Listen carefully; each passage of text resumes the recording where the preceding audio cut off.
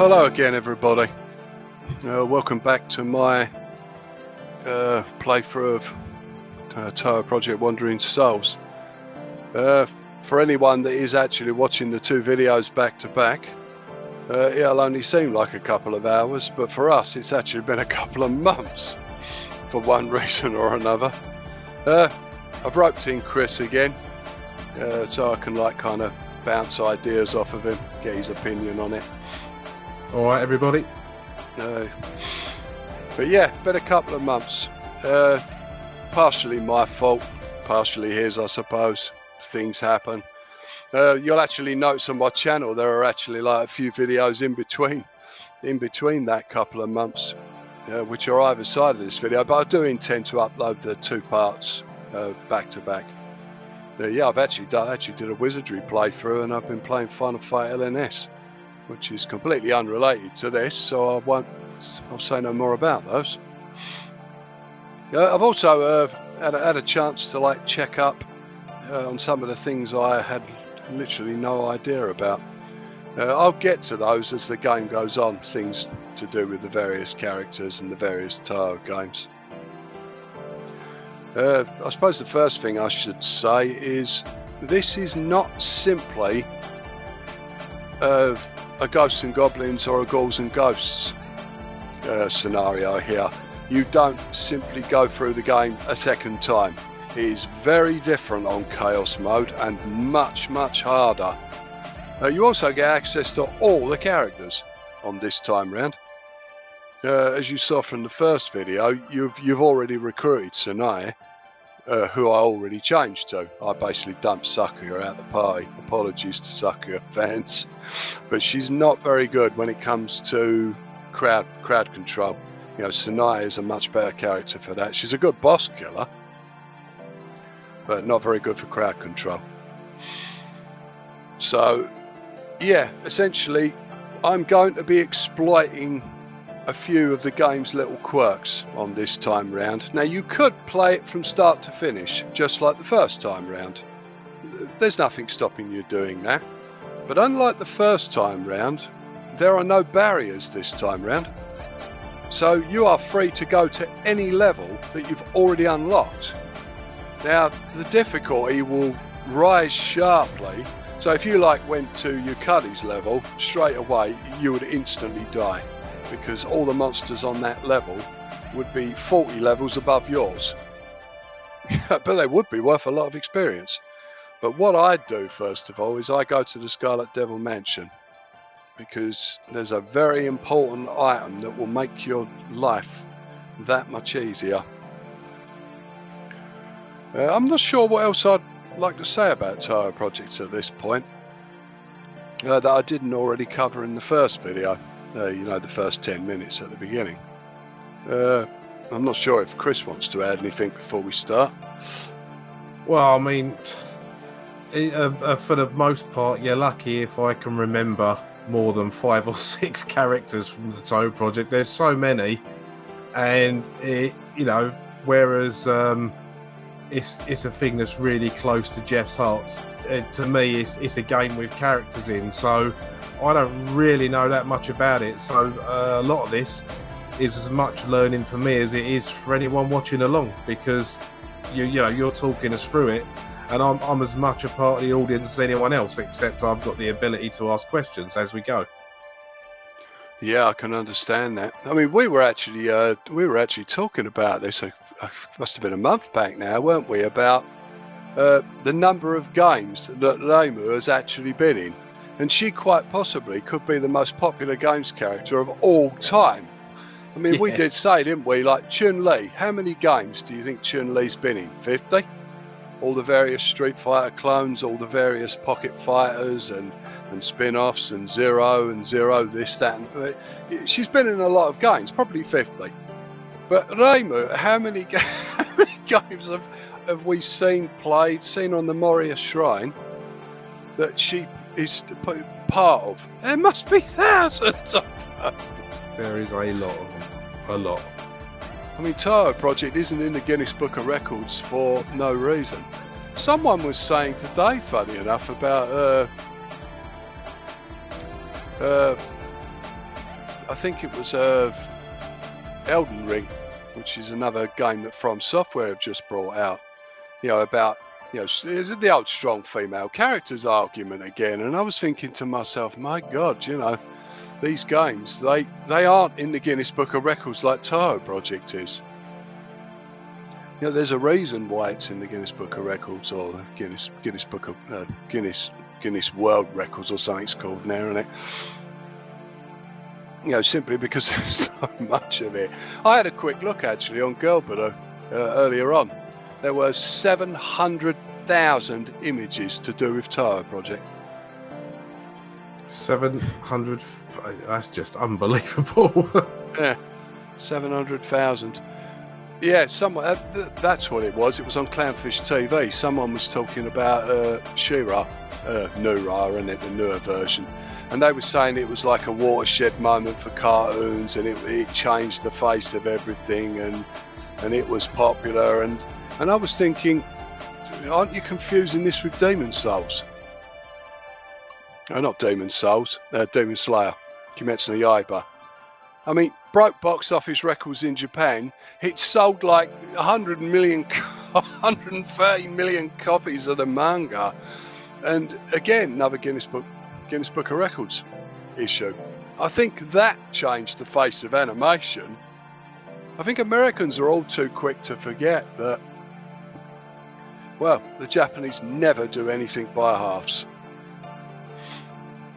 No, that's an understatement, if ever I've heard one. It is. Funny thing is though, this game is by a Frenchman, and he actually admitted to me when I put up a rather gushing reply to his quick playthrough of the game, showing you how it works. It's about a 20-minute video doing the Forest of Magic, Esther 1. And I said how much I liked the game, and he said, to be honest, when I was making the game, I knew less about Touhou Project than you do. Like he said, I kind of learnt as I went along. He said I had a lot of help. A lot of other people who knew a lot more than I did, and they essentially helped him to adapt the story, which I actually think is pretty good, considering it's a Western attempt. He actually won an award in France. But anyway, that's enough about that. I mean, let's get to the Chaos mode playthrough. Okie dokie.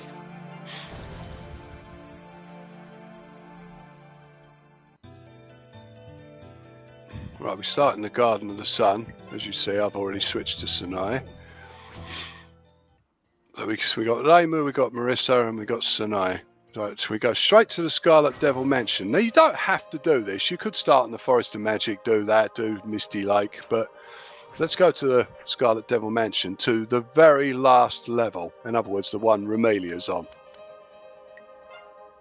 Now, this stage is incredibly difficult because you are massively underleveled. So everything has got considerably higher armor and does a lot more damage than it did the first time round. Oh, and you get a lot more of them. As you can see, look how much damage I'm taking. Yeah, so have you still got the same sort of level of everything as when you finished the first playthrough? Yeah, you keep all your stuff, you keep all your levels. And you're still getting whooped. I mean, that's difficult. Well, the thing is, I mean, normally by the time you get to the Scarlet Devil Mansion, you'd be about level 70. So I'm about 20 levels under here. I'll use Marissa's Armageddon here because the snakes are weak against earth-based magic.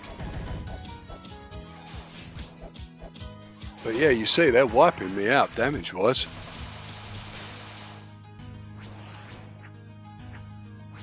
But that first encounter there, you can't skip. Now, you can skip the second encounter by going straight across the top. Don't need to kill those statues. Now, you have to fight these monsters here.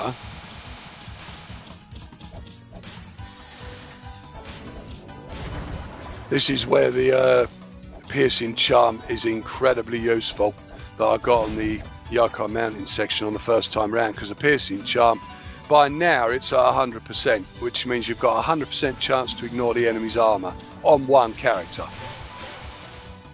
Yeah, I'm pretty sure I've got it on Reimu at this point. But Marissa's spell cards do horrible damage to everything anyway if they're weak against lightning. No, Ramu isn't carrying it. No, Marissa's got it. Look, Piercing Charm. You notice it's at 100%. Yeah. And she's got the Unshakable Mask as well, which gives you a longer Hyper. So yeah, Hyper plus Hyper plus Piercing Charm. Plus Typhoon Spark equals everything dies on screen. Basically. Yeah, that'll do it.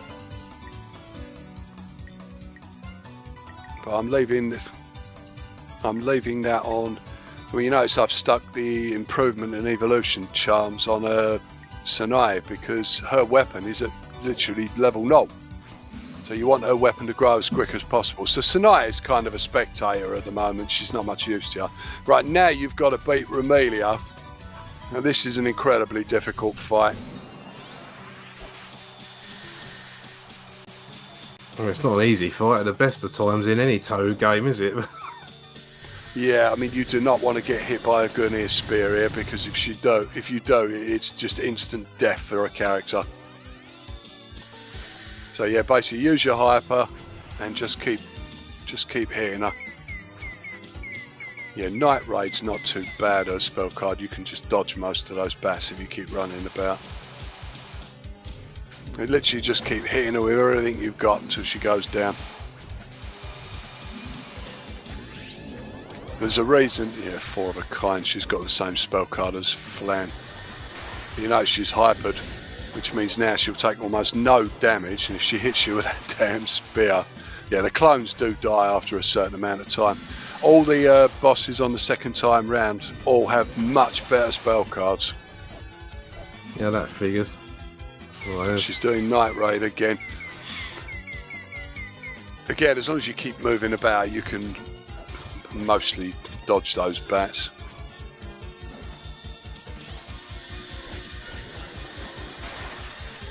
But yeah, the enemies have actually got a lot more. I think they've got 8 bars of health on there. And there goes the Gunir spear across the bottom. Missed.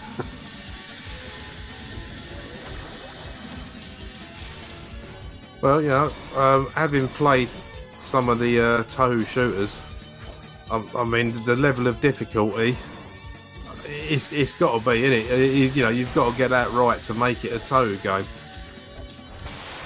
Yeah, Christ, Sanae was nearly dead there. I mean, Sanae's got the ability to temporarily stun them with her wind attack. She also calls Suwako and Kanako to help her.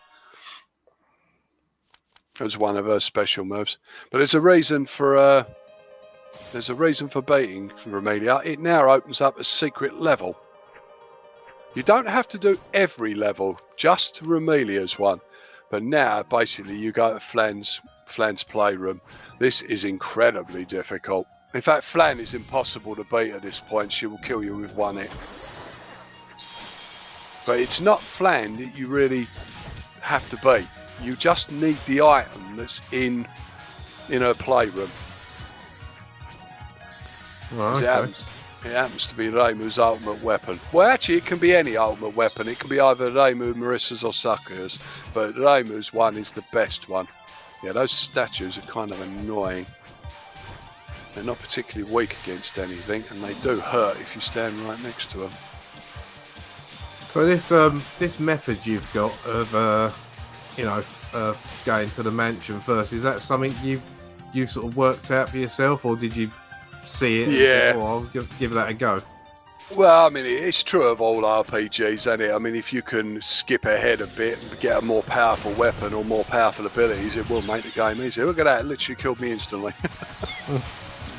You notice Marissa starts with an extra shield and extra abilities because she had the revenge earring on.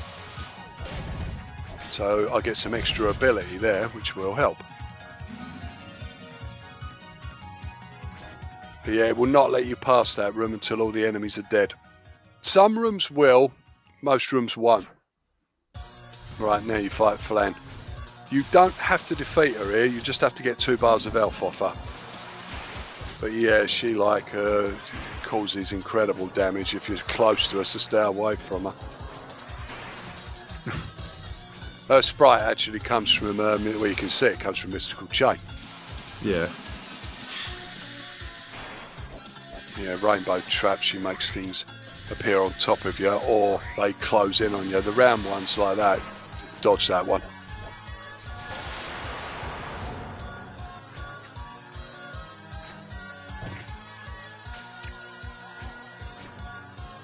But yeah, Flint hassles you the entire level. Right here, you can actually avoid fighting Flint by just using Marissa's Flight of the Witch to cheat your way up there. You do still have to fight Flint here though.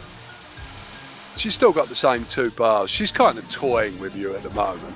Yeah, 4 of a kind. This is quite a devastating spell card, as you can see. Yeah. I was gonna say, I thought you'd got to the end of the level quite quickly. I didn't realise she was just bugging you throughout the whole level, so that makes more sense to me now. Yeah, and she's got extra fairies helping her out, as you can see. The boss has the fairies just keep spawning.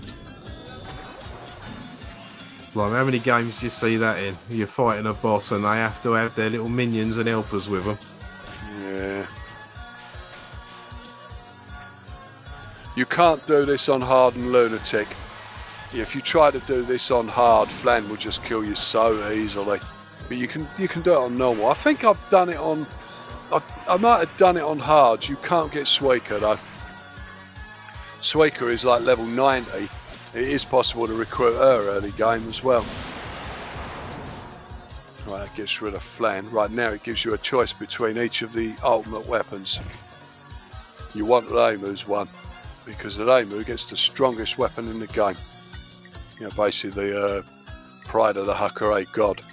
It starts at no level and it takes an incredible amount of experience to level it up. So Reimu is useless to you for the time being. So you give her all the experience items, and now you're totally reliant on Marissa and Sanai.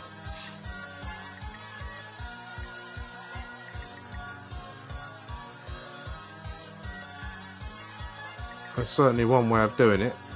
So yeah, it's I think logical you can do when it you on hard, but not on lunatic. Yeah, it's when someone explains it to you, it's something that's like, oh yeah, well that's obvious, but it's not obvious until it's been explained, I suppose. Well, it wouldn't be to me. No, that's it. Most people would think to go through the level in order, rather than doing levels in.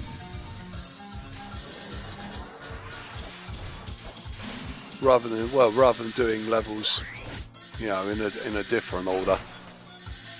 But yeah, here basically the best thing to do is to just die on purpose. Because you're not going to beat Flint at this point. She's simply too difficult. Because you don't die in this game, you literally all just get booted out the level. But you will not beat Flint at this point. She's too difficult. When she hypers, she's pretty much indestructible.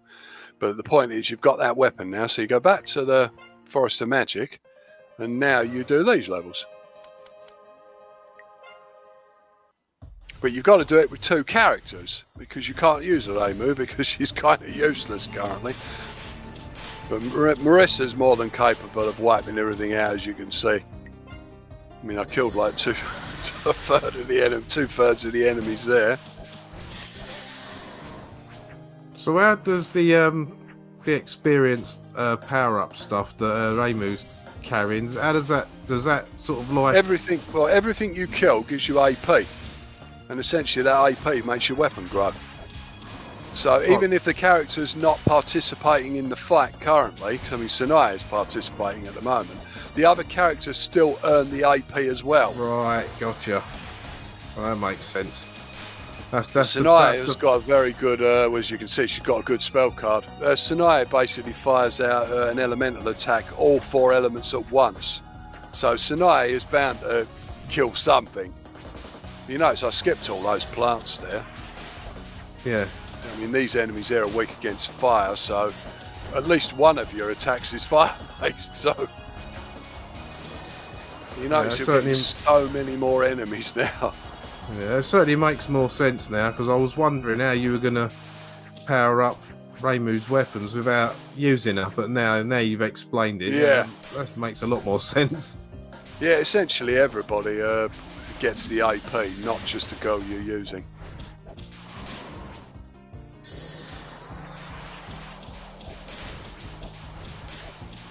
But yeah, Chaos Mode really is. I don't think I've seen any. I think I've only seen one other person online actually do this time round, because it's so damn difficult. I mean, on Lunatic, it is insanely difficult. Yeah, those monster plants. There's Audrey too, isn't it? Yeah, they're really powerful, they are, but they are weak against fire, so hit them with fire. I was going to ask you if it was going to need you to feed it very shortly. Yeah. Yeah, from Little Shop of Horrors, isn't it? Feed me. Yeah.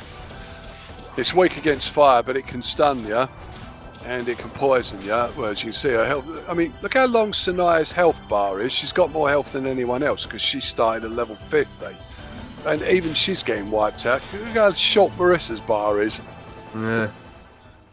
But yeah, very easy to do with just Marissa and Sanaya. Fairies are all weak against Marissa's Typhoon Spark, and everything else can be killed with Sanaya's elemental attacks. And I did do it without dying as well.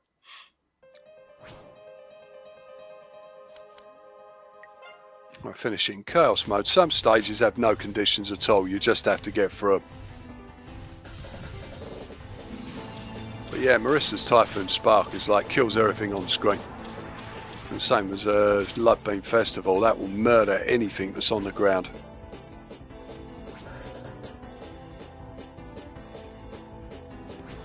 And Marissa charges her spell cards up faster than anybody else. Oh, that's done me.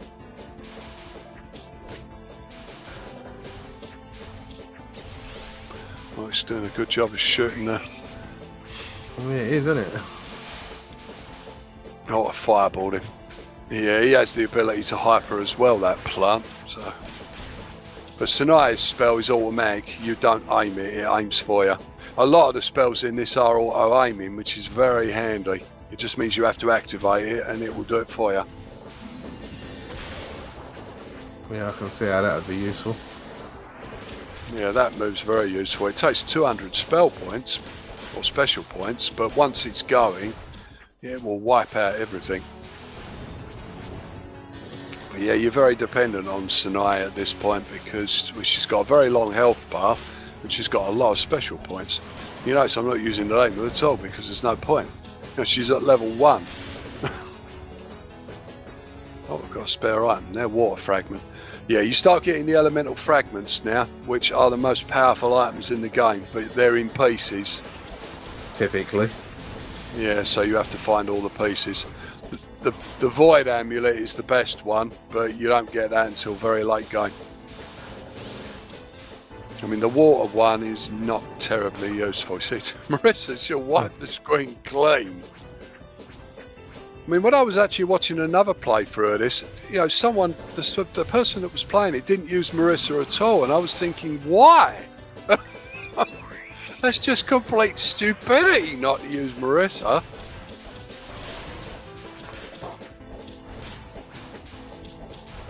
Well, I suppose everyone's got their favourites, isn't they, I suppose? Yeah, it can be done with any character. Or the characters you've got access to at the moment. Oh no, it's the Bucker again. Only she's a lot stronger this time. This time she's got 8 bars of health and she's got 2 spell cards. I've gone for a Lamu here because you can still use Lamu spell cards.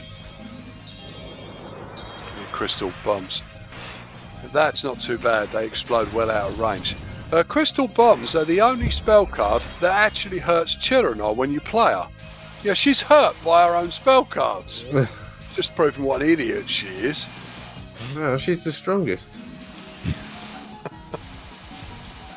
She's certainly a popular character. I mean, looking at the merchandise I've got of her, you know, she's one of the more prolific, definitely. I think she's such a likeable character as well. I mean, it's something I talk about often, you know, the fact that the West has kind of lost the plot when it comes to making likeable female characters. I mean, virtually every character I like, see how quickly Marissa wiped her out now. Yeah, bloody hell. More in the face and that was children are dead. But yeah, when it comes to likeable female characters, the Japanese, there's just an infinite supply of them. You know, even characters that are evil are still likeable. I mean, Touhou Project, I don't think there's a character in Touhou Project I dislike. That's the honest truth. I mean, some of them are a bit kooky, some of them are a bit frightening. Yeah, because they are monsters after all, a lot of them. Yokai. Because they are based on folkloric monsters. But Zun's managed to make them also so likeable. I think some of the fan videos have helped that along a bit as well. Yeah, definitely.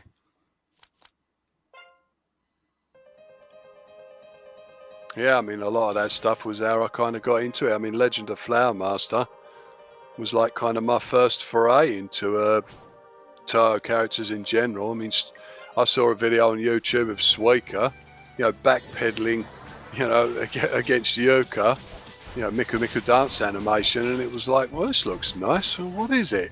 I mean, I recognise the character, you know, Suika, but you know, I didn't realise they made animations like that. It's the same as Walfers or Walfers.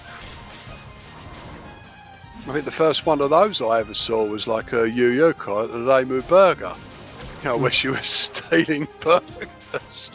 And Reimu got upset and burnt the whole place down like she always does. Hack, sign, burn everything.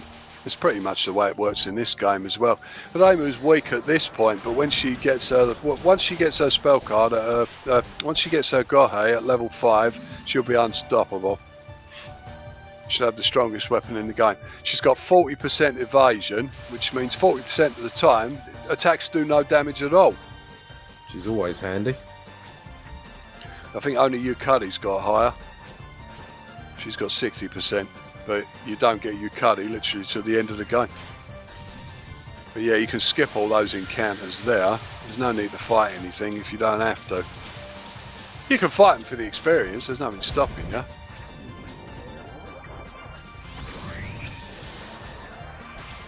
So you are cutting a lot of it out, but it's not technically a speed run either, is it? No, this one I think was about 7 hours odd.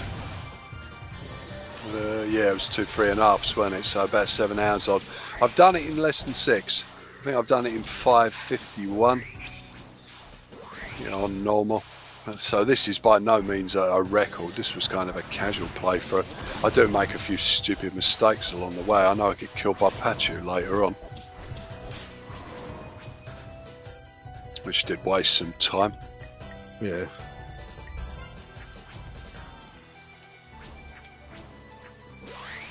But I mean, at this point, you've gone away from just using your standard attacks. This is a mistake I saw this guy when he was playing it. He didn't understand how the spell card system worked, and he was just trying to attack everything with his weapon. I mean, at this point, that's just not even practical. There's just too many enemies. You know, you have to use your special attacks. I mean, seeing as most of them have got some form of spread shot, I mean, bloody hell, I mean, we knew how important that was all the way back playing games like Contra and, you know, the old shoot 'em ups. You know, if you've got a spread weapon, it's normally pretty useful. Yeah, I mean, the trick now is to reach 140 souls as quick as possible, because that's when it will unlock all the best items in the shop. Right, okay. So, yes, this is why I'm doing the early levels first, to try to get to 140 souls. I've got all these dolls.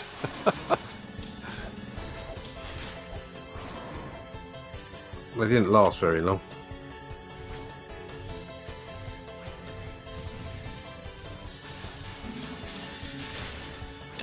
Oh, missed those 2 plants. Yeah, there's a plant above. But I did hit it.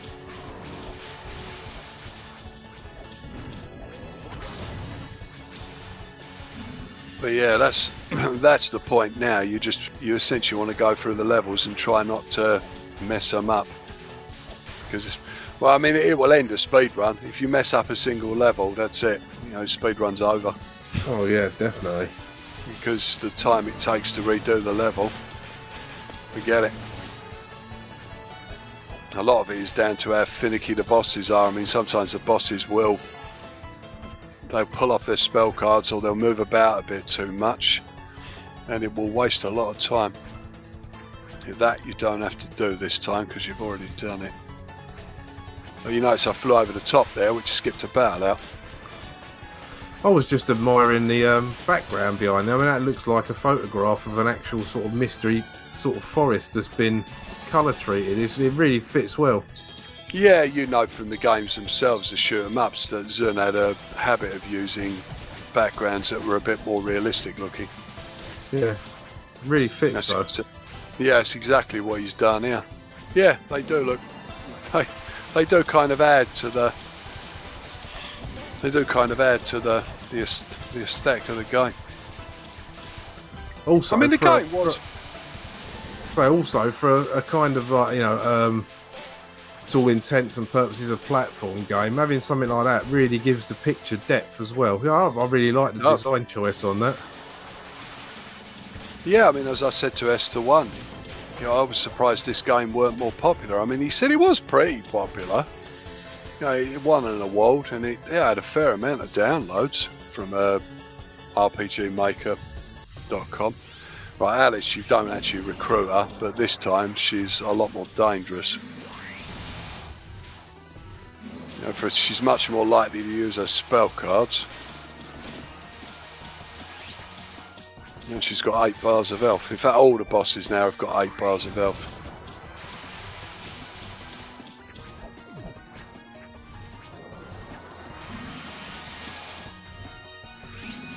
You can't recruit Alice.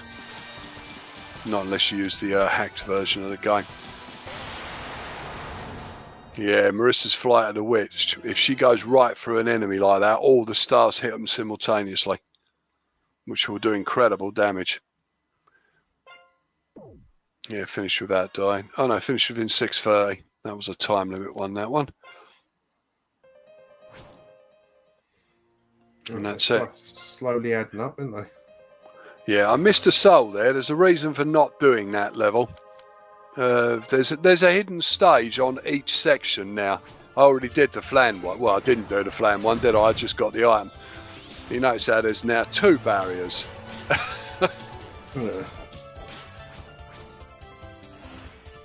Yeah, there's 2 barriers. Which means, it reminds me of Touhou. You know, basically, you remember the locks? Yeah. Basically, you open one lock and then you'd have to go back and get another key. And that's the same with this. You have to fight a bunch of monsters and then you basically have to kill some more to open up the next lock, as it were, or kekai as they call them. Barrier or boulder. I know the guy I was watching used to call them kikis. Kikis. Kekai. Alright, fair enough, you haven't got my knowledge of Japanese. I mean, not everybody knows how to pronounce things. That's why we end up with such nonsense as like Cerno and Keen, Moku, Raimu. Yeah. That's one that does make me laugh. Yeah, that's kind of a trope that is, you know. Raimu literally is a cow in it with her head on it. Yeah, Moko sheep. When I ever hear someone say Raimu, it just always, I don't know, it always makes me think it's someone with like a Texan accent or something, you know, like someone like from the program Dallas, like J.R. Ewing, you know, howdy Raimu.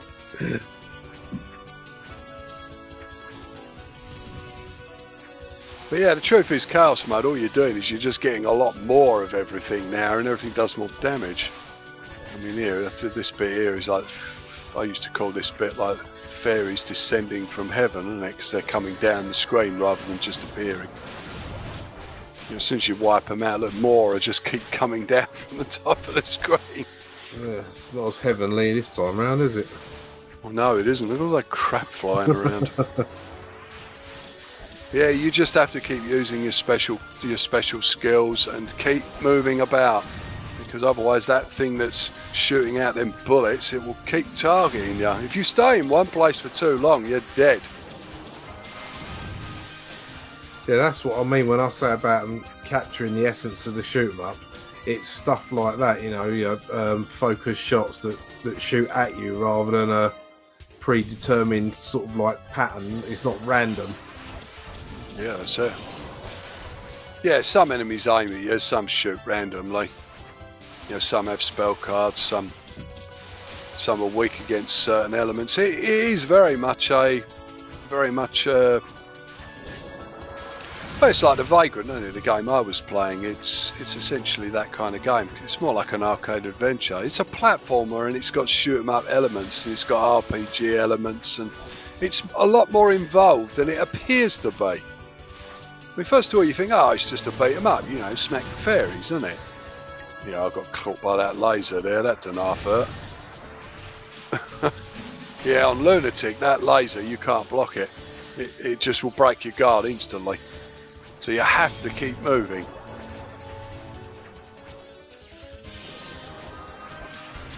That nasty little fairy over there, you know, that'll stun you.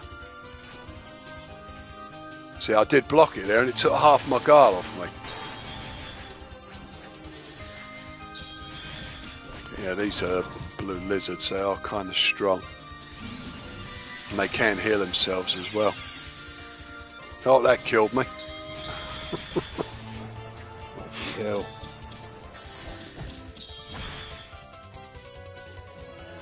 Yeah, I did it though.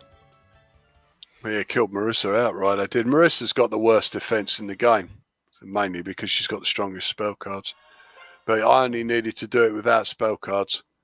Sometimes you kind of forget that and you stupidly use a spell card and muck it up. Well, if muscle memory kicks in on some of these games and you have played it a lot, I mean, you don't mean to do it, do you? Yeah, I've gone to the shop because I think at 120 souls, it does give you some additional items. I think I want the Night Amulet, which is attack and defense up simultaneously. And the Mighty Supreme Jewel's good because that enhances all your elemental attacks. Now the Grandmaster Headband, I think, is a regeneration for everything. Yeah, there's a lot of good items now, but the best item isn't there yet. The best item is the Predator Ring because it literally gives you a critical all the time for one character. Which means you can... Oh, I've got the Predator Ring actually.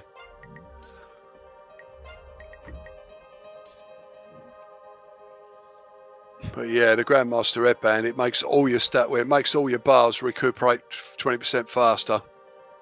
But the Mighty Supreme Jewel is good for Sanae because she fires out elemental attacks, doesn't she? So essentially, every single one of her elemental attacks will now be 50% stronger. Well, that's all it is. It's working out what synergizes with what. Yeah, I can get that.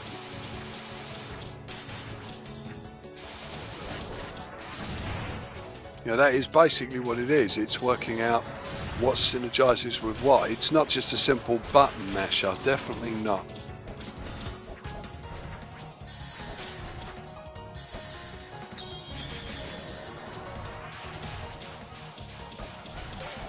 It takes them out a lot faster. Yeah, no, it's you can tell by the style of game it's not a button masher. I mean, I've only had a quick go at this, and yeah, if you just mash buttons in this, all you're going to do is use up all your spell points and what have you, and then you are reduced to just hitting them with a broomstick, and then it goes horribly wrong very quickly. Yeah, you basically just die and you end up mucking the stage up.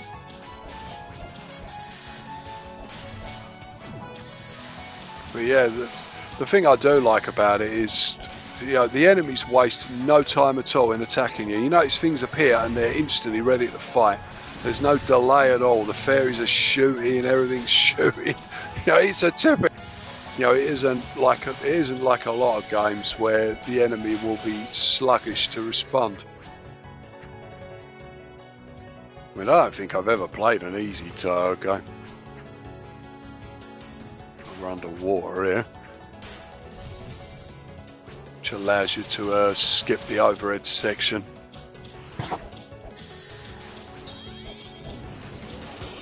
You get a different type of fish down here, ones that actually explode on top of you, I think.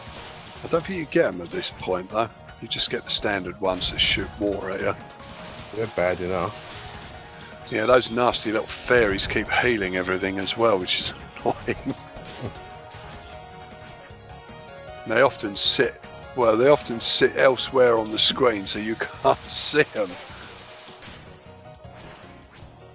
Yeah, they slow you down as well. I mean, you have got a gem that prevents slow, but obviously it's only going to be on one character. That Typhoon Spark will wipe out anything that's weak against lightning. Most fairies will go down instantly.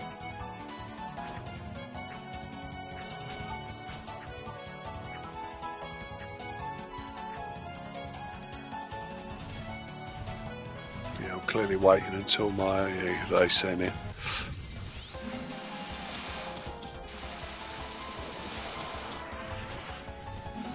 She's probably the second weakest character in the game, they said. She's not very good once you eventually recruit her. Right. Mainly because her attacks are all directional rather than being a widespread. So she's not very good in a fight. She isn't as bad as Chironor though. Yeah, Chironor is the weakest character in the game. There's no doubt about it. But she's the strongest. Come on, everyone knows that. Even I know that. She certainly was in Gensoku no Nazo. Christ, in that game she was really strong. Later it's no problem at this point. You can easily take her out with Sanai and Marissa. I mean, that piercing gem will go straight for her armor. The thing is, that was hidden on Yokai Mountain. Most people, when they first play the game, would go straight past that chest and not even pick it up. And then wonder why their attacks are not doing any damage.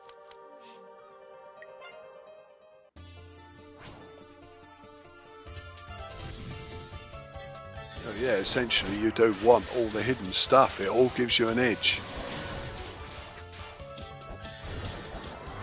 To think I got really upset when I first had to play Sanai.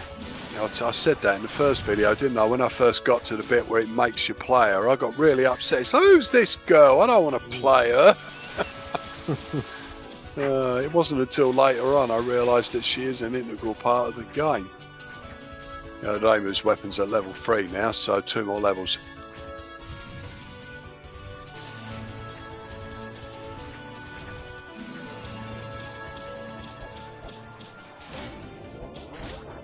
Got stunned there and that took half my health off me.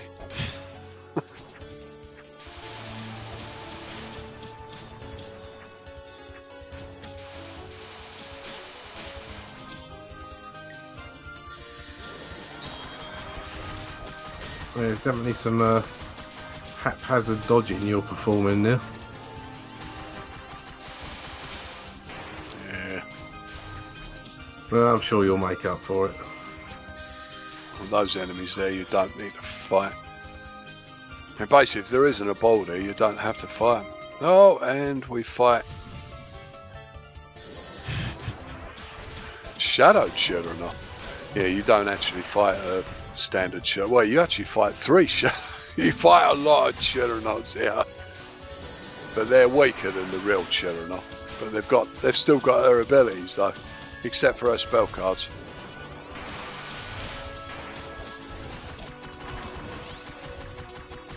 I mean, the most annoying ability she's got is the ability to stun. Oh, what's Sanai?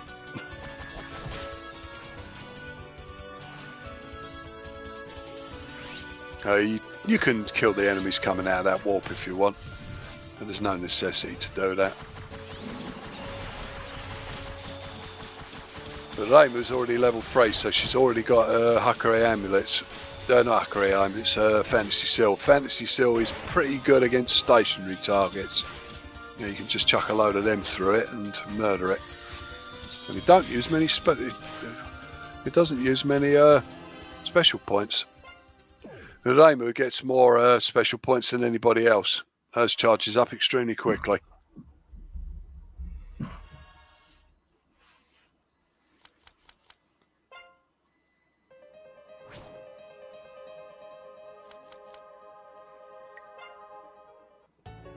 You notice how you can actually do normal mode again if you want. But at this point it wouldn't give you any experience and the enemies have been no challenge whatsoever. All those different types of fairies here.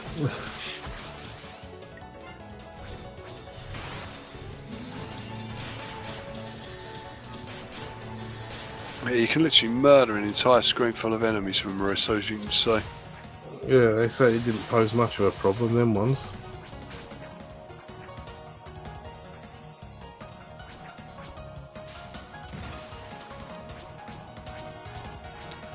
Yeah, you start getting different types of fish on this bit, I think. These ones that fire the water, and then you get this type that slow you right down if you go too close to them.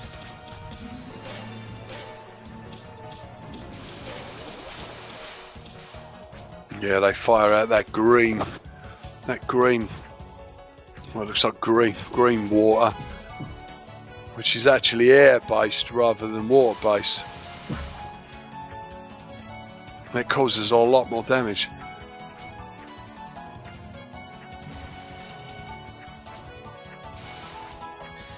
The reason for keeping Marissa at this point is that you can use her to skip past a lot of things because of her Flight of the Witch ability. I'm pretty sure you fight... I don't think you fight Aya here, I think you fight Shadow Ayas. No, you fight Standard Aya. Standard annoying person, isn't it? She's not so bad this time though because, well, you've got Fantasy Seal and a lot of firepower. Just shoot her in the back, innit?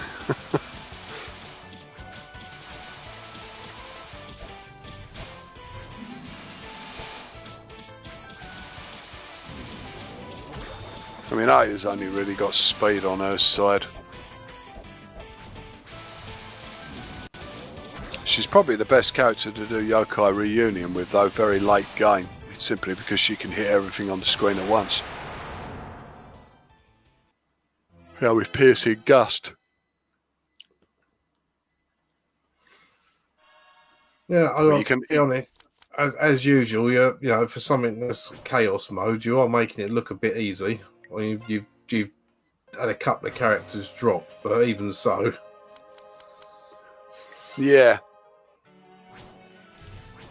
I mean, this is on normal though. I mean, alright, it's Touhou Project, and normal don't really mean squat, does it?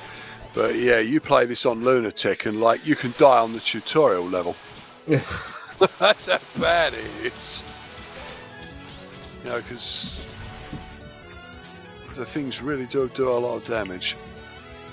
Yeah, that guy, you gotta wait till that shield goes away, otherwise you just can't hurt him. I'm pretty sure you still fight Mailing here. Well, she's got to wake up first, didn't she? You see, look, 3 barriers now. You know, you kill off a bunch of fairies. Oh no, missed a fairy. One was hiding over the other side of the screen.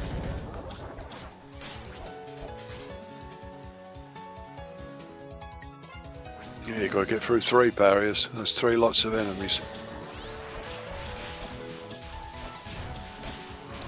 But yeah, Sanaya's a good choice here because she shoots out all 4 elements alternately, as you can see by the different colours.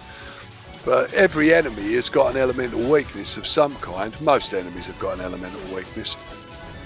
So she will at least cause some damage. Yeah, there's Mailing, look behind you again. Again, you can't kill her at this point. She's just going to bug you essentially. So don't waste spell points on her. Just concentrate on the enemies and stay away from her.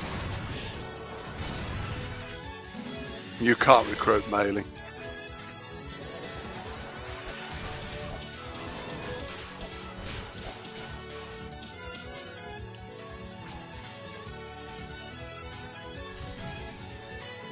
Yeah, this bit's not funny.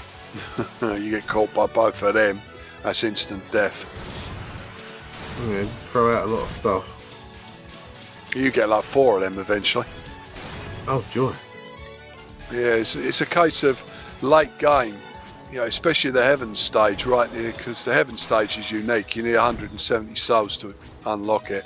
The Heaven stage, pretty much every single enemy is capable of killing you instantly if you stay in one location for too long.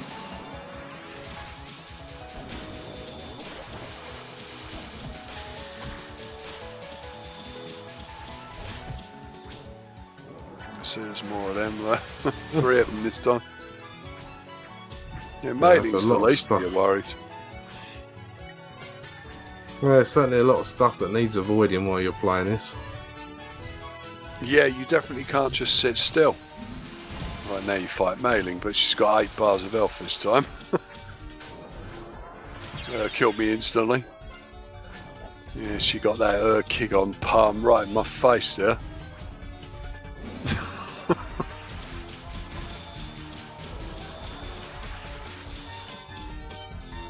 It's ridiculous how long she takes with her bowls, you know, when you consider the amount of damage that you're chucking at her. Yeah.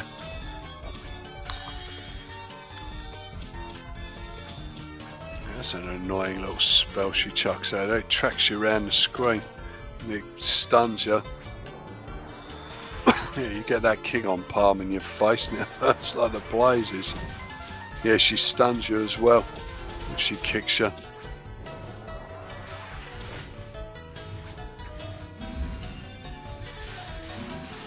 She isn't invincible up there, as you can see. You can still hit her, but only with certain spell cards.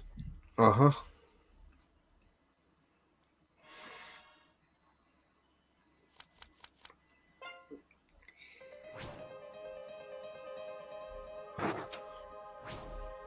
Yeah, that stage there, I think I had to finish it. I don't know, I think I accidentally, I think I used a spell card there when I wasn't supposed to. Well, like we said earlier, sometimes you know, it's Yeah. second nature. Because one of the things was still grey there, rather than white. So I obviously made a mistake with the conditions.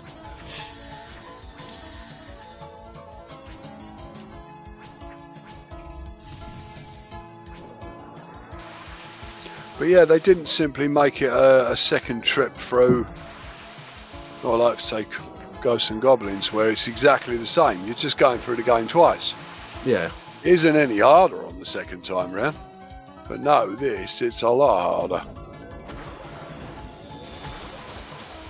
I mean, I have seen someone else live streaming this, so I'm not the only person that can finish it.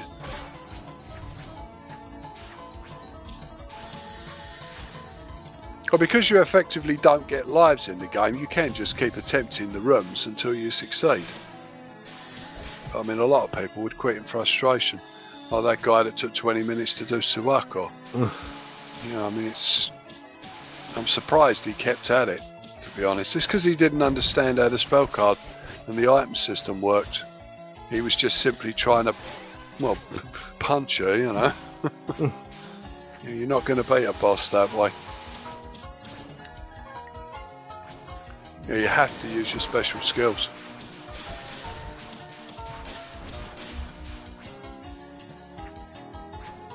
Yeah, it's all down to game mechanics, isn't it? Yeah, I mean, I guess if you don't use any of your special stuff, that's tantamount to playing Street Fighter and never using anything other than the base light, medium and heavies. Yeah, that's it. Makes me think of Dungeon Master, actually, like when, you know, first saw it around Dean Clayton's house, and it was like the early levels, I got caught right between them, Well, the early levels in Dungeon Master, you can pretty much just throw items at things, can't you? You throw a dagger or sword at a screamer and kills it with one hit. But when you get to the third level and you run into those purple worms, suddenly the whole game changes. Suddenly you're fighting enemies that are so much tougher to kill. You know, and if you haven't learnt the basic magic and weapon system by that point, you're pretty much dead.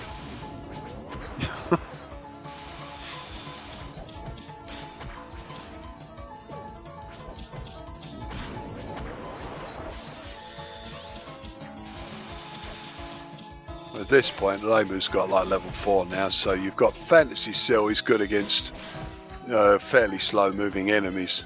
As long as things aren't buzzing around the screen, you can hit them with that quite easily. It's a cheap skill as well, so you can do it 4 times in a row. Nice.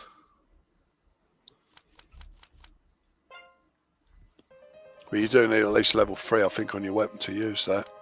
For this one, you just got to do it quickly, but there are lots of shortcuts there.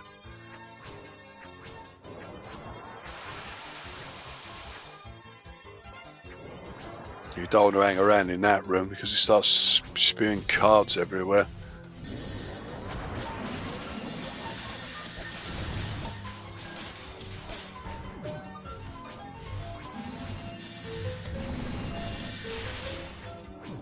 It does give you a lot of potion bottles here, so you can just keep using your spell card. It's just is instant death if they get struck by those lines. Yeah, it's quite devastating, that one, especially if they're like bang on in line with it. Yeah, I think only your Cuddy spell card's stronger. Literally, she's got Shatter Reality. Everything on the screen is just instantly zapped, except for where she's standing. So that's the only way to dodge it. And the monsters, well, they're generally not that smart. But you Cuddy, you don't get her. I mean, she's level 99 essentially, and you don't get her literally to the end of the game. Yeah, that's probably for the best. Yeah, she is the hardest boss. You know, on Lunatic, instant death from any of her attacks. They just kill you instantly. Bloody hell. I've lost all 3 characters to her and completely muffed up runs because her Shatter Reality is so stupidly powerful. But Yukari she's the only Phantasm Sage boss in a Touhou Project, so it stands to reason she's going to be difficult.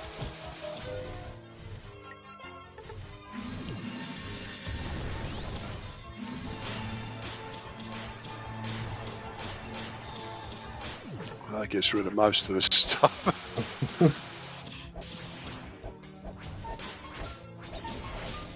Well, Marissa's not very good physically, as you can see. She's quite weak. With her spell cards are quite devastating. Or her special attacks, whatever you want to call them.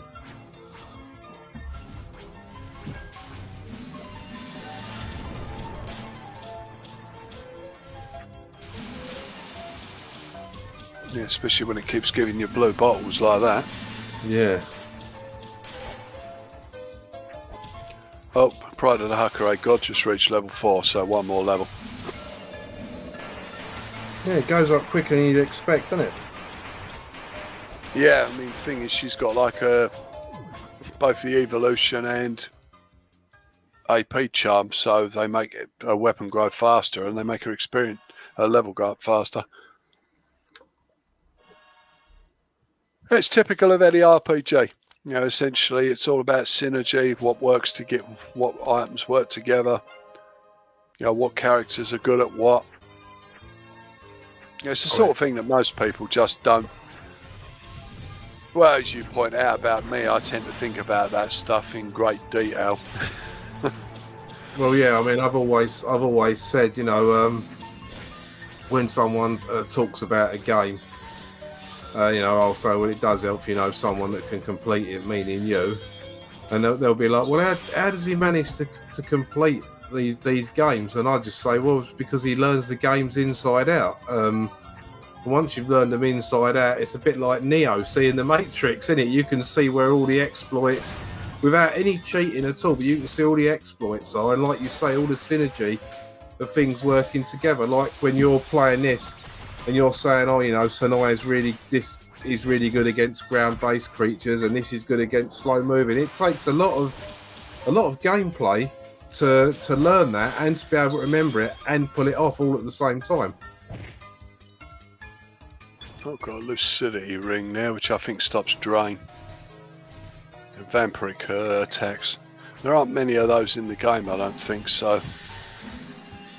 Yeah, you can skip through the wall there, which allows you to get the Pachu very quickly.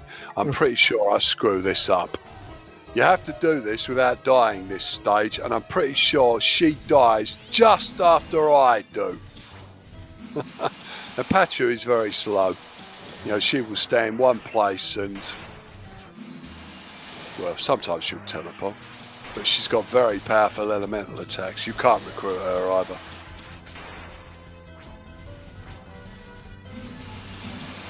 Yeah, she starts doing, lightning bolts and all that all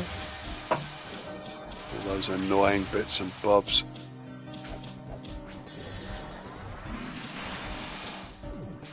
But yeah, I'm pretty sure I... Look at that! She's got a pixel left! And I died. Oh dear. Which basically means you have to do the level again, because it said without dying. You couldn't lose even a single character, which I did. I lost Marissa. I'll come back to that one. See, that would end your run right there. Well, there's 4 of them, look.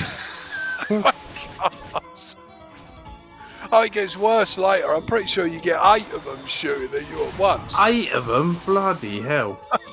Well, yeah, basically, if you got Sucker, you can literally just use a time, basically a time bloody spell card, which gives you invulnerability for 40 seconds. 40 seconds is a long time in a game like this. I think every time you get hit, though, it drains it. But yeah, Lamu's got invulnerability as well, hasn't she? She's got a divine intervention. Yeah, if you use Lamu's spell card here, or Marissa's spell card, you can actually skip past this bit. Look. Shortcut. Alright. You still have to kill all of these things. But that's not really much of a bother with Marissa. No. You could say. Oh, he's put a damn shield up there. And poisoned me as well. Yeah, that's just a quick way of doing that. Yeah, because this bit here is a maze. It keeps putting the lights out here to make it a bit more complicated.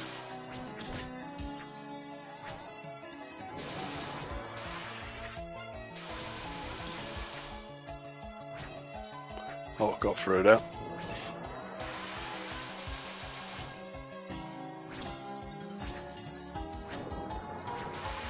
It's like remembering where all them blocks are. I mean, that takes a lot of dedication.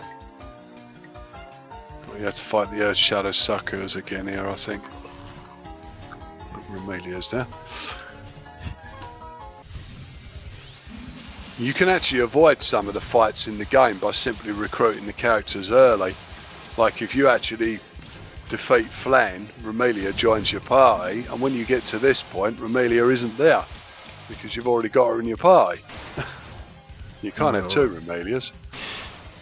You could do the same with Suika as well. The Suika battle in the underworld, if you've actually already got Suika in your party, you don't fight Suika. She simply isn't there because she's already with you. Well, that's a nice touch.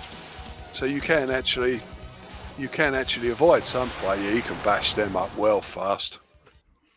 They don't move about very much, so they're very easy fodder for Marissa's Flight of the Witch spell.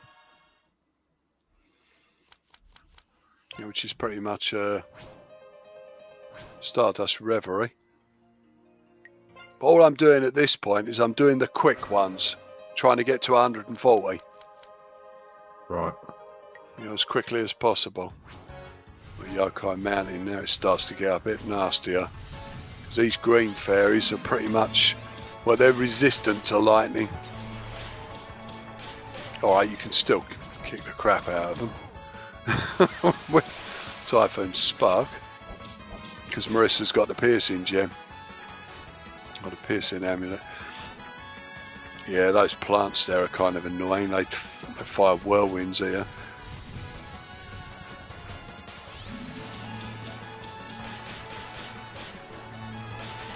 Slimes. It's just raining down from the sky there. As they do. Yeah, they're water-based ones, they are, so not much of a threat.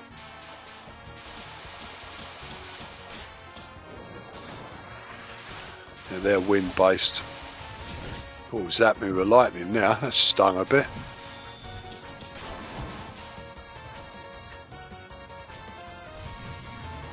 Those damn water dragons, I hate them. They've got no weaknesses at all. They're the second strongest enemy in the game. You know, you have to bash them up physically, which Fantasy Seal happens to be a physical attack. And Pac-Man ghosts. Just don't bother with them, just dodge them. Yeah, don't let those fairies stun you.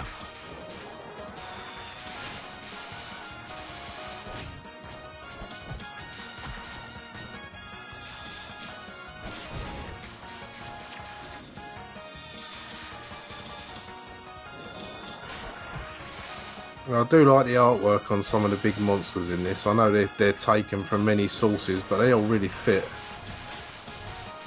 Yeah, they do. Yeah, most of them come from they come from Maple Story and Mystical Chain. The fairies all come from Mystical Chain, and so does Flint. Oh god, he's going to start doing his spell card now. Here we go. Oh, I'm too far away for that to hurt me. It's kind of devastating if it's on top of the other. Yeah, it would be. Oh, that did some damage. Got him. You can't die from poison though. Poison will reduce you to 1 hit point, but you won't die. It has to be a physical attack to look at how I did it without dying just. Well done.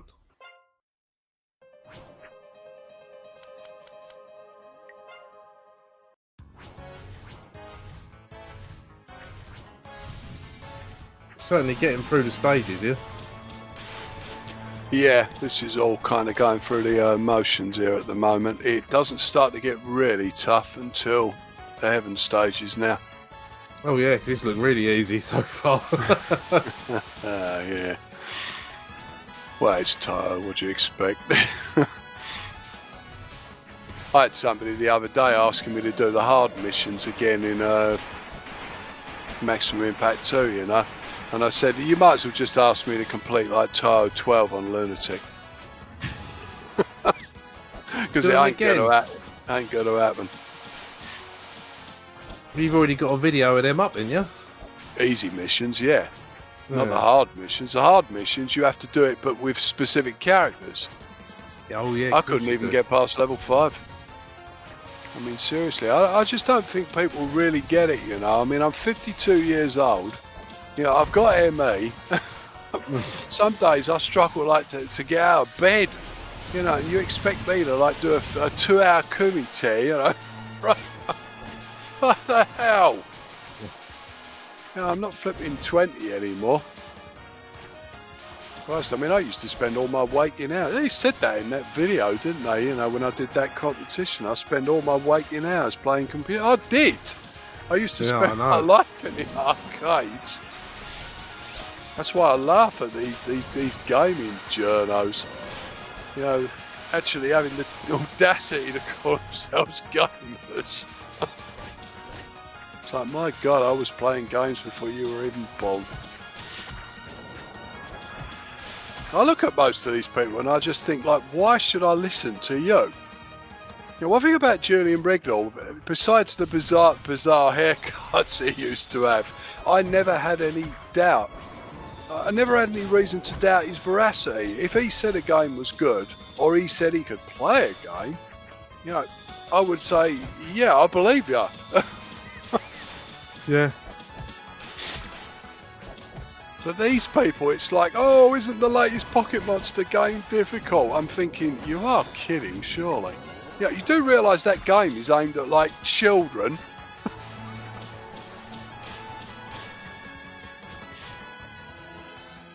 Yeah, I know they're moaning about that new Elden Ring. You know, I mean, From Software, all their games are tough. I mean, the only game I've ever really played of theirs is Eternal Ring, and that weren't easy. But I mean, seriously, moaning about how hard a From Software game is. Yeah, okay.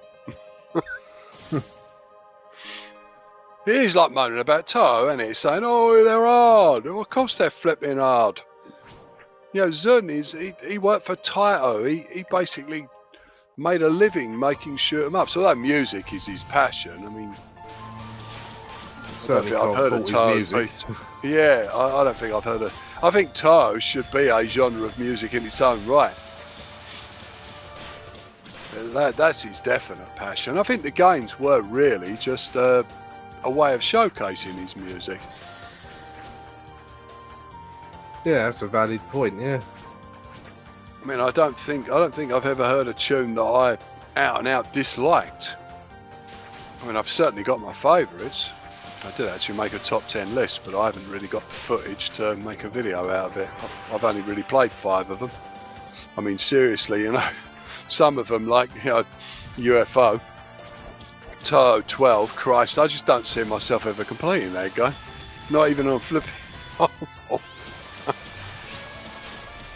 Oh, I suppose to get the footage for the music, you can do it on easy. You won't be showing off the gameplay, will you? But yeah, I suppose there's that.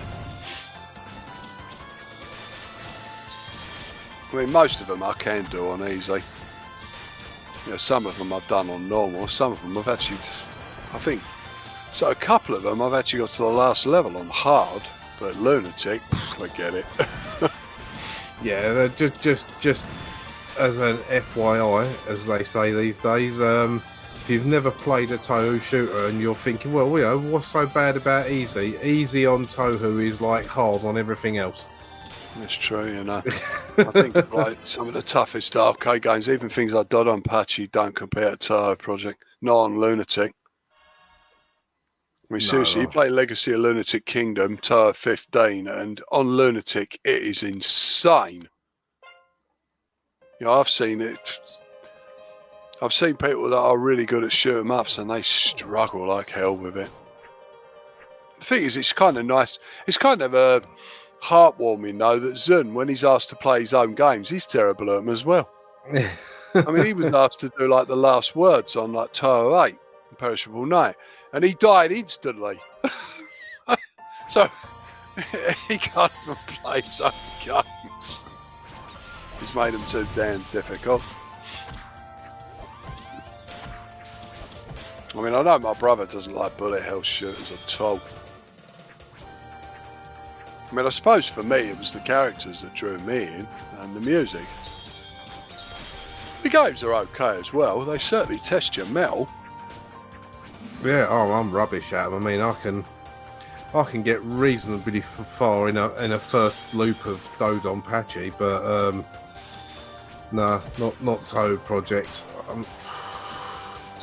I can't remember how far I got on 10 Desires on easy, but it weren't very.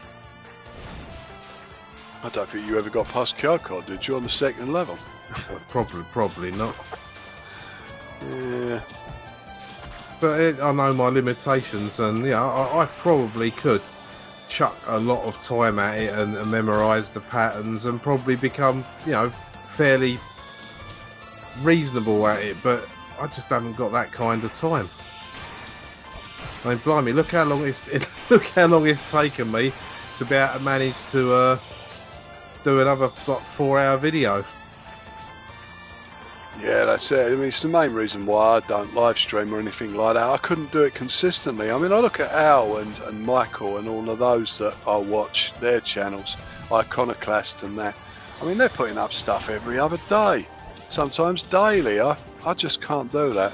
Maybe back in the day when I used to be in the arcades, but I mean, nowadays, everything for me, it's kind of on a whim. When I did that Wizardry 6 playthrough, I don't know, I just woke up one morning thinking about Wizardry 6. And I had the game on the PC, and I tried to get it running in DOSBox. Couldn't get it working, so I wonder if it's on bloody Steam. Surely they've probably sorted all that crap out for you. And it was on Steam, and it was a couple of quid.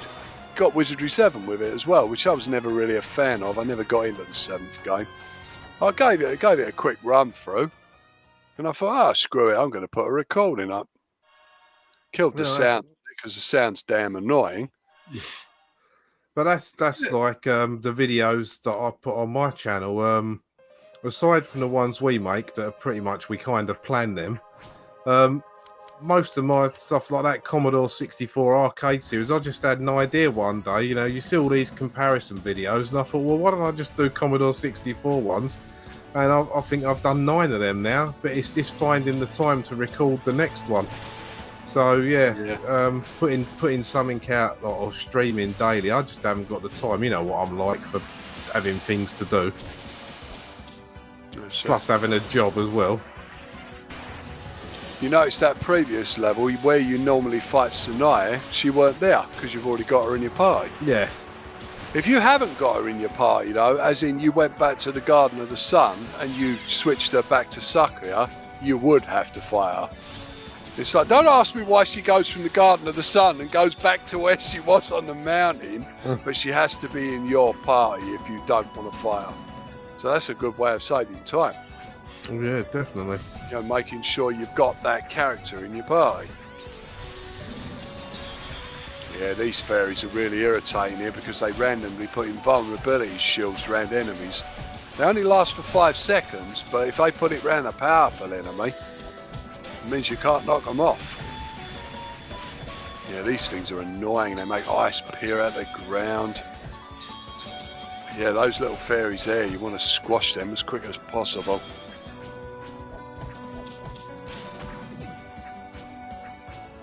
Like that. Yeah, don't give them a chance to breathe. Here, you don't actually need to do this, but you can quickly go over the top here and skip it out.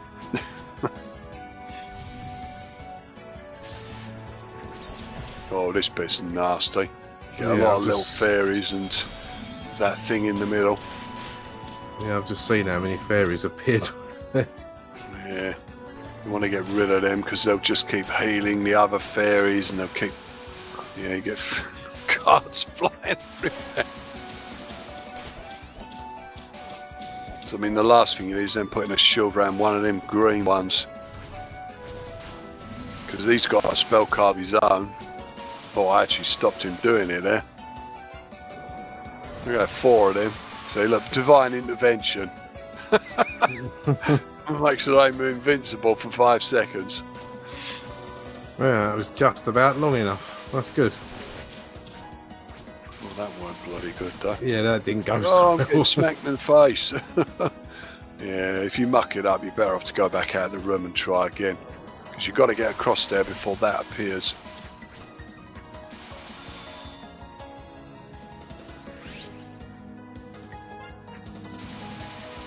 Yeah, you can skip up there rather than going in that doorway. That skips a battle out.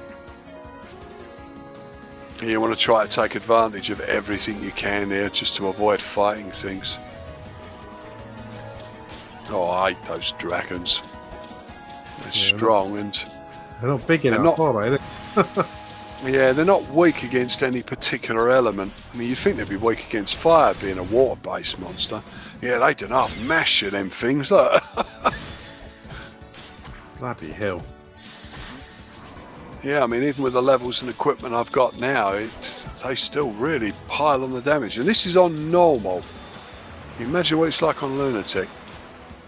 I mean, Lunatic, they got better armor, they do more damage. You don't get more enemies, though. You get the same number of targets. It's just that they do a lot more damage.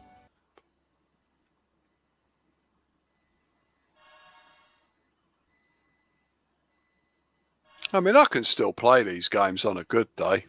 I'd probably have to practice a bit with this one to actually do as well as I used to. I mean, I've been playing Final Fight LNS recently. I mean, I certainly don't play beat-em-ups as well as I once did. But I can complete it on normal. I mean, I think that's an achievement for me at my age. I mean, I'm not Nesta, the guy that programmed it. I mean, he's a lot younger than me. You know, he clearly doesn't suffer from ME. You know, and he programmed the damn game, so he probably knows more about it than even I do. I mean, I may study the mechanics of a game, but I didn't program it. Yeah. Yeah, studying the mechanics and programming it and knowing the actual, I suppose, heart of the game, for want of a better word, is even that's another level up, isn't it? Although Craver did admit that there are a lot of things about Captive he couldn't tell you now, because he's just been out of it for too long. I mean, his brother did work on a lot of the mechanics of the engine. But yeah, I mean, when you're in the zone, and you know, you're doing the programming, or you're playing a game, you know, your mind's on it. But as time passes, you do get rusty. You forget, kind of murdered there.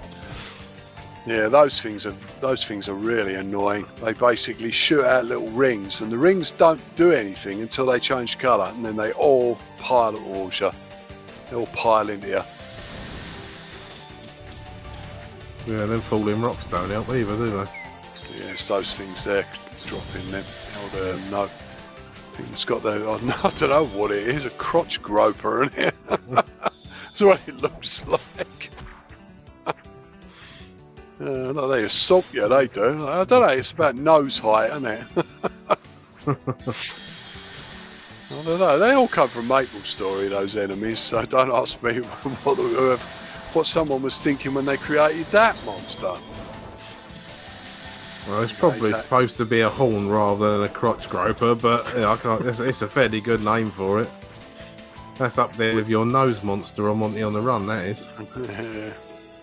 Christ, they were ugly. Yeah, those things. Yeah, used to give them all weird enemies. Weird names, the enemies. Those stupid little enemies in that final fight game, I call them Binky, don't I? Because they look like Blinky out of Beezer. I mean, they're called Marvin, that's their name in the game, but they just look like stupid little Binky enemies. They don't even look like they could hurt you, but they still pile into you. I mean, it's a very challenging game. Yeah, that thing will roast you to death, that will, if it gets a chance. I actually killed everything just before it got to me. Yeah, you didn't have a lot left. Yeah, the traps now, they just get more and more and more devastating. You know, which makes it more and more and more important to keep on the move. But yeah, Reimu still isn't at full power. Because she don't get her final spell card, Hakure Amulets, until she reaches level 5. Once she gets Hakure Amulets, yeah, this is the underwater stage, and the tune in the background is from 10 Desires. It was the very first tune I ever heard from 10 Desires, Desire Drive. I think it's kind of appropriate though, isn't it? Because in the game you are flying down a cavern and it does kind of look like you're underwater. Yeah. Even though you're not. There it is, Pride of the Hakure God, level 5. Which means now Reimu is at maximum power. So what you do now is you just put everything on Marissa. Everything on Reimu. You had the Predator Ring, the Night Amulet, the Unshakable Mask, and I don't know what else I put on her. So will the Night Amulet get to level 5 as well? Yeah, everything is capable of going to level 5. Some things don't have to take a lot of experience, so. Gave it a Sight Amulet, which is a greater critical chance. Give that stuff to Sanaya, seeing as she ain't at maximum level yet. I'm pretty sure I'll stick with this team to the end of the game.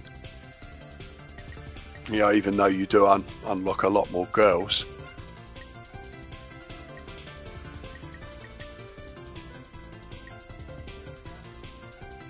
Now, Reimu doesn't need the piercing charm because she's got the Predator Ring, which is a critical chance up. Right. Which is double damage essentially. She also gets greater hyper than the other girls as well, so those 5 balls last twice as long with Reimu than they do with anybody else.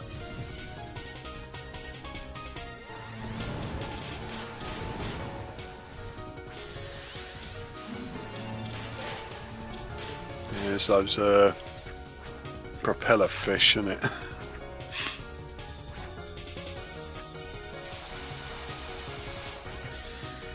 Yeah, get out of the room before they come in here. Right here, you can actually skip a battle if you do this right. Or is it the next screen? I think it's the next screen. Oh, blimey, I messed it up. I'm going down again. I messed that up. Because obviously you're moving slower underwater. Yeah, I managed to get up there that time. But here, if you use Flight of the Witch, don't go over to the left too far. Use Flight of the Witch up to that platform. Skip to battle out.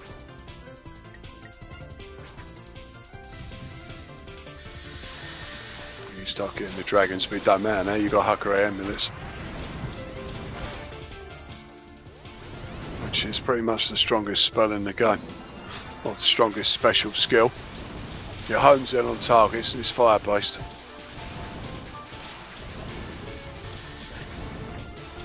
It don't even matter if you get hit, they will still target the enemy. And you're still taking a fair bit of damage there, aren't you? Yeah, obviously I don't improve your armour.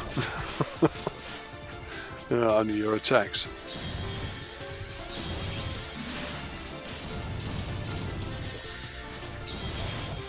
The good thing is, while the Huckleberry Amulets are spinning around you, you can be casting another spell. So effectively you can get double the damage.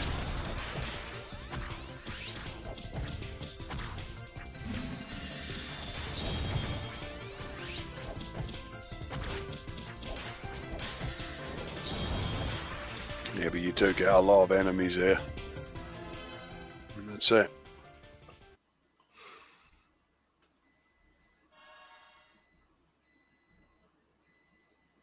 I did it within 5 minutes.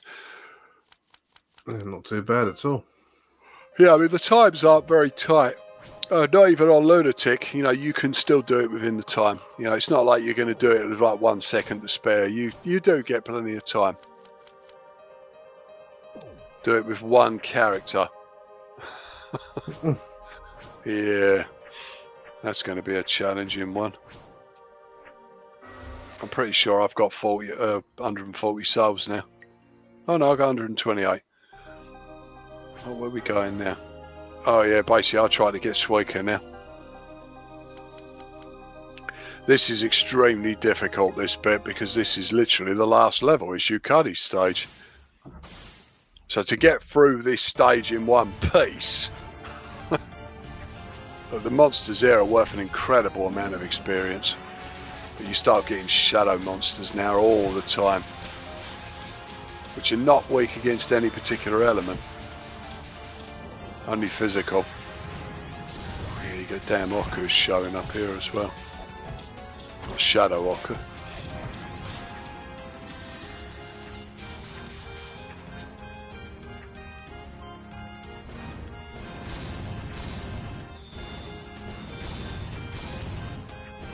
Skip up there by using that, which allows you to skip a battle there. That means you can just keep using Hyper.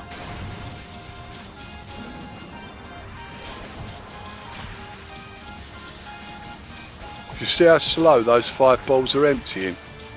Yep. They're going down very slowly because the Lamu gets more than anybody else. Don't ask me what children I was doing in the underworld there. I mean, she does appear in the underworld in her Hiso 10 socket. She actually fights Oku. I've got to get out of here before I'm eradicated. She puts it.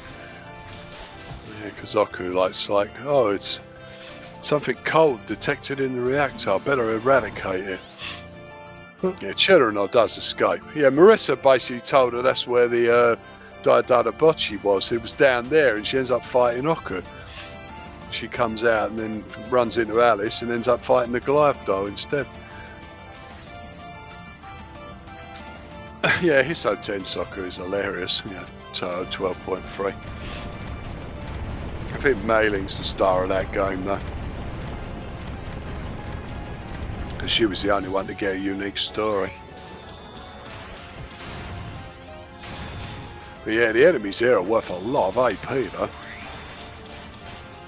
It's just that they're difficult to kill. I mean, you're literally getting everybody. You're getting Yoma, you're getting Alice.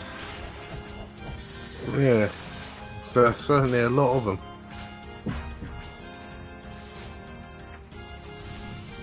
But the good thing is they're giving you spare hyper balls there, so make use of them.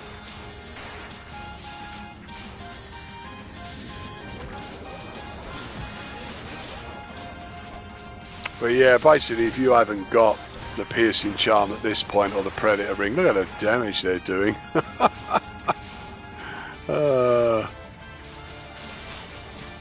Yeah, you're in serious trouble because these enemies just, if they're on the screen for any length of time, they will flood it with bullets. You have to kill them as quick as possible. It's gone, you know, it was bad enough first time round, but it's gone mental now. You're not even halfway through yet, are you?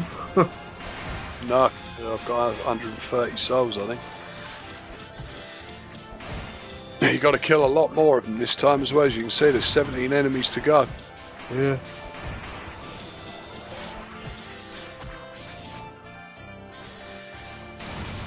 Thing is, I mean, you do have to stand in place in order to cast the Hakurai amulet, so that's a brief second when they can hit you.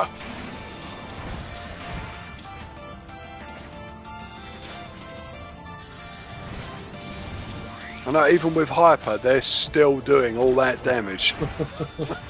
It's insane.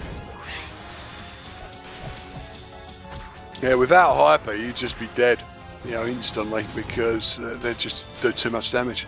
And this is on normal, not in lunatic. Yeah, done it.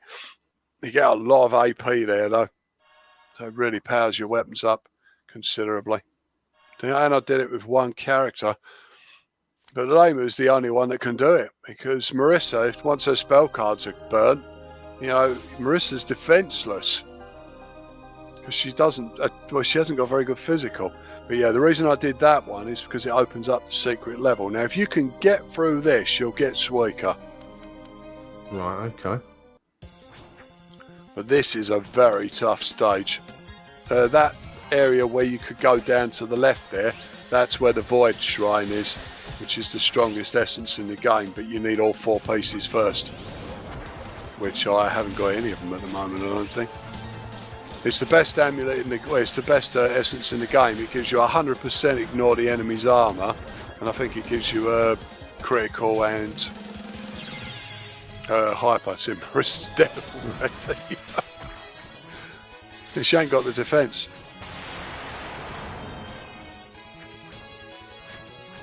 Yeah, these portals you can't skip though. You know, you literally have to fight them. Same as here, you got no choice. Oh, I hate those little alien monsters, because they keep stunning you and weakening you. Plus, they look derpy. And that's another reason to dislike them.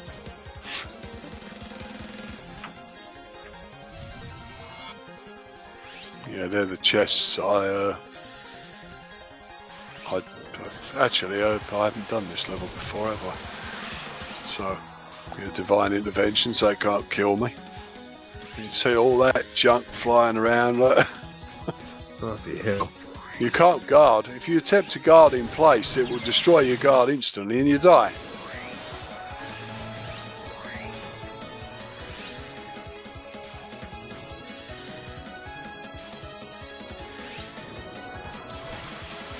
It's just basically dodge.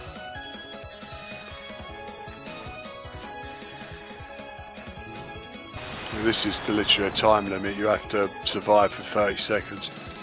And then you have to go across here. This is where the hidden bit is. Go through there, go into here. And this is I think there's an item here. One of the essences. Essentially, you just got to destroy all those portals. I think there's 4 of them in this room. Whenever you transition between locations, any girls that were down will automatically be restored to half health. You see them who's got half health. That was a good feature, I think, because it means you don't have to sit around waiting for stuff to go back up, which is just boring. Those dirty wolves. Look like something out of Darkstalkers, don't they? Like John Talbot or Gavin, as in the Jap version. Yeah, it gives you the Void Fragment. Void Fragment 4 of 4. So now you just need 3 more. Some of them will be for sale in the shop if you haven't actually picked them up, but not all of them. And you've got limited money, so if you can find them, it's obviously more advantageous. Because the items in the shop do get more and more and more expensive. You get every type of slime here, different slime, multicoloured slimes. What is this? Dragon Quest? The rainbow slime level.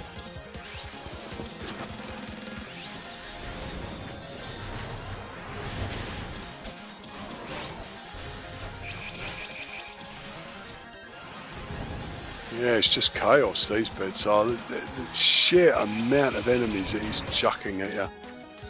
This is like, even though you're going down rather than up, this is a bit like the lift levels you get in games like Final Fight and Streets of Rage or Bare Knuckle, whatever you want to call it. Yeah.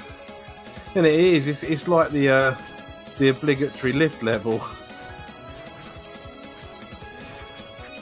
Oh, I missed that. If you get across the top there, because you don't have to fight those little moon men. Yeah, I want it in now. Reach the goal. Yeah, you have to know which one to fall down. Otherwise, you end up back at the top. You have to do it again.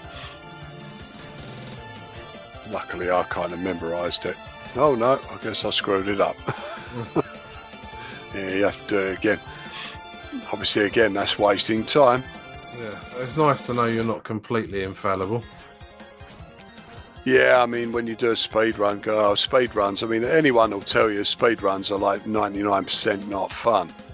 I mean, I remember when I did the Grimrock 2 one to get like a 43-minute time, I think, for completing the game. It took like 2 weeks of constant speed running. Yeah, I think like 95% of the runs were just failures, you know, where you screwed something up or you died or whatever.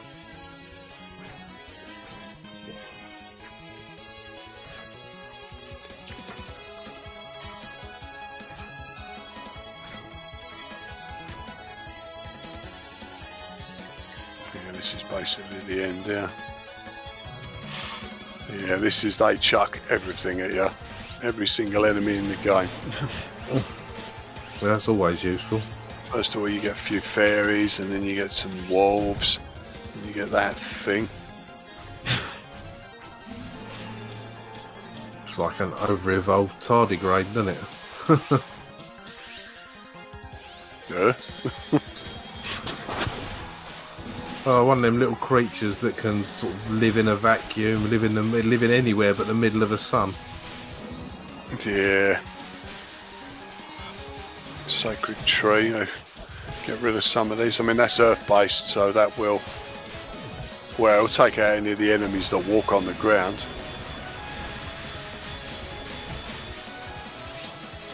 I mean, it won't have so much. It don't affect the flying enemies so much. It don't affect them little. I don't think them little moon men are, because they keep stopping time. They do, just like Sakura does, which kind of puts your blooming aim off. So yeah, these big enemies, they really do suck up the damage. And that's it. And we get Suika. Suika's like, yeah, don't ask me how I got here. Yeah, she got drunk basically, and Yukari probably put her there, falling about, isn't it? Now Suika's level 90, so that's much higher than any of the characters you've got now. I can't remember if I actually switched to Suika here, or I switched to her for the underworld fight, so you don't have to fight her.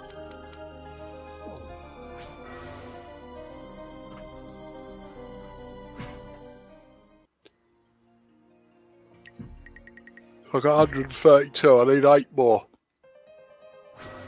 Right, Forest of Magic, you now do the hidden stage. Right, this will give you children. This level's interesting. The entire level is poisoned, which means your health goes down continuously. Oh, so that's what that sort of smoky effect is. Yeah, you notice you've got 99. When you're hypered, it doesn't affect you, but your health won't go back up. So yeah, basically it's both weaken and poison. They do give you potions every so often, though, to help you out. But yeah, this area is terrible. Gotta say, that's a nice effect as well of that, like, smoke. Looks like I've been sat in there vaping, doesn't it? Yeah. What it means, you see that you're weak 99 weaken, 99 poison. Essentially, it means everything takes more hits and your health goes down continuously.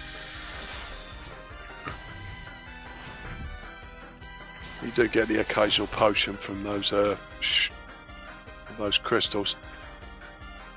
You can't get them continuously, though.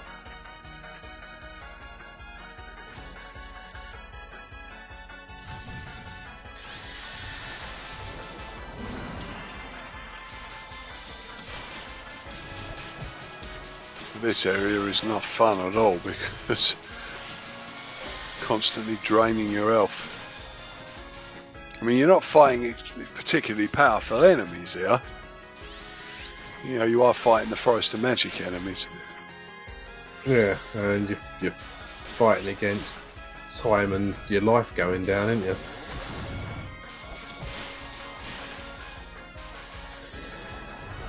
Yeah, that's why you want to save your hyper for the sections that are most difficult.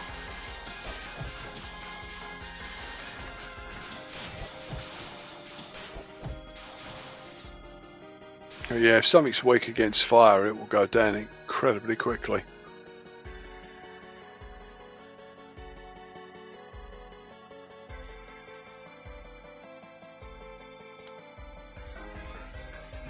She talks herself in the third person now.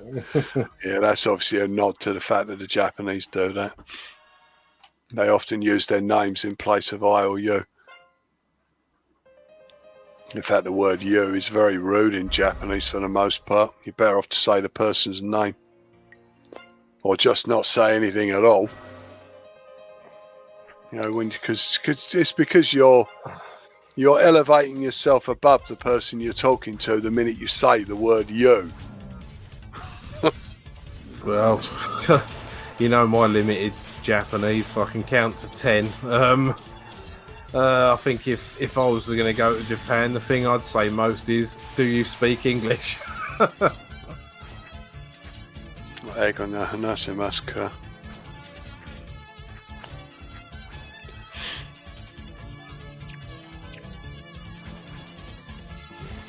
Is that those AP you've just picked up then? Yeah. I thought that's what it was. Well, they're basically just a quick boost. I think they're worth about, I think it depends on, the blue ones I think are worth 10 and I think the red ones are worth 100. Yeah, this bit's nasty. Darkness. Oh, great. No, you'd expect to run into them here. You see the way they keep shooting them heads at me, they're coming after me and they blow up on top of you. Yeah, this bit's nasty. Because basically when they're shooting those heads at you, they're invulnerable. They've got shields up so they can't be hurt. Yeah, the darkness on this underwater stage is awful.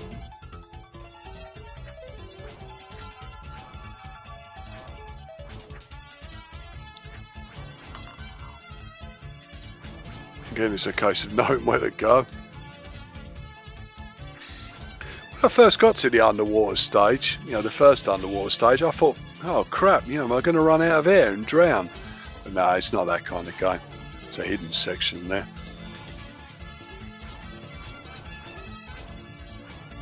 But no, it's not that kind of game. There is no oxygen. You know, the girls can breathe underwater. They got rings of water breathing in it. Yeah. Or something like that. Helm of the Tritons, I don't know. Well, you can only attune to 3 magic items really in D&D these days, so taking the piss a bit with 5. 3 magic items? Well, only ones that need attunement. Normally, you know, a lot of the things you wear and stuff like that. Yeah. I don't know, I mean, Baldur's Gate allows you to wear quite a lot of junk. I mean, as well as your usual armour and weapons, you know, you were allowed to carry like braces and rings and stuff like that. Yeah, it does. It largely depends on the items. Yeah, I mean, you can't like have 5 rings. Yeah. Or stuff like that. Yeah, you got that thing following you there in the dark as well. As well as dodging those things that are shooting at you. I know it gets really nasty, but this isn't as bad as it gets. Yeah, that only does that for so long though, thankfully, and then it goes away. Yeah, or at least a lot of it you could kind of, you could see it where the darkness is feathered in, so you had a little bit of warning. It weren't sort of instantly on top of you, so I suppose that's quite fair the way that was done. Yeah, the light's actually there first of all, and when you click those switches, yeah, that bit you can skip a battle as well by going up that way. So, you know, you can just go up there, and you can do the same here as well. Instead of going over to the left, no, it's on the next screen actually. This is just dark, this room.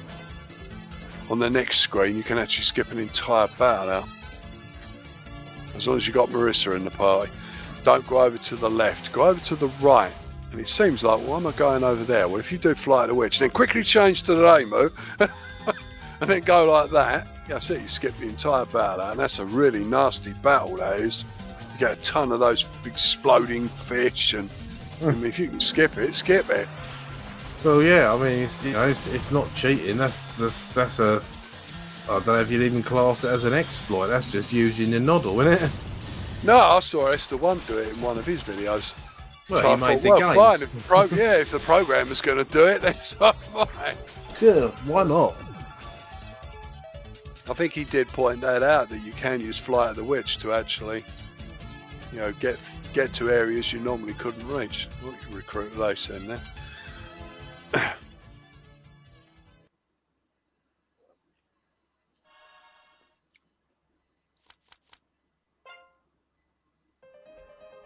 You notice there I'm not bothering with the extra silver chests. The extra silver chests have got like extra weapons and stuff in, but you can collect them if you want. I decided to skip them on this occasion. I mean, not all the items you find are useful. Some of the weapons are actually more of a hindrance.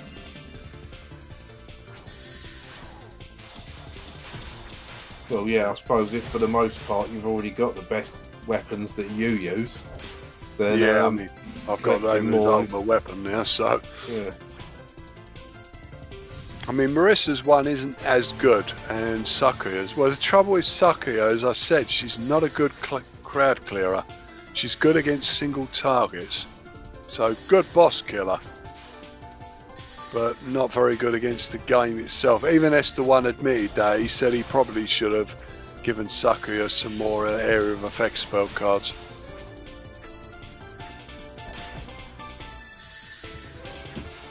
I mean, let's face it, Reimu always has been the most ridiculously overpowered character in Touhou Project anyway.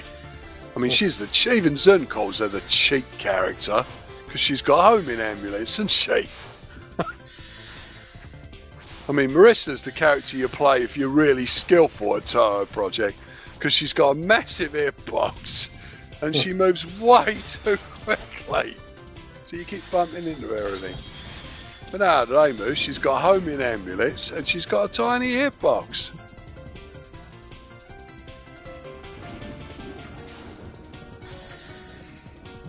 You can skip past this bit as well. Don't go underwater until you reach this side, because then you can just go straight past everything. Yeah, that saves a lot of time, doesn't it? Saves a lot of battles. This bit's quite bad though. You get a lot of these fish. You want to bump them off before they get their shields up.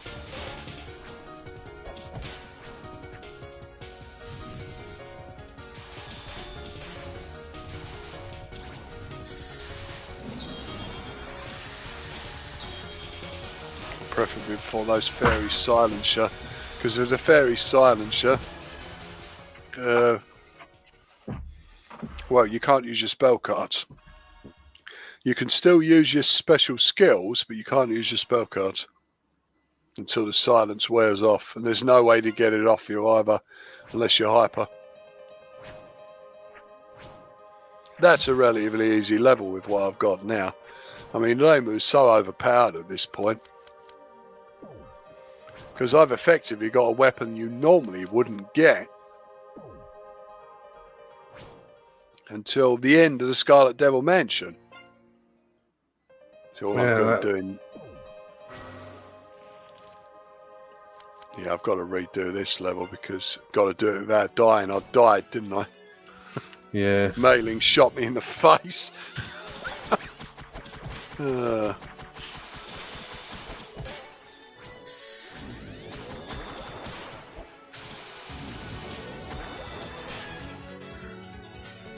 Those mystical chain fairies. I was terrible on mystical chain. I can only do it on easy.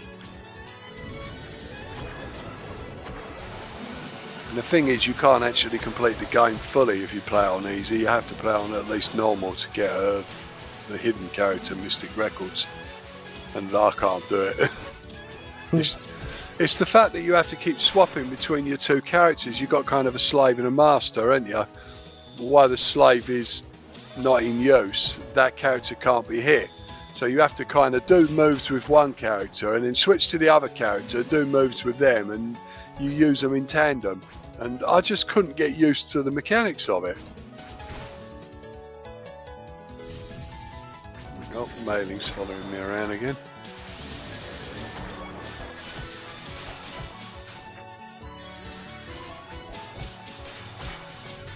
It don't matter about Mailing, just ignore her.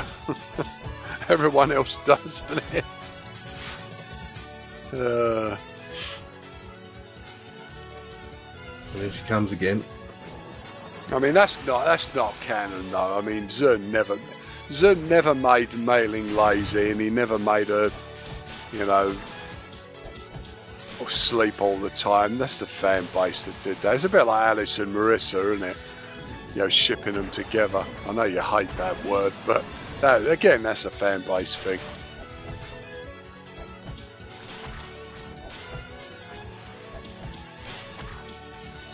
Because I mean, there are official manga for Touhou. You know, I've got quite a few of them. But obviously the fans, they've got their own ideas about how the characters should interact. Yeah, I'm waiting for you to tell me at some point that another part of Burning Mailing, the Mika Mika dance engine animation we was watching has finally come out, but it's been so long now, I don't think they're going to finish that off. Yeah, I mean, I downloaded Legend of Flower Master recently, and he did actually go back and update the first part of that. But a lot of people said they didn't like it. He kind of cut certain scenes out, and he animated certain bits differently. And a lot of people said they preferred the original. He only did it for episode 1, though, Legend of Flower Master. And I downloaded I haven't downloaded Marissa as usual, or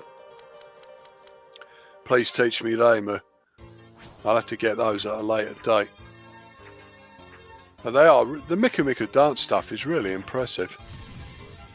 Yeah, it is, especially the more recent stuff with how smooth it is. Like when you compare it to the early versions, and you had like arms disappearing into clothing and what have you, and they've really sharpened it up as it's gone on, which is to be expected.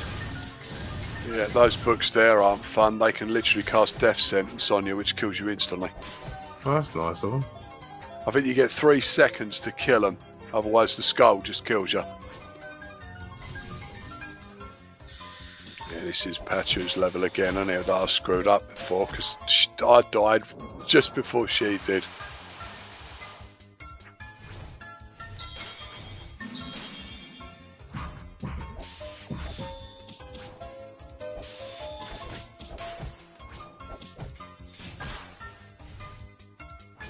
I think that's the wind amulet, that is, isn't it? Yeah, safety windstone. windstone. Yeah, it just gives you 50% resistance to any wind-based attack. I mean, at this point, you've got the Safety Supreme Stone that gives you 50% resistance to all elements. Yeah. Right, so now you've got to do this without dying, ain't you? Yeah, it should be a lot easier this time. You're certainly knocking them bars down. Yep. Bloody hell. You made mincemeat out of her. Yeah, it's because basically the Lamer's got her best weapon now. Yeah. Yeah, but when you having already seen that fight earlier in this video, when you see it there, you can really tell the difference between a full power weapon and one that isn't. Yeah. And I've got to do this one with one character as well. So I've got to beat Flan with one character. Righto. It's no easy task, and Lamer again is about the only one that's got a chance of doing it.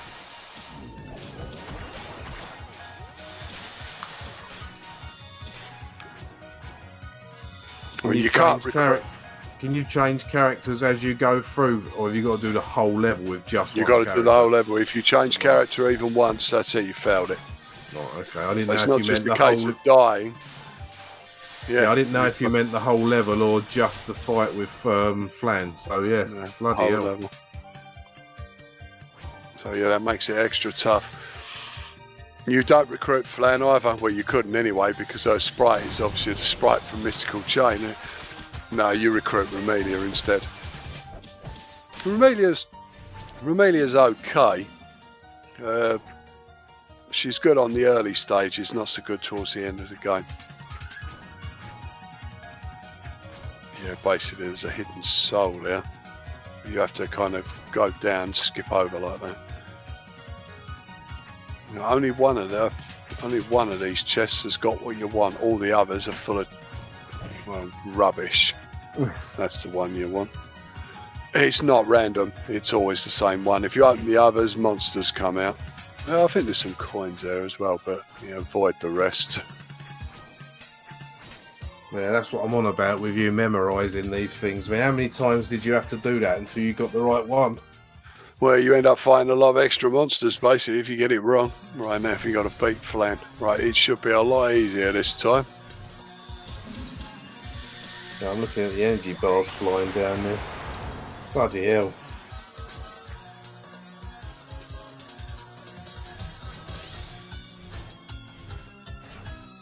And she's back again.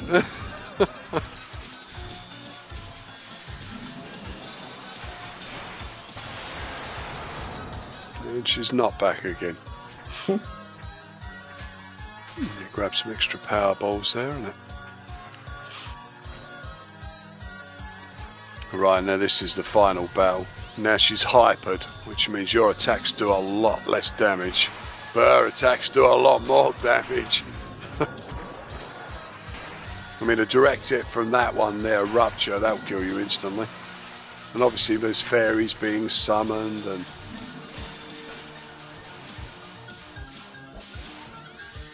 There's extra snakes and...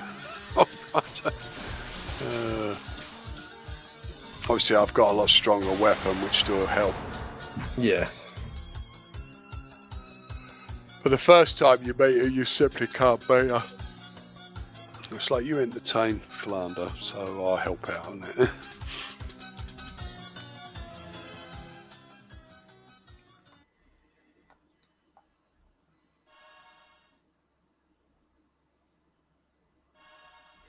Yeah, it certainly went better that time.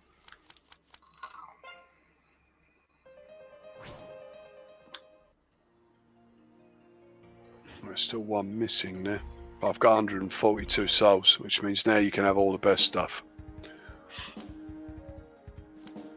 Obviously you're going to pay through the nose for it though, for the really good stuff.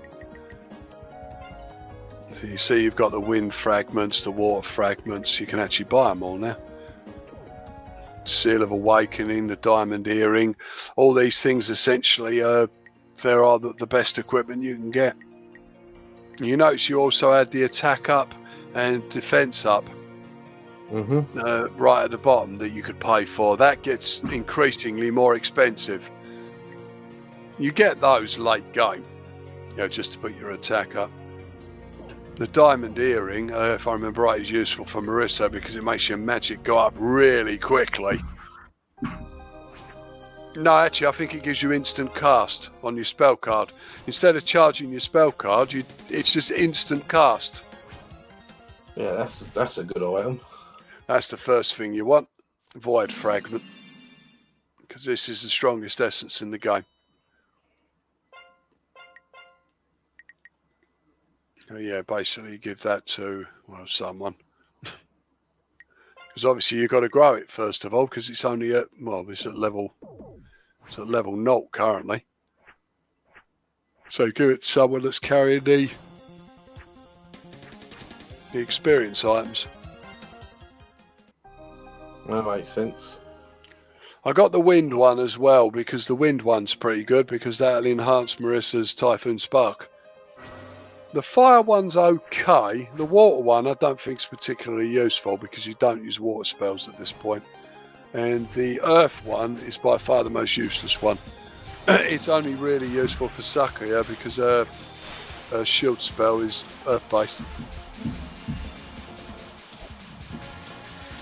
Yeah, this level you get bloody slimes. Yeah, you get toxic slimes which drop poison bottles. If you pick the poison bottles up, it drains all your magic points. So don't pick them up. I know you're a huge fan of this game. How often do you reckon you'll be likely to sort of do another run through just for entertainment value? Christ. Because I know you've played the hack and slash. I mean, you've done that on numerous occasions. Yeah, I put a lot of time into hack and slash. I've completed it on the hardest level of difficulty, got the children off farm and everything. I don't know. I mean, I haven't played this for a while. I was tempted to play it again recently when I saw a guy live streaming it. But I never got around to it. I mean, I probably will play it again in the future. You know me, I just wake up one day, don't I? Just thinking about something, and sometimes I'll just watch one of my videos. I mean, to be honest, my own channel, I don't really do it for other people. It's certainly not for money. I don't care about monetization whatsoever. No, I'm with you on that one. I don't bother with monetization.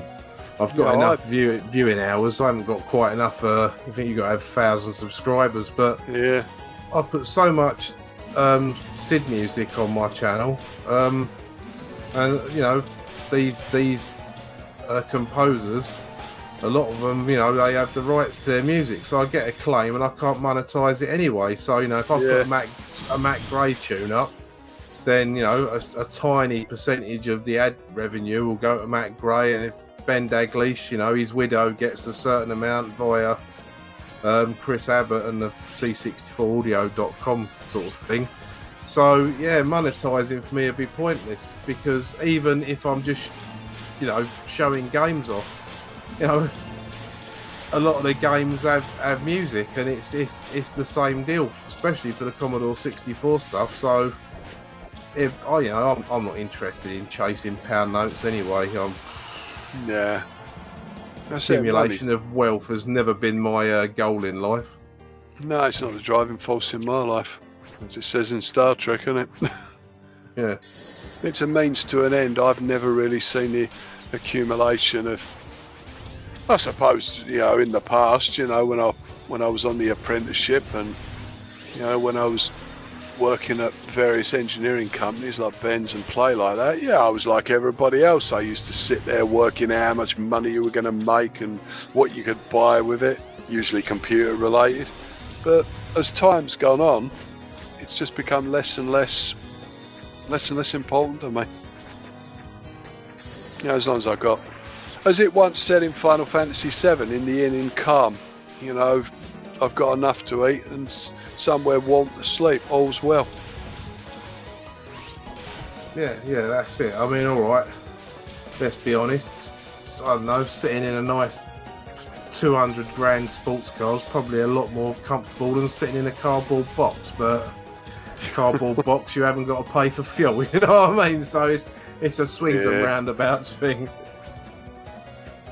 I think it is true what they say. The best things in life really are free. This game didn't cost me a cent. I offered him money. Said he didn't want it. I can't argue with that. Yeah, some of the best games I've ever played literally cost nothing. You know, and it isn't a case of, oh, you pirated it. No. You know, a lot of the time I would, as you know from EOB 1 and 2, I had a hold of 1 and 2. You know, you gave me like... You gave me like demo disc versions of them, we'll call them, and I went out and bought the originals. I like the game so much.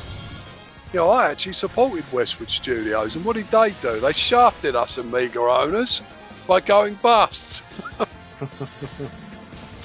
I'm not sure they've done that on purpose, but yeah, I know what you mean. Yeah, that's the main reason why EOB 3 only came out on the PC. You know, simply they ran out of money. There weren't enough Amiga owners to really, with hard drives, to really sustain the model. You see those irritating poison slimes. I hate the poison slimes. Do you accidentally touch one of them bottles, you know, and it drains all your spell points. Yeah. Yeah, avoid the skull and crossbones for a very good reason. Oh, and we recruited the annoying reporter. Good old idea. Oh yeah. Aye, as she puts it. Whenever you meet her. Yeah, the old creepy Tengu reporter.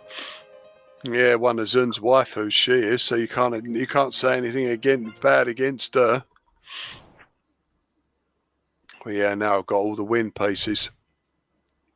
So now we can get the wind essence. The wind essence, I'm pretty sure, speeds up your attacks, so it's very useful. I'm pretty sure I give that to Marissa. Yep. They're the only two essences I bother with because they're the really strong ones. I mean, it makes Marissa's Typhoon Spark insanely strong. Yeah, I look forward to seeing the next use of that. There's one missing here. No, I mean, I think of the games I've played since we moved to Devon. I think like all the best games I've played have been free. It's kind of funny. I mean, look at Final Fight LNS. You know, it's just a fan project by a bunch of guys in Spain, I think, and they don't want money for it. Well, they can't exactly take money because it uses Capcom assets, don't it? Yeah. But it's probably one of the best beat-em-ups I've played in years. I mean, not only has it got 70 characters to choose from, I mean, it's got to have something for everybody. I mean, me being me, I ended up playing all the cute girl characters. But apparently they're doing an update right at this moment, 0.4, and there's now going to be 100 characters to choose from. That's mad, isn't it? I mean, I'm chuffed because they're putting Athena and Ingrid in it. I actually had someone put up a comment on my cutting video today saying, ha, ha, ha, ha, ha. I thought, well, that's an interesting comment, isn't it? Cunning's laugh. But yeah, this literally costs nothing. It's a labour of love. You know, he created this game because he wanted to learn programming for one thing. That was one reason for doing it. And Touhou seemed like a good way of doing that. Well, there's definitely plenty of stuff to choose from.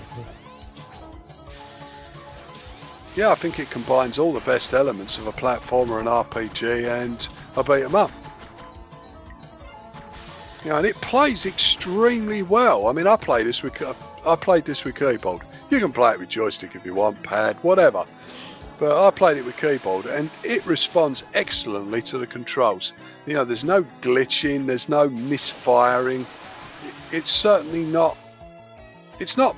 when people say, "Oh, RPG Maker, what a load of old crap," AAA games are the only legitimate games to play. I had someone the other day saying that about like the difference between the Epic Store and Steam. Saying, "Oh, the Epic Store's better because you can get a bunch of AAA games for free." And I thought, but what happens if you don't play AAA games? Yeah. What happens if you play indie games? What happens if you play Japanese games? What happens if you play Korean games or Chinese games? The Epic Store's no bloody use then, is it? Epic Store's good if you want all your personal details sold to a Chinese conglomerate, allegedly. I don't know, that Sifu game I told you about, I mean, that's only available on the Epic Store at the moment. I mean, I've watched quite a few playthroughs of that. It's a very impressive beat 'em up, 3D beat 'em up. I'm not sure if I'd be any good at it, to be honest. I mean, it does seem like you have to be very quick on the controls. I mean, I'm only repeating what people have said to me. I mean, but it's owned, is it Tencent or whatever they're called that own it? Yeah. And they're well, on the mobile app market, they're not exactly well thought of because of people's details. And the only other thing I've heard about the Epic Store, unlike Steam, if you lose your account, like one of my boys did at one time, he was able to get it back and sort it all out. Whereas on Epic, it seems to be, well, that's tough. You've lost everything now. You'll have to make a new account. It's like, oh, thanks for that. Those hundreds of pounds or dollars I've spent on games, I've lost them all. Cheers. Yeah, I don't think I've ever had any trouble with Steam. I mean, I usually do the same as you. I wait for a sale and, I mean, Christ, getting Wizardry for £4 for 2 games. All right, it's a 20-year-old game, but load it up, no worries. They sort DOSBox out for you. All the settings are done for you, full screen, mouse, keyboard, all set up. I thought, good, I can't be bothered with all that. I'd rather pay the £4.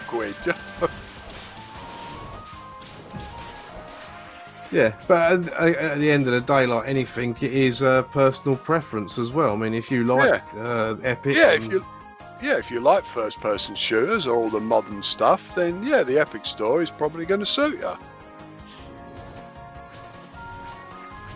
I mean, you know me. I mean, first-person shooter. I mean, the last first-person shooter I played seriously was System Shock 2. Bioshock, I suppose. I've played that after System Shock 2. I haven't really gone back to them because it don't matter how good the graphics get, it's still a guy holding his gun out in front of him, isn't it? I mean, they all follow the same basic premise. Yeah. I mean, I was watching the Pirates of Dark Water today on Super Nintendo. And it's basically Final Fight 2 reskinned. The enemies all move exactly the same. It's got the same energy bars. It's got exactly the same items. It's basically a reskinned Final Fight 2, which means it has all the same problems as Final Fight 2. That's the trouble, once you've played so many games the same, you kind of tune out. I was always like that. I mean, I suppose we were kind of spoilt, weren't we? Because Dave used to get new games every so often. We had the barbecue up the road that used to have a ton of stuff from Edmonton Machines. We had the fairgrounds, we had Edmonton Arcade, we had various chip shops and whatever. There were arcade games aplenty. You had the coast as well, London. The Crystal Room and all that. Yeah, we did have a lot to choose from. And we had the home computers and we had the consoles. So we were spoilt for choice. You're talking about the bloke running along with a gun in front of him. I have this argument on normally on a weekly frogs normally on a weekly basis about it, and it's like someone will say to me, "But you like vertical shoot 'em ups? They're all the same." And I say, "Yeah, they are all the same, but I like vertical shoot 'em ups. I'm not a fan of FPS games." No, that's it. I mean, the reason I play System Shock 2 and Deus Ex a lot is because they had heavy RPG elements as well. It made it more interesting. Well, yeah, it's like the new added Odyssey content on the Elite Dangerous. That's got a lot of first-person shooter stuff when you're raiding bases and that on foot. But because it's not the best first-person shooter you're ever going to play, and it seems a bit dated. It's more like the old ones that I used to like, not like the new ones with auto aim and respawning, behind a building. Now in that game, you want to get your health back, you have to use health packs and that. It's not all automatic hand holding, and so it's more like an old FPS, and that's why I like it. Yeah, it's true. I mean, you think of the days of... I mean, I was going to put a comment up to that bloke actually about the Epic Store. I say, when Epic produce a proper sequel to Unreal and not that abomination Unreal 2, maybe then I'll be interested.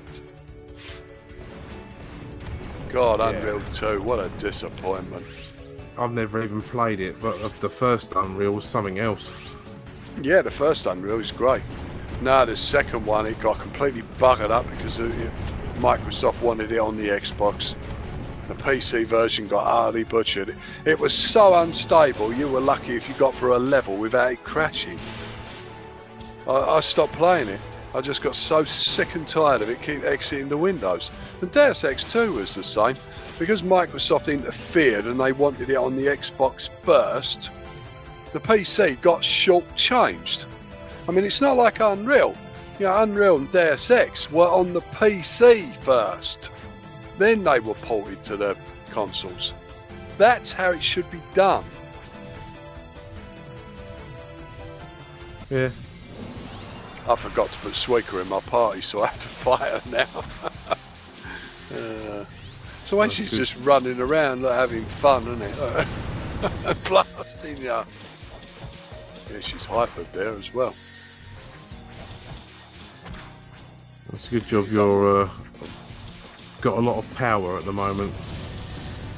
Yeah, you don't want to do that 4 suckers of destiny, that'll kill you that well. Yeah, at this point, Lamu's, very strong, so you can take Suika down, no problem. No, I won't have any trouble now until I get to the heaven stages. So this is just going through the motions here, getting what's left of the souls. Oh, this is one character as well.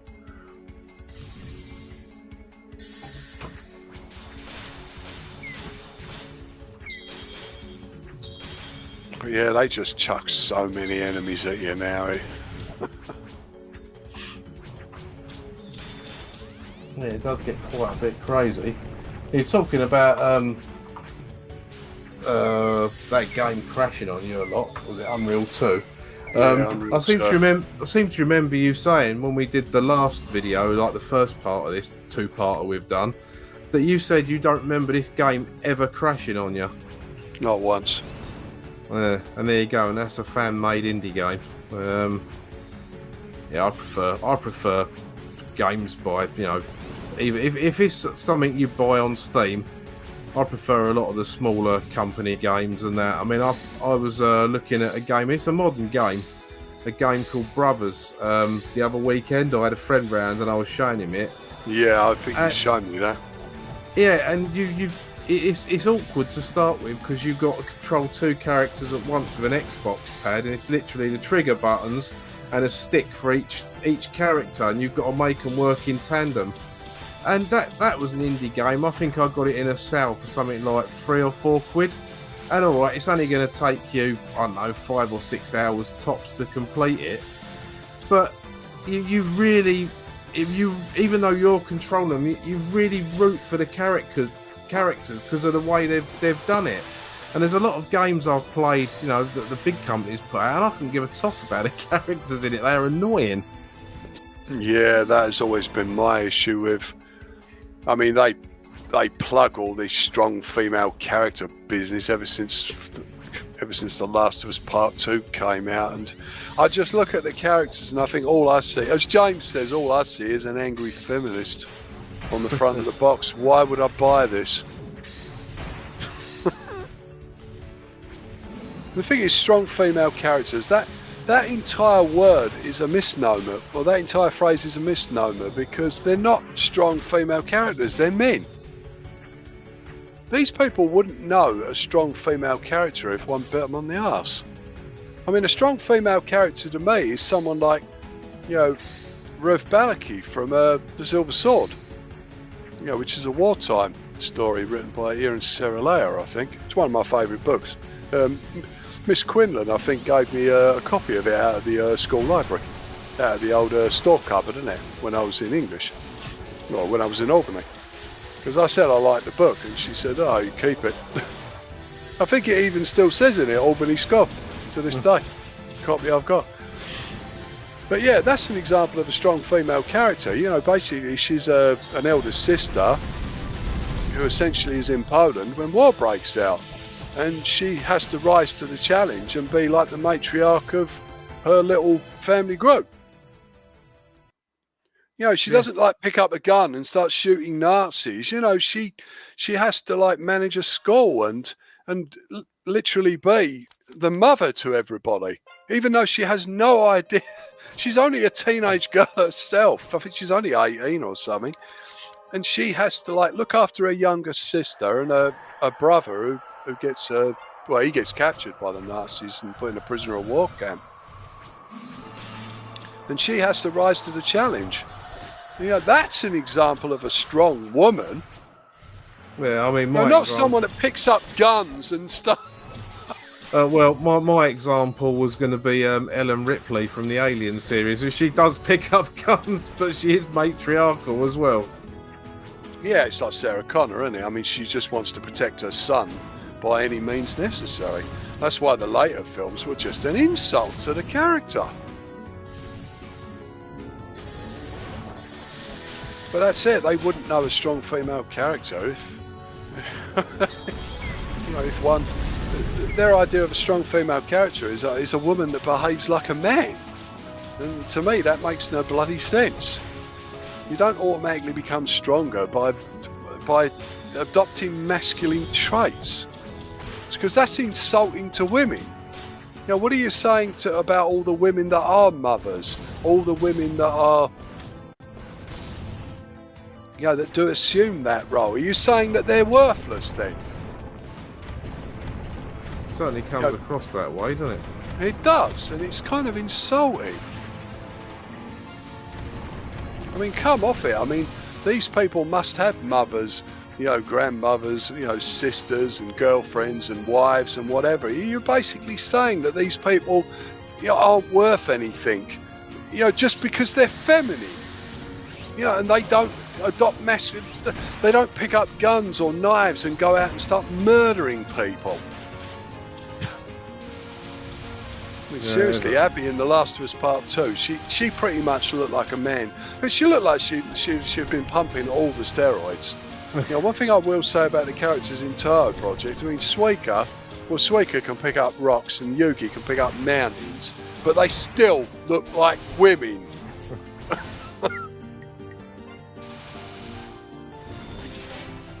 You don't have to be a man in order to be strong. That just sends girls a really bad message, I think. And I would never say that to a daughter of mine. I wouldn't say, oh, you have to be a boy to be strong. It's like, no. There's more to strength than muscles. You know that as well as I do. That's it. There's more to strength than there's strength of character. And that's exactly what Ruth represented in The Silver Sword. She represented strength of character because she goes through hell. She eventually becomes a teacher at the end of the book when they finally reach Switzerland. And she still kind of feels like she's a mother to her younger sister, even though they obviously find their parents again. It's a very good story. It's one of my favourites. The BBC did make an adaptation of it, but I've never been able to find it. I think it was made in the 50s or the 60s. So it's black and white. But that's my idea of a strong female character. But the West, it seems to have a bee in its bonnet about, a woman can't look feminine because if she does, she's weak. And it's like, why? Can't a woman be strong and feminine? Yeah, you can go under there. It hurts you a bit, but avoids a battle. Yeah, I was going to say you're avoiding a battle by running across that lava. So now you're back to fighting loads of shadows. Yeah, two Marissas there with love-coloured Master Spark on it. I'm the goddamn Marissa as Steve-O the Human. He made a version he put lyrics to it. I'm the goddamn Marissa, isn't it? Love-coloured Master Spark. Yeah, he's a bloody character, he is. I actually watched one of his videos once where he was like, I think I mentioned that, didn't I? Where he was playing all the Touhou games one after another with one of his mates. There was like a bloody thunderstorm going on outside. And it kept on buckering the recording up. Yeah, you get nothing but big enemies there, these bully enemies, isn't it? I don't know, maybe it's just me. I mean, I expect characters to... I don't have any... I mean, anyone that called me a misogynist, well, yeah, you'd only have to look at my bedroom to realise that's complete cack, as my brother would say. You know, because I don't have a problem with strong female characters. If I did, I would have so much of a problem with Touhou Project, wouldn't I? Well, yeah. I mean, we've got the biggest collection of goddesses and yokai and oni and people that could literally like crush you just by. I mean, Flint could like just squeeze you in her hand and pitchun ya. Yeah. Poor old Oku didn't last long there, did she? No, not yeah, at I actually looked up Oku, but before I said I wasn't sure what the legend was based on. Basically, Oku is based on the Yatagarasu, which is the mythical three-legged raven who aided Emperor Jinmu in his eastern journey. That's what it's based on. Yeah, right. That's why she appears to have. Well, she hasn't got 3 legs, has she? She's actually got a nuclear rod instead. Yeah, it's basically another Japanese legend. They're all based on various. I hate that bit there because you have to like get across without getting hit.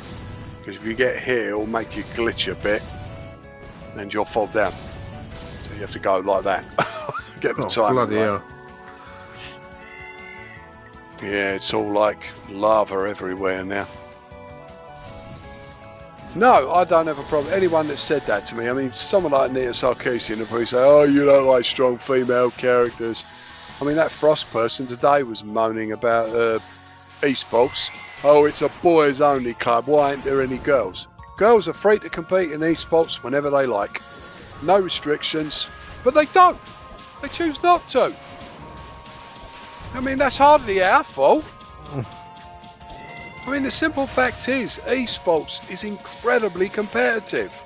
You know, you are playing against people that eat, sleep and breathe things like League of Legends. You know, you are playing Chinese kids that do nothing but play League of Legends. Do you really think the average girl wants to sit down in front of a computer for 18 hours? You know, not eating, not sleeping, or eating rubbish food, not washing. You know, I mean, do you want to do that? I don't think I'd want to do it. No, now. I don't want to do it. I wouldn't want to do it back in the day either. Yeah. I mean, you saw how I reacted to that competition. I just didn't want any part of it. I pretty much threw the blooming match at the end. It was like, no, I don't want to do this anymore. I mean, it's something I don't tend to talk about a lot because it was such an embarrassment, that competition. But no, you can't pull that misogyny line. It don't work anymore. Girls are free to play whatever games they want, but boys are free to play whatever games they want. But girls choose not, though. There's that darn cat. I didn't know it at the time when I first played this, but that's Orin, isn't it? Yeah. Yeah, it's Orin. Yeah, I always thought the cat was just a separate enemy until I eventually played Subterranean Animism, and then obviously it turns into Orin, doesn't it? It's like, oh my god, the cat's Orin. And that keeps me howling, doesn't it? It's an annoying. Yeah, you can't kill it in this. Orin's not actually in this game because there's no sprite for her. because she wasn't in Hiso 10 or Hiso 10 soccer. Yeah, she just keeps going around the screen shooting you full of crap just like she did in the original. So you've got to avoid her as well as bump off all the monsters.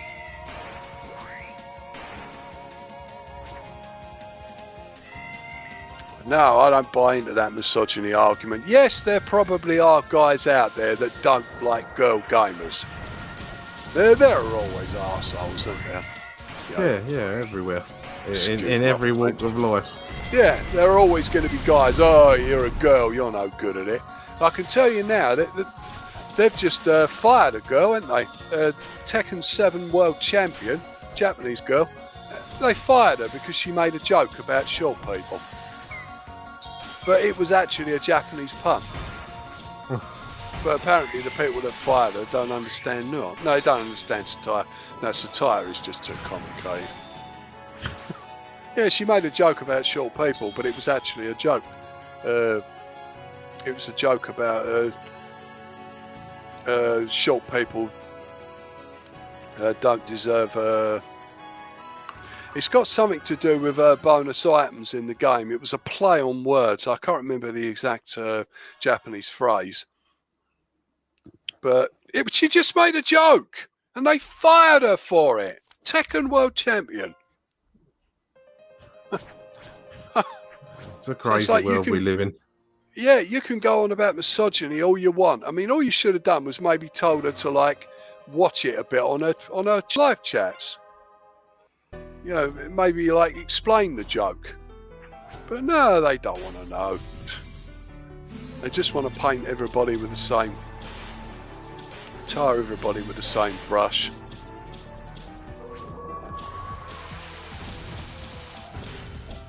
No, you could never accuse me of misogyny. My God, how many characters are in this room? I mean, you've seen them. You've seen my room, posters and models, and I think I've got 4 male characters in the whole room. Well, yeah, I mean, my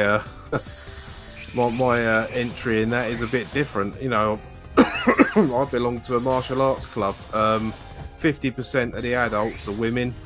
There's a couple of girls in the like the kids ranks. I think the youngest is 7, who's a little girl, who's an absolute ninja, and we're all treated the same, and everybody's equal. It's there's no this, that, and the other. Maybe I find it a bit more difficult throwing them around because I don't believe in it in women. But, you know, we're there to train, so you kind of get used to it, and everyone's treated the same. And I can tell you now, when they attack you, they don't hold back. So it's all fair. That's it. I never had a problem with girl gamers. I used to watch them in the arcades. Some of them were really good. They were as good as me at games like Wonder Boy and Pac-Land and Rainbow Islands. Stuff like Rainbow Islands I was never that good at. I was pretty good at Pac-Land. I was excellent at Wonder Boy. Yeah, I mean, they were good at all the cutesy stuff. I mean, Pac-Man was made for girls. The guy who created Pac-Man admitted that he made it to appeal to the female market. It didn't work. You know, it still ended up being, you know, a male-centric game. But that was why Pac-Man was made. Because obviously games like Space Invaders, warfare, isn't it? Yeah. Girls don't like those kind of games.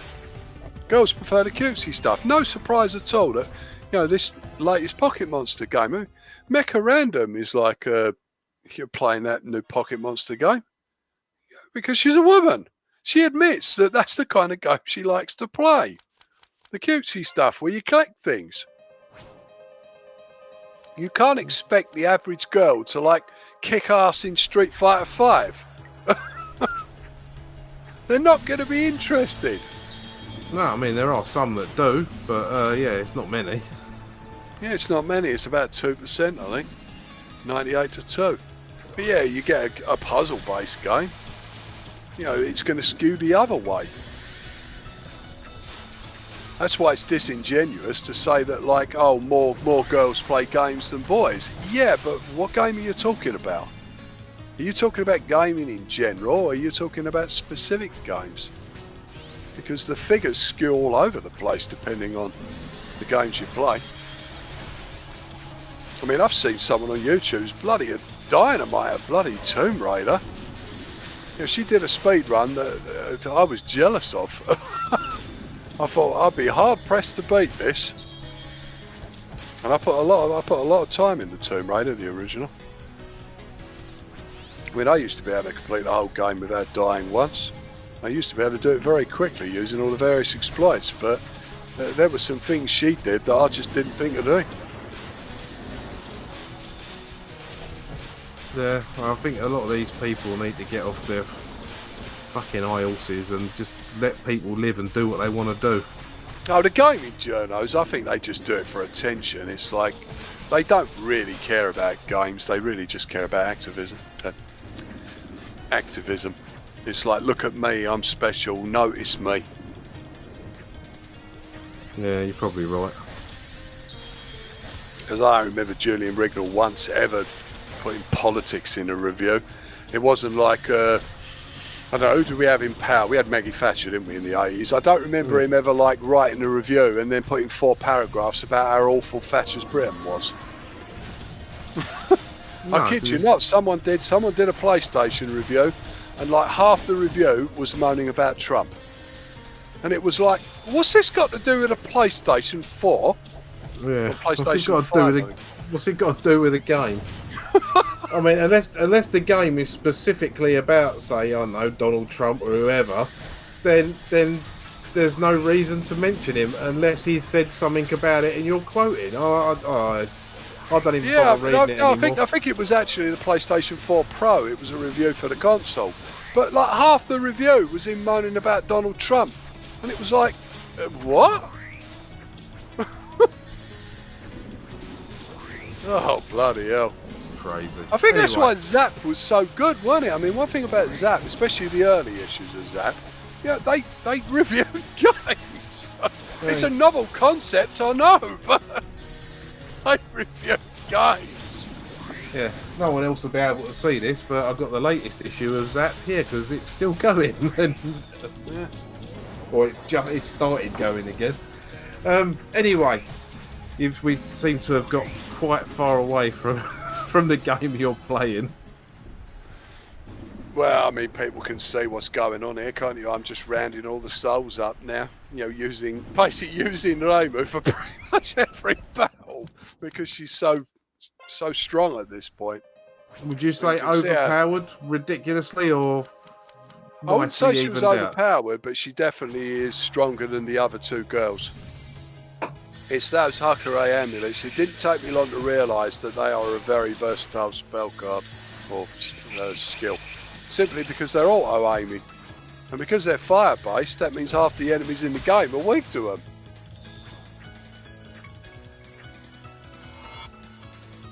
And she has got that advantage of longer hyper than the other girls, which is pretty much immunity to all status effects and a lot of extra damage. The enemies now are all ghostly forms, so they're only weak against physical. Right. Which again, very useful for Reimu. I mean, it's not good to use Marissa at this point, because Marissa depends on elemental attacks. And this section here, forget it. You know, they're not weak against any element at all. I think the fairies are still weak against lightning, but yeah, invulnerability, look. Nice. I did like when you was just in that kind of black and white area. I did like the white vignette around the outside. Really made it look kind of spooky. Yeah, the music on these levels is beautiful as well. I mean, one of the tunes is from 10 Desires, and one of the tunes is first level of 10 Desires, isn't it? And one of the tunes is from Imperishable Night, so they really do fit these levels. Yeah. I think I did tell Esther one now. I said the choices of tune are all excellent. It's like you went through all the Touhou tunes and you just picked the ones you thought, fit best. I was trying to get up to that portal there, so I didn't have to fight these monsters. Yeah, because these things here, they are strong. If you can avoid fighting them. Because it won't let you click those switches until the monsters are dead.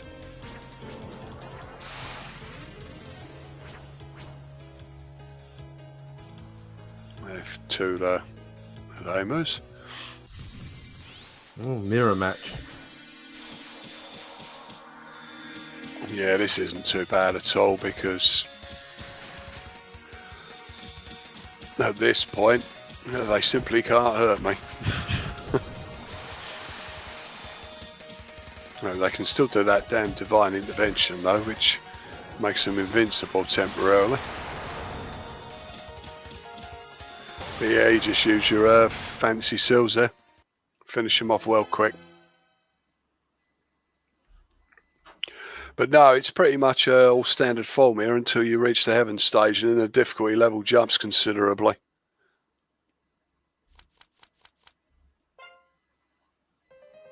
In fact, it had me rage quitting the game the first time I played it. You know, because it's so damn difficult.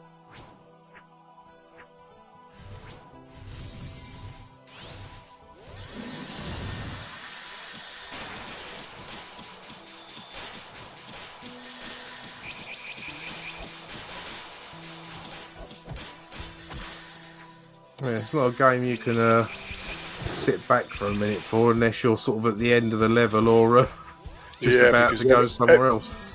Yeah, because the thing about these later levels, all the enemies are capable of targeting your position. So if you stand still, you'll get hit multiple times and it'll kill you instantly. So you've got to keep moving. So you look, everything's trying to target me.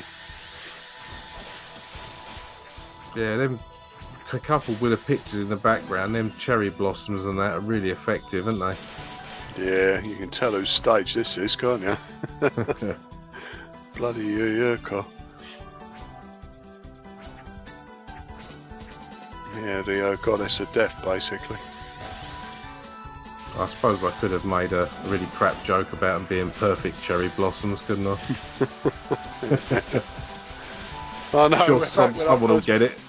Well, I mean, when I first played the game, I didn't even know what those letters meant. You know, when it said PCB, it was like, what does that mean? Printed circuit board, isn't it? Printed circuit board, yeah. I didn't realise it was perfect cherry blossom. Yeah, I knew so little about Touhou Project at the time. Yeah, now you get these kind of souls. You have to destroy them first to get the shields off them.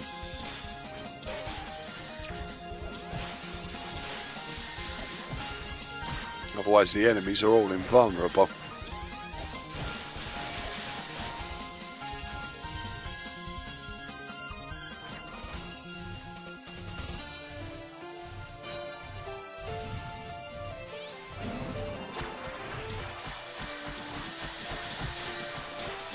And yeah, at this point, it's do or die. I mean, I choose to put all the firepower on one character rather than say have rather than having say three medium strength girls. I choose to just have one overpowered Reimu. I have tried the other girls. I've tried playing it with Marissa, as the main character. I've tried playing it with Sanai as the main character. I've tried playing it with Sakuya as the main character. I've even tried like Romelia, Suika, but Reimu comes out on top purely because. Well, they're two basic attacks, Fantasy Seal and Hakurai Amulets. She's not the main character for nothing, is she? Let's be honest. Well, as the fan base says, she's technically invincible. I mean, Fantasy Heaven, is pretty much defeat everybody spell card. Even Yukari can't stand up to that. Yeah, I suppose you could say she's the Touhou equivalent of Superman, isn't she? Yeah, basically. She is probably the Hakurai deity. She is a goddess. Although Zuna's never confirmed that. I mean, people speculate all the time. People say who's the strongest character, who's the oldest character.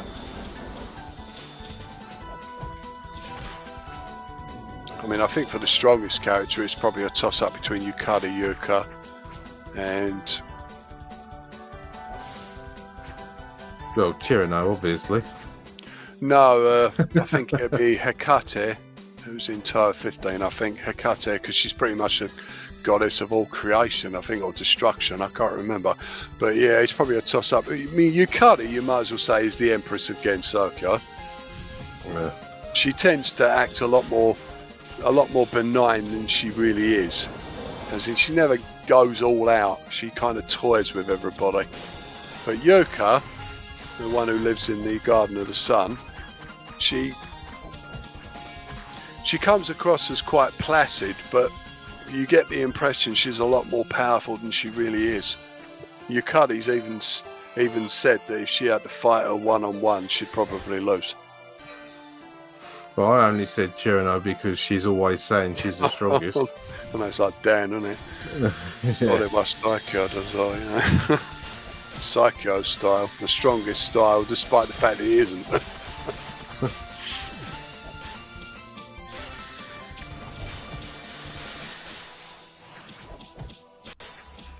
Oh, I don't know. But yeah, it's like the oldest character. I mean, I've heard people say it's Suako because she's 1500, and some people say it's Aileen because she's technically the spirit of Earth, Gaia. So she's 30,000 years old. But again, Zun never confirms any of this stuff, not out and out. Yomu again. I don't think it's possible to recruit Yomu beforehand, because in order to unlock the hidden stage you have to defeat Yomu first. No, you have to defeat Yuyuko first, and that's very difficult.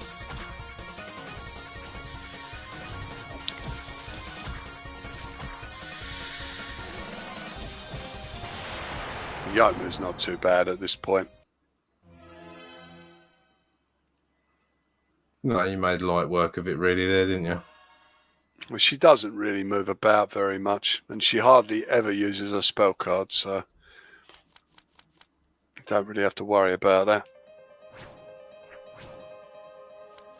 But you have to complete this stage to unlock the hidden stage. That means defeating Yuyuko first. Naturally. And dodging Yomu all the way along here.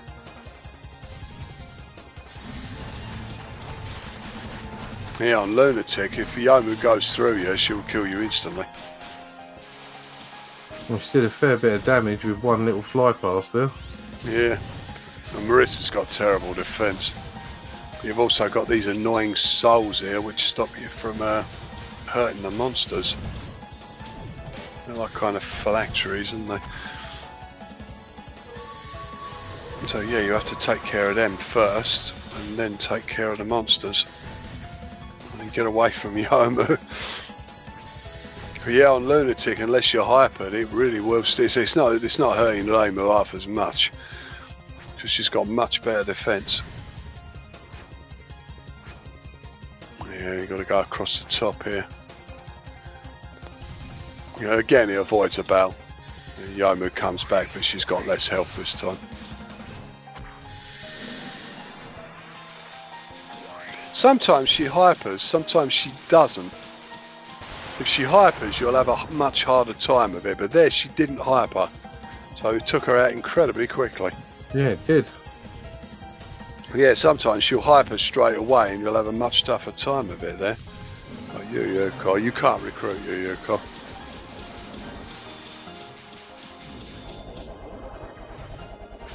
Yeah, it starts flying there. Yuyuko was so broken in Hisoten and Hisoten Soccer. Yeah, she was stupidly overpowered. I mean, she had lasers that could, I mean, you can beat her easy here, but she had lasers that would shoot across the entire screen. So no matter where you were standing, she could hit you with them. And she could literally butterfly spam the whole screen. Yeah, she was such a cheap character. It's This is a timeout screen, is it? Yeah, it's just as well that the computer doesn't play her very well at all, but if you come up against a good Yuyuko player, you're dead. Now, about the only character that stands a chance against her is Sakuya, because of her time stop abilities. Yeah, basically just use Reimu's invulnerability spell card, or invulnerability spell. On Lunatic, you pretty much have to have Sakuya in this battle, because you need her shield. Right, gotcha. You know, if you stand a chance, and you also need the indestructible shield item as well, because it gives you double guard. Because her butterflies will break your guard instantly. Elaine can heal herself, thankfully. Yeah, that's it. Timed that out. Not bad, not bad.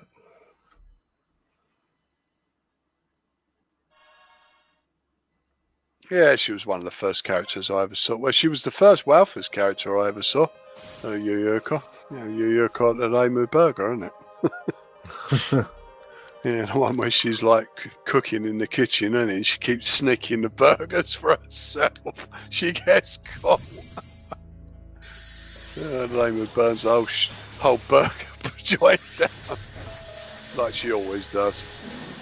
You better put a link to that in the video description so people can see what the bloody hell you're on about. Yeah, I dare say anyone that's in the Touhou Project knows about Walthers. Yeah, and all the various. I mean, there must be hundreds, if not thousands of them. They still do the Halloween and the Christmas ones. Yeah, that's why I meant put a link in so they can find the right one. I mean, I'm not even really into it like you are, and through you showing me them, I've watched hundreds of them, and it's not even something I watch normally. I only watch them with you. But yeah, there's so many. This section here is interesting. You notice you're getting those different colour orbs appearing. Yeah. Basically, each one does a different thing. The red one basically makes the enemies enraged, so they do more damage. I think the green one makes it so they've got electricity around them, so they hurt you if they touch you. One gives them a shield, one gives them regeneration. Essentially, you have to keep breaking those orbs, because if you don't, it makes the enemy impossible to kill. It does make this level very interesting. It's a pity you didn't do more with this particular concept. You only did it on the Netherworld. But I have to do this one here because that's where the hidden level is. Mm-hmm. You see these orbs? These ones here, you have to destroy them in a certain order. It tells you the order throughout the level. It's not guesswork. If you actually stand in certain locations, a number will come up, 1, 2, 3 or 4, and it will tell you the colour. But obviously I've memorised it. But you notice what they're doing to my spell card. It's draining it, look. Yeah. The yellow one drains the yellow bar, the blue one drains the blue bar. So essentially you have to destroy them in the right order. But yeah, they are dotted around the level. When you stand in certain you have to explore the level, and if you stand in certain locations, it will basically, there'll be a coloured orb and a number, 1, 2, 3 or 4, and that will tell you the order to break them in. Incidentally, the tune on this level doesn't come from any Touhou game. It actually comes from a Touhou CD. It's a really good piece as well. It's a really enigmatic piece.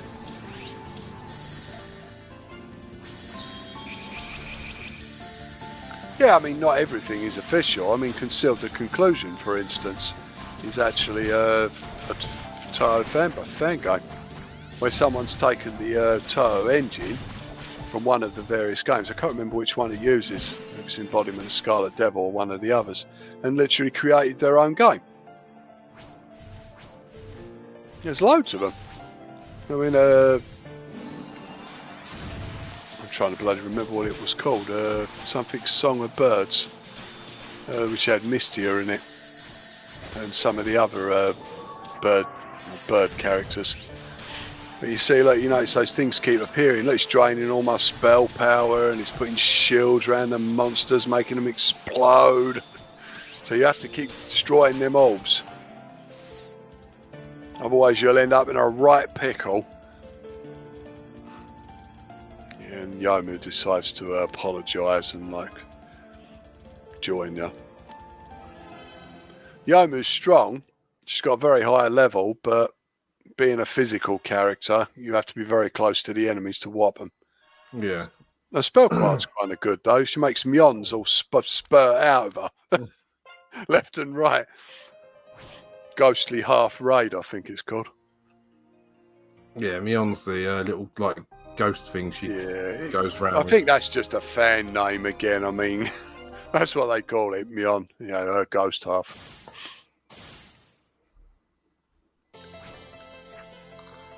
Yeah, we're onto the nowhere dimension with a pizza in the background. Well, that's what it looks like, I think.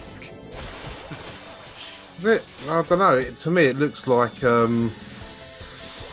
don't know, a negative leaf of cabbage. Well, it is basically sodarized, I think, and it's essentially the original background, but the colours have been. Well, Cuddy created it. It's bound to be screwed up, isn't it? Well, it does. It kind of reminds me of a cabbage leaf. Well, that is the story behind the game. The story behind the game is that Yukade's kind of sad that everybody will eventually die, you know, and she'll have no, because, well, being a yokai, well, she's 1800 years old, isn't she? Even though she says she's 21. It's like if you argue with her, well, you get whopped. You know, I'm 21, don't you forget it. But yeah, she's 1800 years old, and she's like kind of sad that eventually everybody will be gone. So she makes all these shadow people, and Raymond and Marissa are like, what the hell? Yeah, surely that's the sort of thing you should make after everyone's gone. Yeah.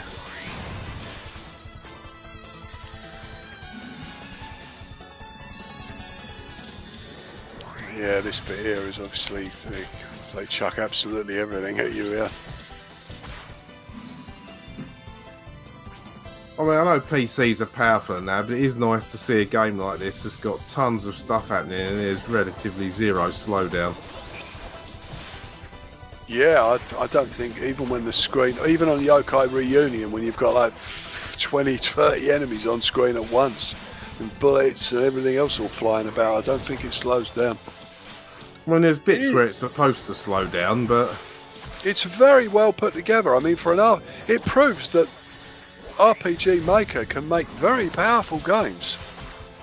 You know, if it's done right. You know, there's no sprite flicker, no slowdown, no glitching with the sound, no glitching with the controls. There's no input lag at all. I'm sure someone somewhere will tell you that there is, because of you're using a USB keyboard and your screen's this and your screen's that, and I'll just say what I normally say, which is, oh, fuck off. Yeah, that one I had to do without spell cards, which is not too bad because you can still use Ahakure amulets. This one's doing it without dying, but you can do a few exploits here to skip a few battles out.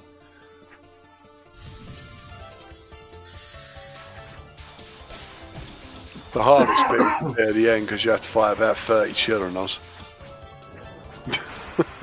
Literally, Chironod just keeps coming over and over. Yeah, she can stun you as well, and you see those things keep exploding on top here.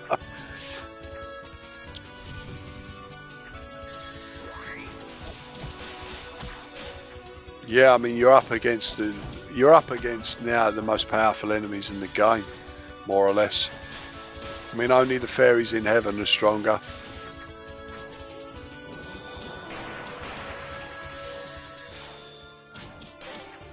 But no input lag. I mean, I didn't notice any. I mean, he kept the controls kind of simple. He just used up, down, left, right, and a combination of the two. He didn't have no Shoryukens or Tatsumakis or any of that, which I thought was pretty good. Yeah. Certainly effective. Like I say, it's not a game I'm ever likely to play. I'm quite happy to watch your playthroughs and what have you. Obviously, otherwise I wouldn't be doing this video. But yeah, there's too much involvement in this one for me. Yeah, it's a bit like that Final Fight LNS, isn't it? I mean, everything just races around the screen. It's a really intense beat 'em up. Yeah, I'm more into sedately flying spaceships around these days. I can understand that. I mean, I'd rather play a dungeon crawler. You know, they are my favourite types of games. But seriously, I mean, even when I play Captive and now I do dash about a bit, don't I? Mind you saying that about games that you've revisited, when I was setting up that Chromebook that I got, when I put Duck Station on there, the PlayStation emulator, I thought, oh well, let's see how well it runs. You know, how well this Chromebook performs. And I put Metal Gear Solid on it, and I thought, well, I'll do the bit where you get to the lift just so I can see the bit with the helicopter, because that's quite graphically taxing. Before I knew it, I've been playing the game for 2 hours. I just carried on playing. It's just one of them games for me. So yeah, I can see how easy it is for some of these games to draw you in. You know, you haven't played them for a while. You just think, oh, I'll have a quick go at this bit, and you just end up lost in it. Yeah, that's what happened with Wizardry 6. I mean, I was just going to have a quick look at the character generation, and before I knew it, I'd bloody finished it. I mean, I managed to do it in 7 hours. You know, no deaths, no restarts, no reloads, no exploits. Or no cheating, as it were. I mean, yeah, all right, I exploited the level up system a bit, but I didn't do none of that metagaming. I don't believe in metagaming personally. I just think that's cheating. I mean, if you're going to say, oh, I'll just reload it and open the chest again, you know, so it gives me what I want, it's like, yeah, all right. No, I don't like doing things like that. I mean, I know when I've been playing Elite with Lucosa, you know, we might find a really decent sort of conflict zone, and when it's over, you just basically take your ship off, get into orbit, turn around and come back and reset the instance, and you can do it again. But it's not like it's going to be a carbon copy of how it was before, because obviously the AI will move about according to how it thinks it should move about, not the same every time. But yeah, metagaming. Yeah, I've always been dubious of that, because it's just another way of saying, well, and if I don't get what I want, if things don't go the way I want, I don't have the ability to adapt to that, which just means you're a shitty games player. Yeah, I mean, all right. Not everybody has the same ability. You know, I can understand that. Like, you just want to have a bit of fun. You know, you don't want to, you know, be a world champion at the damn thing. I can respect that. But I do think metagaming, you couldn't do that in the arcades, could you? You couldn't go, oh, Dave, reset it. You know, give me my 10p back. Yeah, no. He's going to go, yeah, that's not going to happen, is it? No, I suppose the only thing that I do like that in the game I'm playing currently, which is obviously Elite, is there's a planetary sort of deserted base called Dav's Hope, and it's a good place to get materials for engineering your ship, and you can basically do a lap, pick up like 10 materials and grab one data, and then just go back to the main menu and log back in again. It resets it. It just saves a lot of time of what a lot of people complain about, the grind. But yeah, we used to do it in Elite though, didn't we? You know, pause it, press X, hold down bloody hyperspace, and you end up in witch space, so you can fight a bunch of Fargoids. It's a good way of getting your rating up. Yeah, but that's not really metagaming though, is it? No, I mean, you're basically just using a feature that was built into the game. But most people didn't know about it. I mean, it was especially easy on the BBC, because all you did was just went between two planets that had at least tech level 10, so you could buy an energy bomb. Yeah. Just go into witch space, energy bomb, go back to the station, buy another one. You couldn't do that on the 64 and the other versions, because the Fargoids were immune to the energy bomb. It destroyed the little Fargods, but not the Fargoid invasion ships. Which were damn tough, especially when you got 4 of them at once. Yeah. I mean, even with military lasers, they took a damn long time to take down. That was all good fun. I mean, I can understand some people just want to have a bit of fun, you know. To them, it's just a collect 'em up, you know. It's not about completing the game perfectly or doing it on one life or doing it on one credit even. I mean, I know that's the way you feel, you know. I remember you used to say you used to play like Knights of the Round with Brenda. Yeah, it don't matter how many credits you use. Who cares? You're just having a bit of fun. Yeah, it's when you try and pass it off as a one credit thing. Yeah. That's when the issue starts. Yeah, that's when I get a bit upset. It's like that Deshmoo guy people think that his 64 playthroughs are so impressive. Yeah, until he admitted they were all save stated. Yeah, I know you used to get a bit frustrated when we was playing like a Street Fighter or Maximum Impact, and I'm like, well, I don't care if I win or not. I'm just enjoying playing it and having a laugh, my mate. And you're like, no, you need to be more competitive. I'm like, yeah, bollocks to that. Let's just have a laugh. So that's where me and you differ greatly on games. You want to win and turn them inside out, whereas me, I just want to look at the graphics and the music and enjoy myself. Well, I suppose it's because I was never good at sport. I mean, as you know, I've got terrible eyesight and I've got terrible hand-eye coordination. And even before I had the ME, I was gangly when I was lanky. Yeah. I'm clearly not built for sport. I mean, I weren't a bad long-distance runner, but there was no way I was ever going to be an Olympiad or an athlete. So for me, I get some satisfaction out of, actually being able to win at something. Yeah, it's understandable. Well, you look at me. I'm 50 in a couple of weeks. I'm overweight, but within the last 6 months, I've managed to get a red belt in jiu-jitsu, and that's hard work. I do not give those things away. I had to work for that, and being fairly unfit and getting on a bit for doing physical activity, for me, that's a massive achievement. That's it. I mean, Christ, my flipping former Japanese girlfriend Miki, it was like she hated otaku, she did. She was a typical Japanese girl in that regard. Not very friendly towards otaku. And it was like, what do you have to be proud of? And I thought, well, I wouldn't say I was proud of being a good games player. It's more a case of, it's like Villa once said in Blake 7, isn't it? Thieving isn't what I do, it's who I am. Yeah. And it's the same with me. Gaming it's who I am.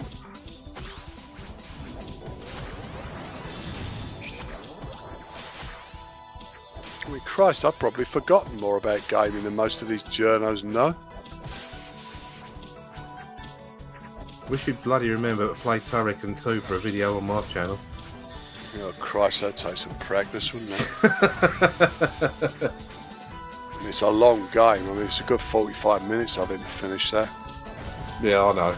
I mean, it's not a difficult game. It's just a matter of routing it again, isn't it? You got to remember where all the gems are, and I mean, I could probably just do a quick playthrough of it and lose a ton of lives in the process. But to actually do a no-death playthrough, that would take a bit of routing, like in the past.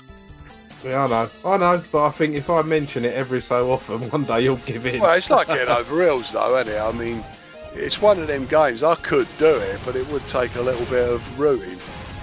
This bit's terrible here, because you've got to keep destroying these bloody orbs, otherwise the enemies are invincible. Yeah, I mean, Head Over Hills. I mean, I did Maristis, didn't I? Which is a very similar game. It's a really good game, Maristis is. It is basically Night Law, which came out long before Head Over Hills did. Yeah, it's true. But yeah, as I always say, Touhou Project makes everything 100% better. You take any game and make a Touhou version of it, and it's just instantly 100% better. I've played so many games that are clearly, Mega Muddy. I haven't played Mega Muddy, but it's Mega Man. But it's Marissa instead. It just instantly makes it better. Yeah, I suppose, if you're into the characters as much as you are, yeah, definitely. Yeah, it's like I've been playing this Final Fight LNS. I mean, I've been playing like Pink Ostrich, who I know you think stupid. But to be honest, I never even knew about Battle Circuit. I mean, it's a Capcom game. It was one of their last beat 'em ups, Battle Circuit. And it's got some dopey bloody character in it called Pink Ostrich, which is some little girl called Paula Abdul, which is a play on Paula Abdul. Riding on the back of a giant pink ostrich. And me being me, I would pick the stupid character. But I've been playing Moria, because she's got a really long reach with her sword from Shadow over Mystara, and Valletta, or baby Bonnie Hood from Darkstalker's Vampire. Yeah, because me, I always gravitate towards the cute characters. I did tell Nestor in his latest stream. I'm glad I was really happy to hear you putting Athena and Ingrid in it. I mean, I don't care about any of the male characters. Yeah,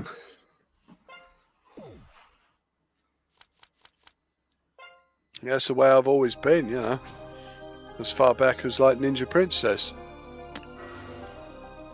I mean, Christ, they go on about this, Horizon Zero Dawn, and the Horizon series of games. And it's like that character was like the first woman to ever appear in a computer game. That's the way they talk. But I was playing Ninja Princess, back in the early 80s. So I think like you're a bit late. Yeah. I mean, Kurumi, or Princess Kurumi Archer. Actually, I think it's Kurumi Hime, actually. Yeah, I think she was the first female character I ever played in a computer game.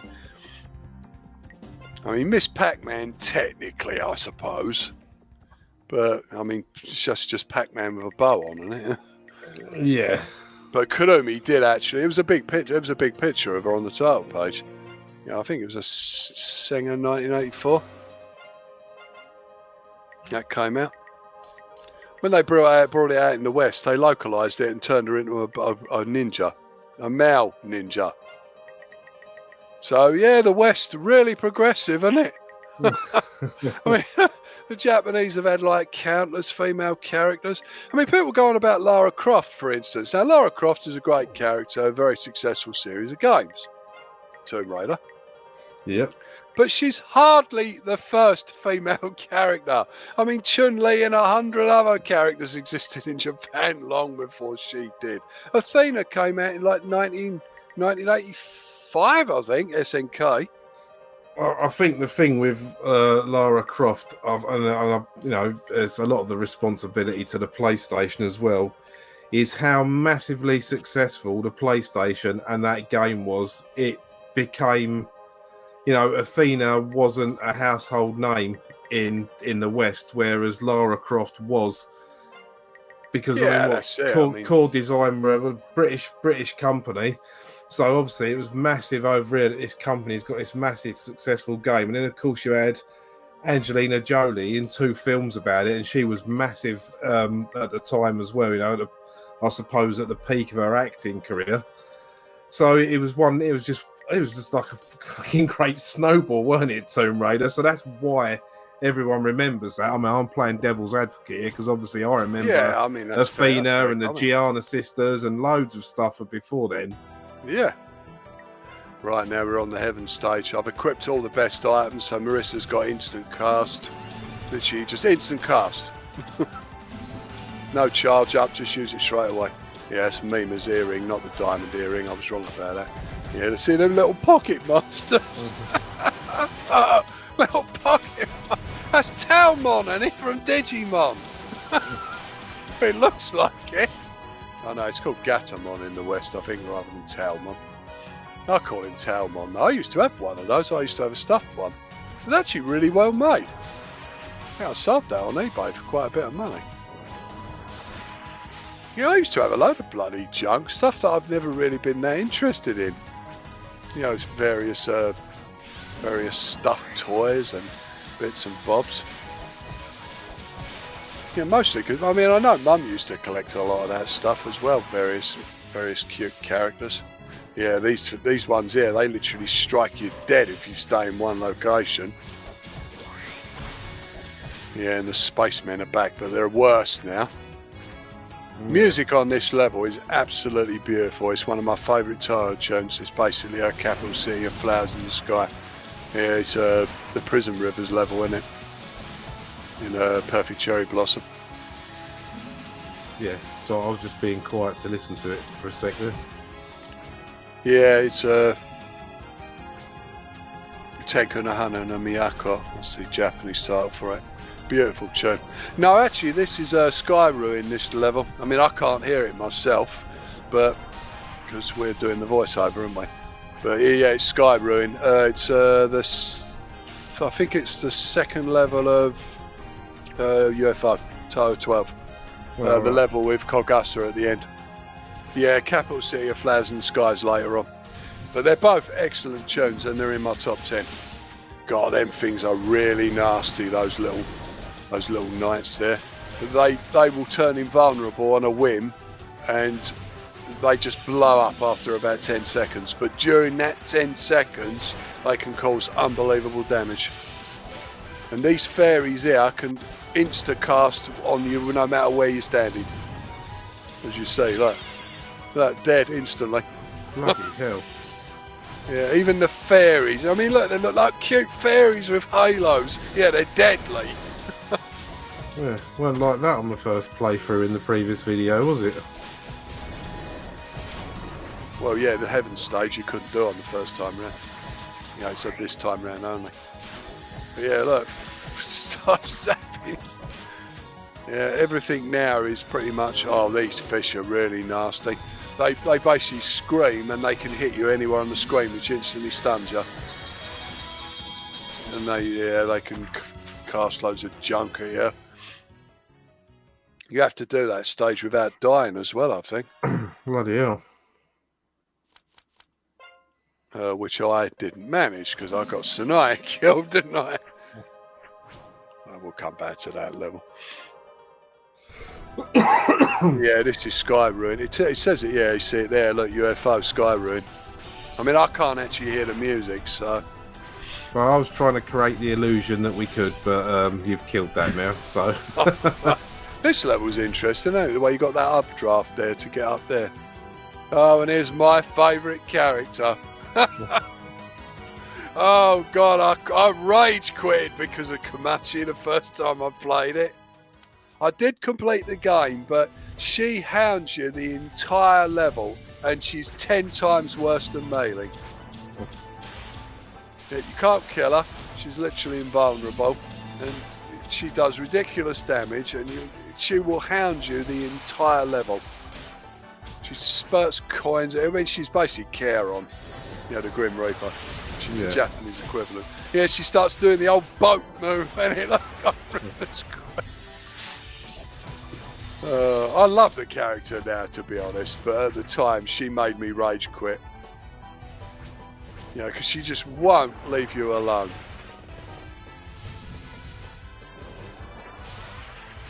I mean, you're trying to dodge her as well as all this other garbage, and you've got to fight all the fairies and all the other flipping junk flying around the screen. And she keeps doing that boat move, running you down with it. Yeah, because she's got infinite spell points. Yeah, I mean, that boat move does look a bit like Monkey's Cloud from the old TV series. Yeah, it's funny you mentioned it. I did mean to mention that myself. Yeah, the Japanese version of that, or the Chinese version, because it's obviously a Chinese legend. The Japanese version of it was actually called the Monkey King Journey to the West. Yeah, the version we got actually wasn't translated either. The guy that did it couldn't speak a lick of Japanese. They literally made it up as it went along. Well, you know, they didn't do a bad job of that. Well, they did better with that than they did with Battle of the Planets. Let's put it that way. At least they, yeah. At least with the Monkey series that we used to get on a Friday night on BBC Two or whatever it was. At least they had books to look at of the legend, rather than just completely making it up. Yeah, this bit here, you have to cause 30,000 damage to Komachi. 30,000. So, you know. Yeah. But she's invincible. She can't be killed until you reach that 30 grand. Oh no, it's more than that. Look, it's 40,000, wasn't it? It was 50,000. No, it's 50,000. No, it's even worse. And you got those little fairies keep appearing and helping her out. Yeah. I mean, it could have been 60. When I looked at it, it was at 50,000, so... It's a big number. And she keeps doing that boat move. God, I prefer Futon's boat. But yeah, she's Charon, essentially. She is the Japanese equivalent of... It doesn't take too long to get the damage out of her. Don't kill her, though. She just keeps following you. But yeah, she's Charon, essentially, the Japanese equivalent of the ferryman of the River Styx, except for it's called Sanzu Nakawa, Sanzu River. And she's basically a Shikigami or a god of death. Shinigami, not a Shikigami. Shikigami is a familiar. Different type of yokai, like Chen and Lan. But yeah, those things like dead. And that was Reimu who got killed there, not one of the weaker characters.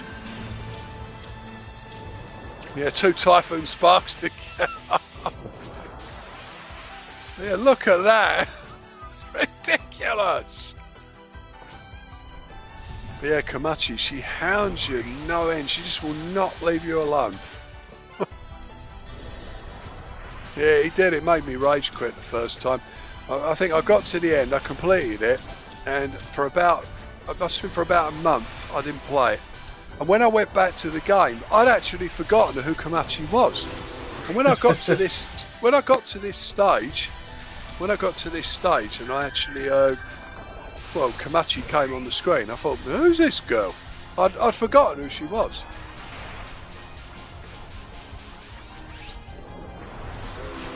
Certainly giving you a hard time. Yeah.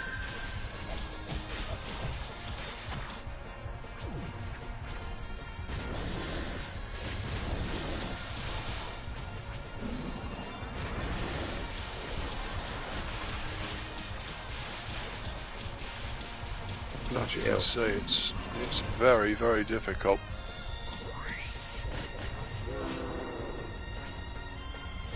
That damn fish stuns you.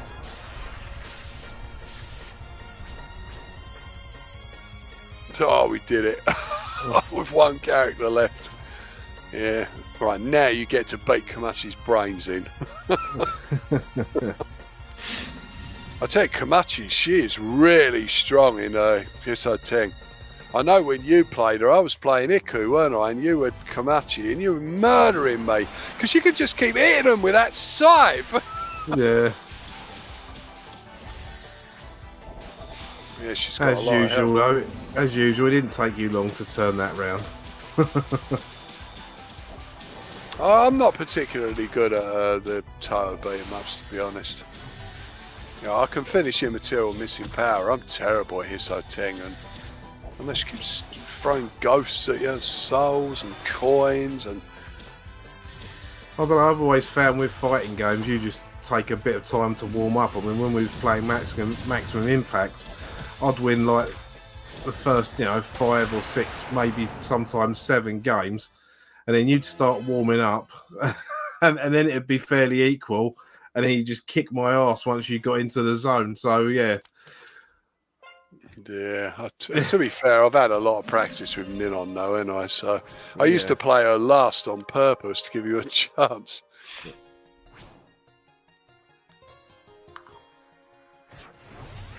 Yeah, King of Fighters 15's out, by the way, but I don't think Ninon's in it. Not from what I can see. I don't like the art style, to be honest, so I doubt I'll be playing it. I've heard rumblings of Street Fighter 6 as well. Yeah. I mean, I didn't particularly like the art style of King of Fighters 14, so all the voice acting, they changed all the voice actresses except for Athena. I quite like the art on 13, the one we both bought, but yeah, the game was just, all the timings were weird on it. Yeah, it's got very tight timings, King of Fighters 13. I mean, it's almost as bad as 03. That's got very tight timings. I mean, you compare that to Maximum Impact 2, and the timings were very lenient in there. Yeah, I mean, out of the 3 of them, I mean, my favourite one was Regulation A of the Maximum Impact games. Yeah, Regulation A is certainly more polished, being an arcade game. I mean, you don't get as many outfits, and the AI is brutal. You play it on anything other than normal, and yeah, it is incredibly difficult. People say those games are easy. No, they're not. They're easy if you're Daigo. Street Fighter champion of like the universe. They're not easy for the average person. I've had people say in my comments, you know, they marvel at the fact that I managed to do the kumite, you know, the 200 fights. They said like they've tried and tried and tried and they just can't do it. But yeah, this is Capital City of Flowers in the Sky, this tune, isn't it? This is my second favourite tune in all the Touhou Project. I mean, nothing beats Suika's tune, as far as I'm concerned. You know, on his island in the fairyland. No, I'm biased. No guessing what your number one is then. Yeah, Suika is my favourite character. Now, Marissa's a close second and Yoma's a close third.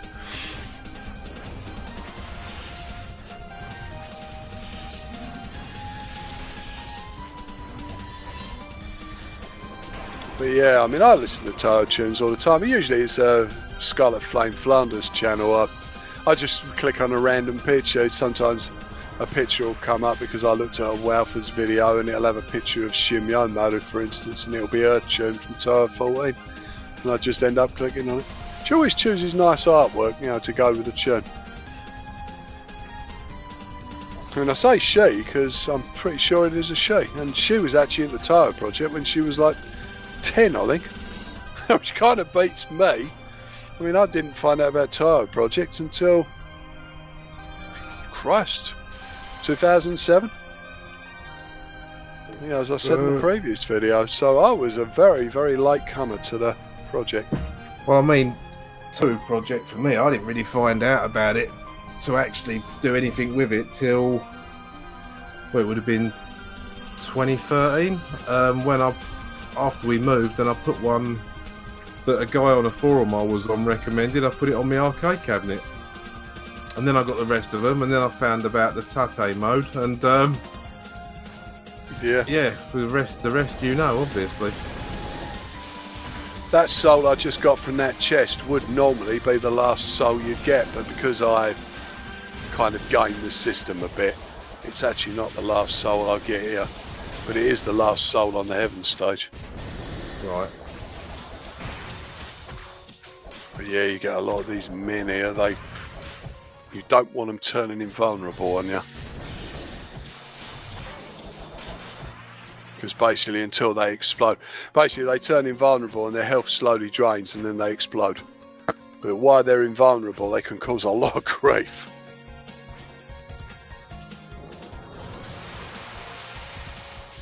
Haha, divine intervention, isn't it? Gets them every time. You don't want to get zapped there. Oh, these blooming fish monsters.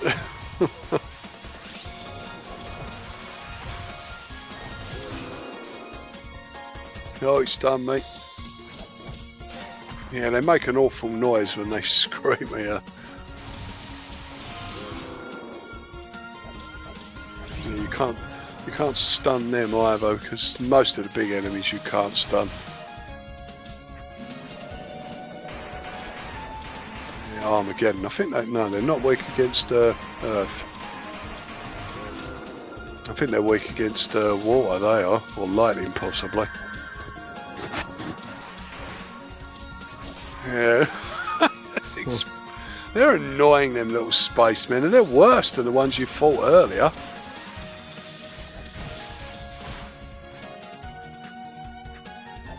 That's it, now you can get that switch. All these switches I'm getting here are slowly removing the 6 barriers that were on the other side. Right. And that's it, you can run past this bit, and now you get one final valve. Now they literally chuck everything at you at once.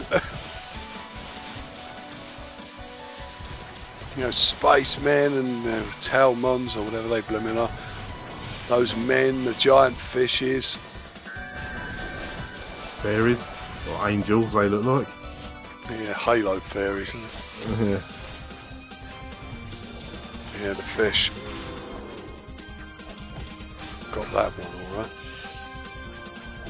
Yeah, there's 5. There was basically 5 barriers there, and you had to get 5 switches.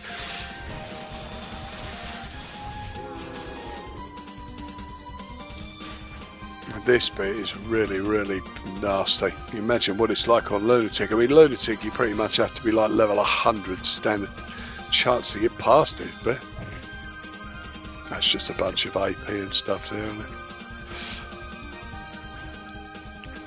And that's it. And now you get the final battle, which I believe we watched in the past, didn't we? We saw another guy doing this battle. Yeah, I think we did. And basically you have to fight Tenchi and Iku. I mean, Tenchi is a celestial, so she lives in heaven, and Iku is the messenger from the Dragon Palace. What they call an oarfish. I love Iku's theme. It is really enigmatic. I don't particularly like the character. I think she's a little bit too prissy. I like her model though. I mean, I paid 92 quid for that. I know you said I was bonkers, but it's such a nice model. You know, with the drill, well, the way she does like kind of drill, doesn't she, when she unfolds her costume when she hits you. But Tenchi's the character you need to concentrate on here because she does a lot of damage. She keeps whacking you with keystones like that. Makes rocks fly everywhere. Iku just chucks lightning about and she's very slow moving. So concentrate on Tenchi. Yeah, you got to watch her. Sometimes she'll teleport on top of you and she'll start whacking you with that sword of hers. If you're not hypered, you can't get out of it. Yeah, Iku really just gets in the way. She doesn't really actively come after you. Once the characters get down to 2 bars or lower, they will automatically hyper, and now they start hitting you with a double spell card. Which does insane damage. Yeah.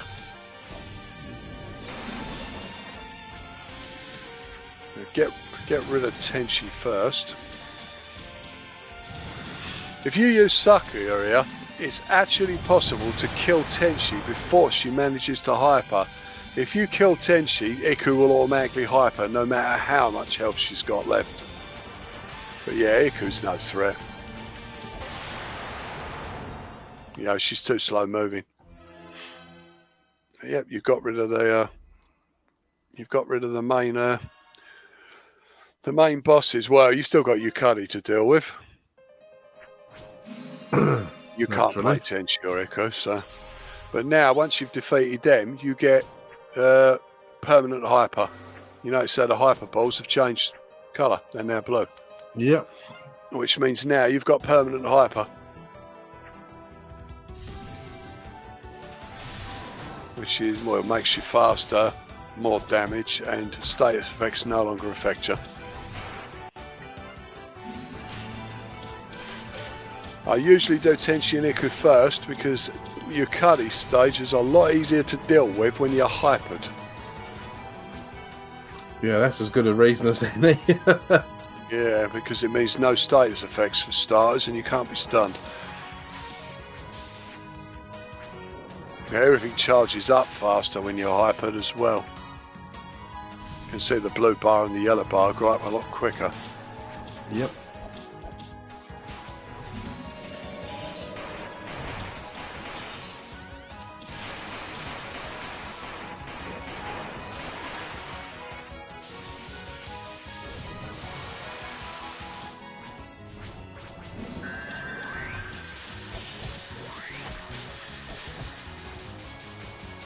But yeah, we are getting close to the end of the game now. It's just a matter of doing Yukari's stage and Yokai Reunion.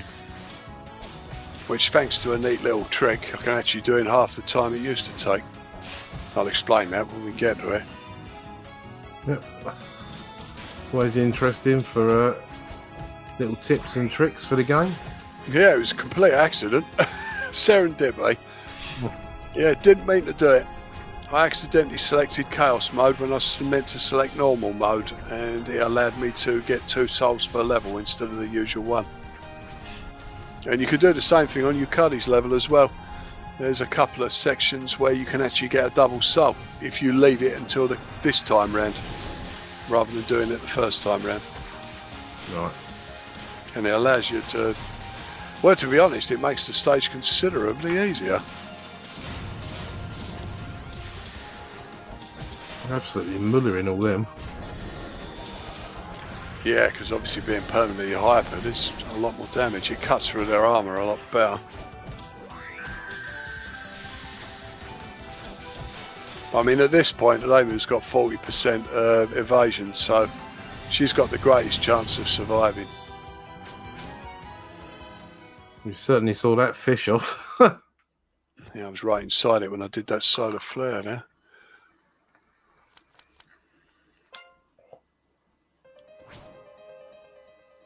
Yeah, that's the heaven stage.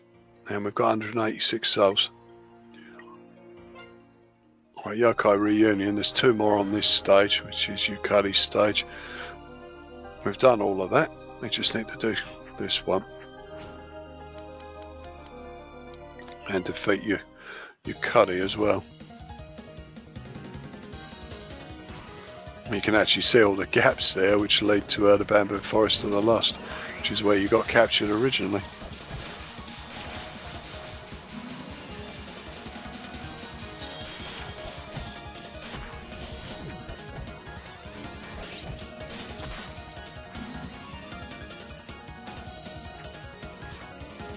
How long did it take him to make this game? Because, I mean, there's a lot in it. I don't know, to be honest. It's got to be more than a few months. Yeah, this ain't a weekend job. No, not at all. I'd say it probably took a year. I didn't ask him, to be honest, but I know there were several versions because I've seen videos of the earlier versions of it online where things were missing.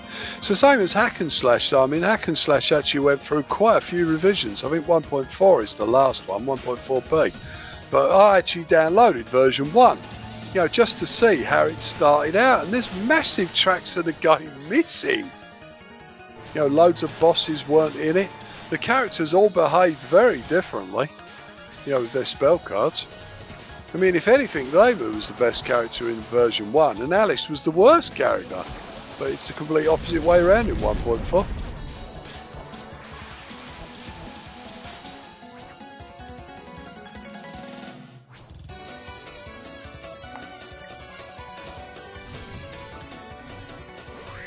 Yeah, you'll have to ask him how long it took him from when he first started to the, you know, the finished version. I always find it interesting at how long it takes people to code these things. Or I know technically using the game maker isn't coding as such, but obviously he still has to, you know, rip all the graphics and the sound and what have you. Yeah, it's all got to be put together. I mean, it's a masterclass in management, I think. Resource management. Definitely. Yeah, asset management. He's done such a good job putting it all together. I mean, even if you do criticise the fact that, you know, he's used existing assets, you can't fault the fact that he put it together so well. No, not at all. I mean, yeah, right, using existing assets is a nice shortcut to use. But, you know, he's never charged for the game, has he? So... Not at all.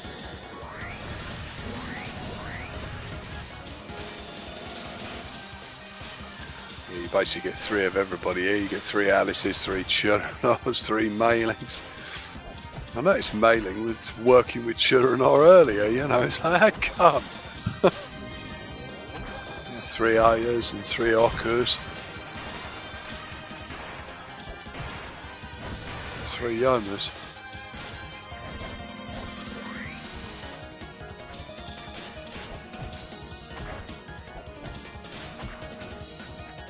But Yoma, she partially slows down the game as well, the same as Sakuya does. Well, there's actually a hidden door over here. I didn't do it on the first time round because on the first time round this is very difficult. You notice you only have to kill 50 enemies here. On the first time round you have to kill 100 enemies. And it's a lot more difficult. Now you think, oh yeah, but you've still got to do the other one, haven't you? Well, no, if you actually leave it to this time round, it'll give you both souls. Oh, that's useful. Effectively skipping a level. Yeah, discovered it by accident. Yeah, you get a lot Another of nice these little annoying exploit. Yeah, saves you some time. But this one's actually easier as well. The first time round, 100 enemies, it takes you a long time to take them all down. But here it's only 50. I mean, I'm already at 12 left.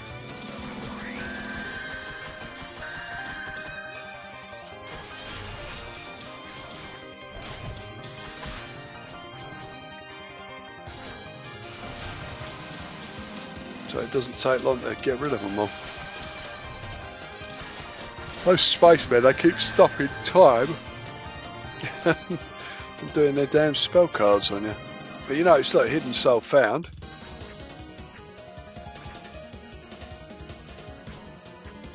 It's giving you both of them.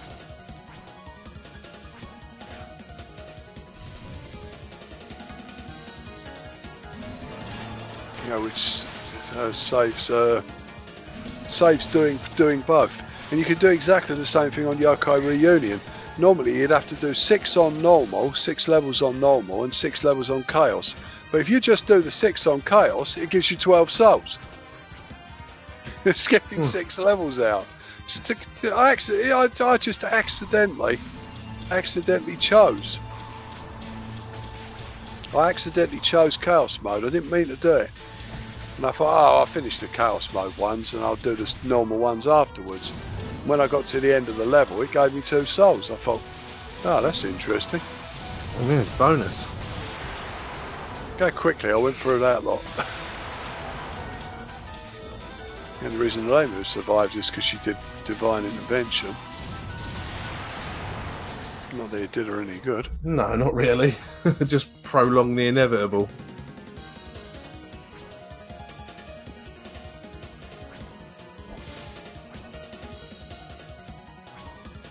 That's just in case I die, because basically if you die the doors don't shut, they stay open, so you don't have to do these bits a second time.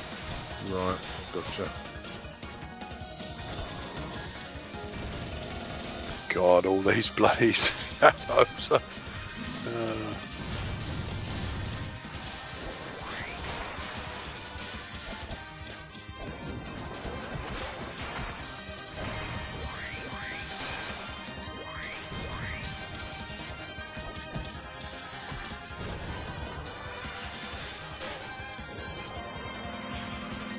Right, that's all of them gone. Yeah, I suppose people might say there's a tiny bit of slowdown when there's a lot of stuff happening, but it doesn't seem to affect the gameplay at all. No, that slowdown there is basically Yomu. Essentially, Yomu makes the game slow down. You remember in the original that she makes things slow down, doesn't she? Oh yeah, of course she does. All right, I'll take. Even included that. Yeah, Yomu literally makes the bullets slow down. It's to put you off, just like in the original. Yeah, you Cuddy, she's not too bad for the first four bloody and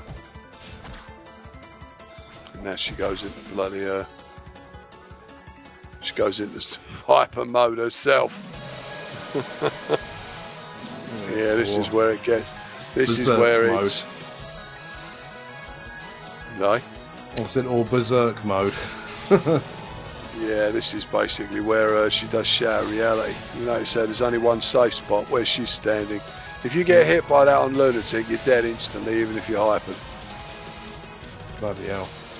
But the good thing is, when she does shatter reality, she turns her hyper off temporarily, and that's when you can whop her. And she's turned it back on again. Look. And all flipping gaps, all exploding, flying out of her.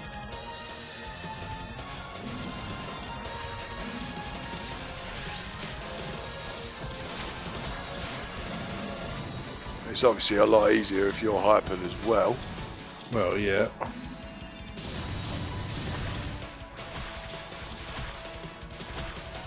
And she keeps kicking out of gaps. Yeah, while she's hypered, she takes almost no damage. Oh God, more exploding gaps. But she is extremely difficult on Lunatic. That's usually where my Lunatic runs just get screwed up. Because Yukari can really, really sting, you know, when she does shatter reality. Yeah, but we got it there. Now you can recruit your cuddy.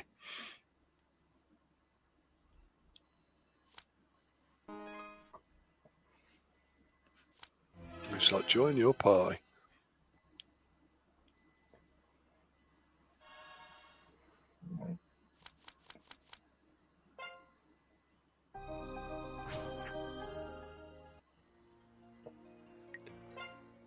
Right, that just leaves Yokai Reunion. Basically, what you've got here are 6 levels of all the enemies you've fought in the game. So this one's based on the Forest of Magic, so you get all the Forest of Magic enemies. Now, I think you get some of the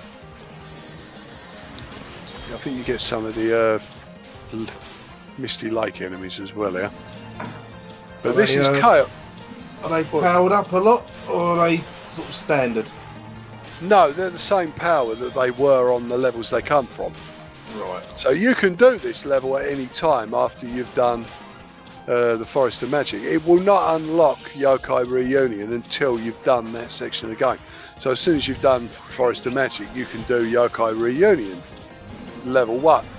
But you can't do level 2 until you've unlocked Misty Lake. Just like you can't do the Chaos ones until you've reached Chaos mode and unlocked those ones.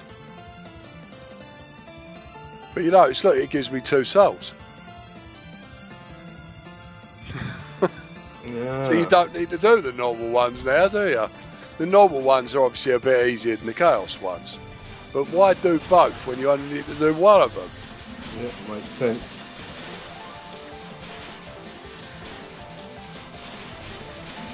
But yeah, essentially now you get some of the Scarlet Devil Mansion, where you get Scarlet Devil Mansion enemies, and some from Misty Lake again.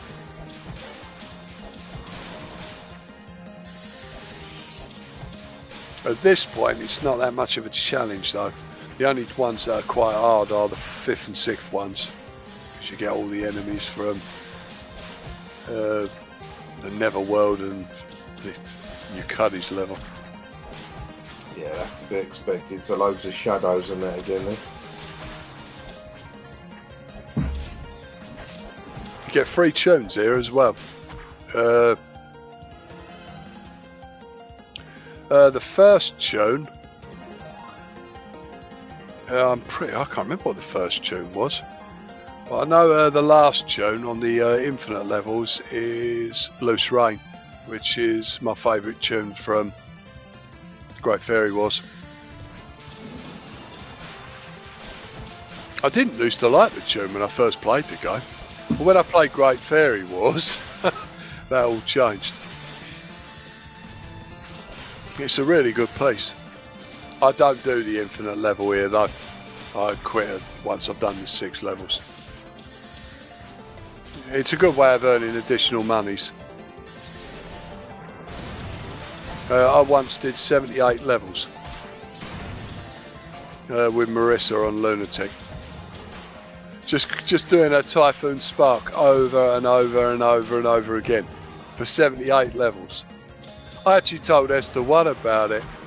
I said that it was like about 2 o'clock in the morning. I was half asleep and I was literally just pressing the space bar over and over and over with Marissa's Typhoon Spark. And I said I got to about level 78. He said it's easier with Aya. You know, you can just keep doing a Piercing Gust move.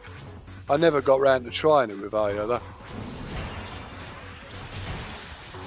Yeah, these are the enemies from the underworld. Yeah. Weird stone men with the yellow eyes. I find them quite amusing.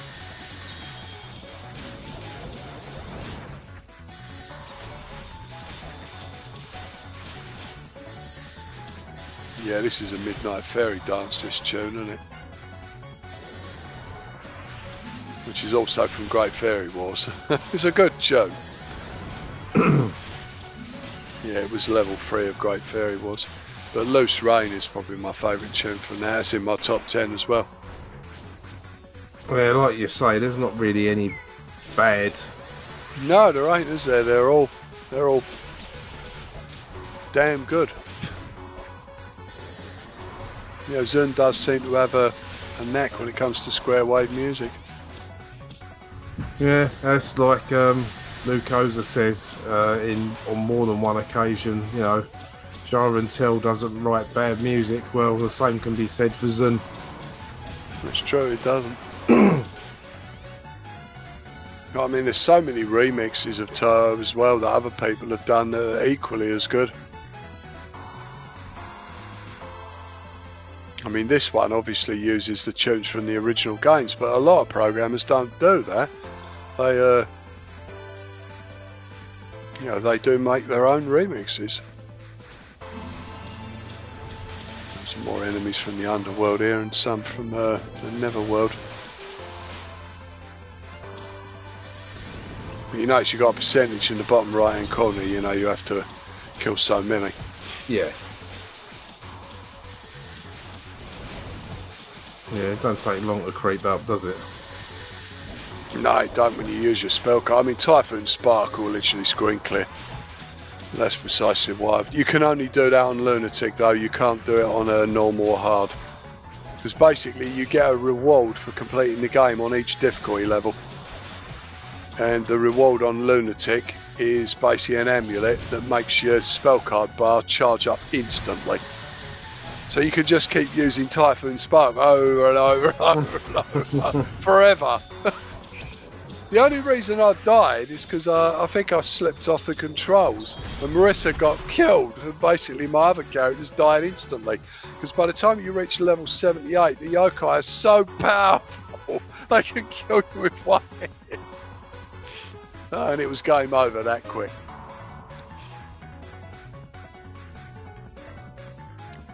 But yeah, this is like the 6th wave. Yeah, I can't remember the first tune. I mean, it did tell you, didn't it, in the top right-hand corner? Yeah, I wasn't looking at that. I was looking at the percentage. I didn't look at it either. I don't think it's Great Fairy Wars. 2 of them are for Great Fairy Wars. I think the first one... Yeah, I think it's from Imperishable Night. I can't remember which one it is from Imperishable Night, though.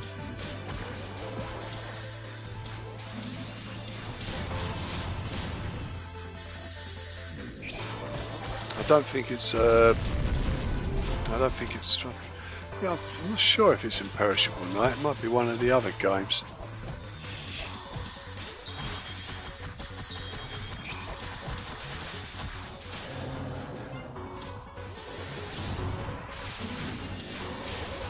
Yeah, it is. It's Imperishable Night. It's level 4, the tune just before you reach the Lamer, isn't it? Or Marissa if you're playing Lamer. Yeah, it's Imperishable Night level 4. I can't remember what the tune's called though. It's a really good piece. The thing I like about that tune is the way the tune kind of, it reaches a crescendo just as Lamer appears, doesn't it? Or Marissa appears. You know, it's all, I always liked the way Zun did that.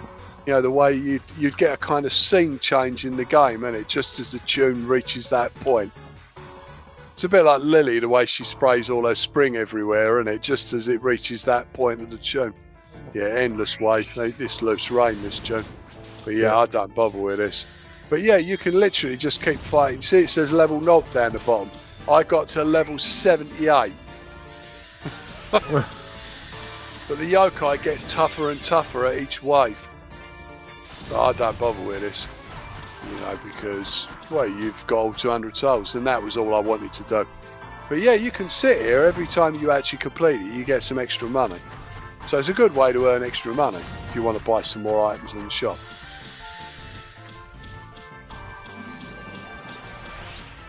Are there many better items than what you've got? I mean, is it worth getting more items and doing another playthrough? Well, I mean, I know which items are good. I mean, for the average person, it's certainly a good place to grind if you are having a bit of trouble with a certain section.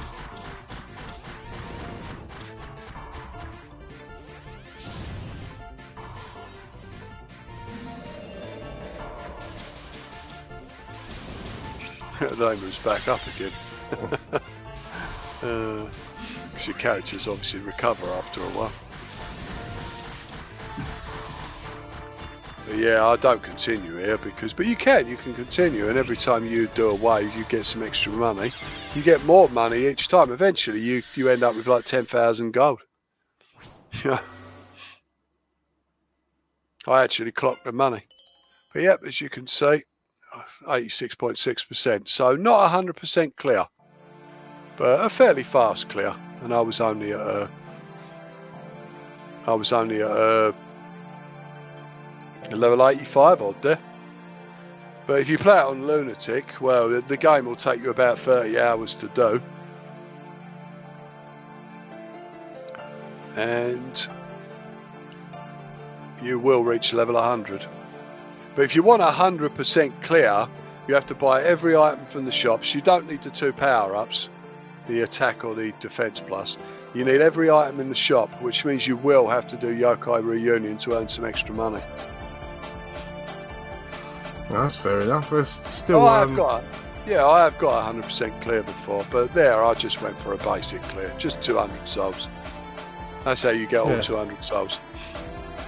Yeah, I mean, it's not necessarily, like I said, you know, my type of game particularly, but it's definitely interesting to watch with you explaining. I mean, I know we went off track a little bit, like we always do when we make videos on my channel, but you know, it's always interesting. Games, wasn't it? Yeah, it's interesting to watch something like that being played through. Yeah, I mean, I might give it another go at some point in the future. I mean, it's one of them things that I just have to be in a certain mindset.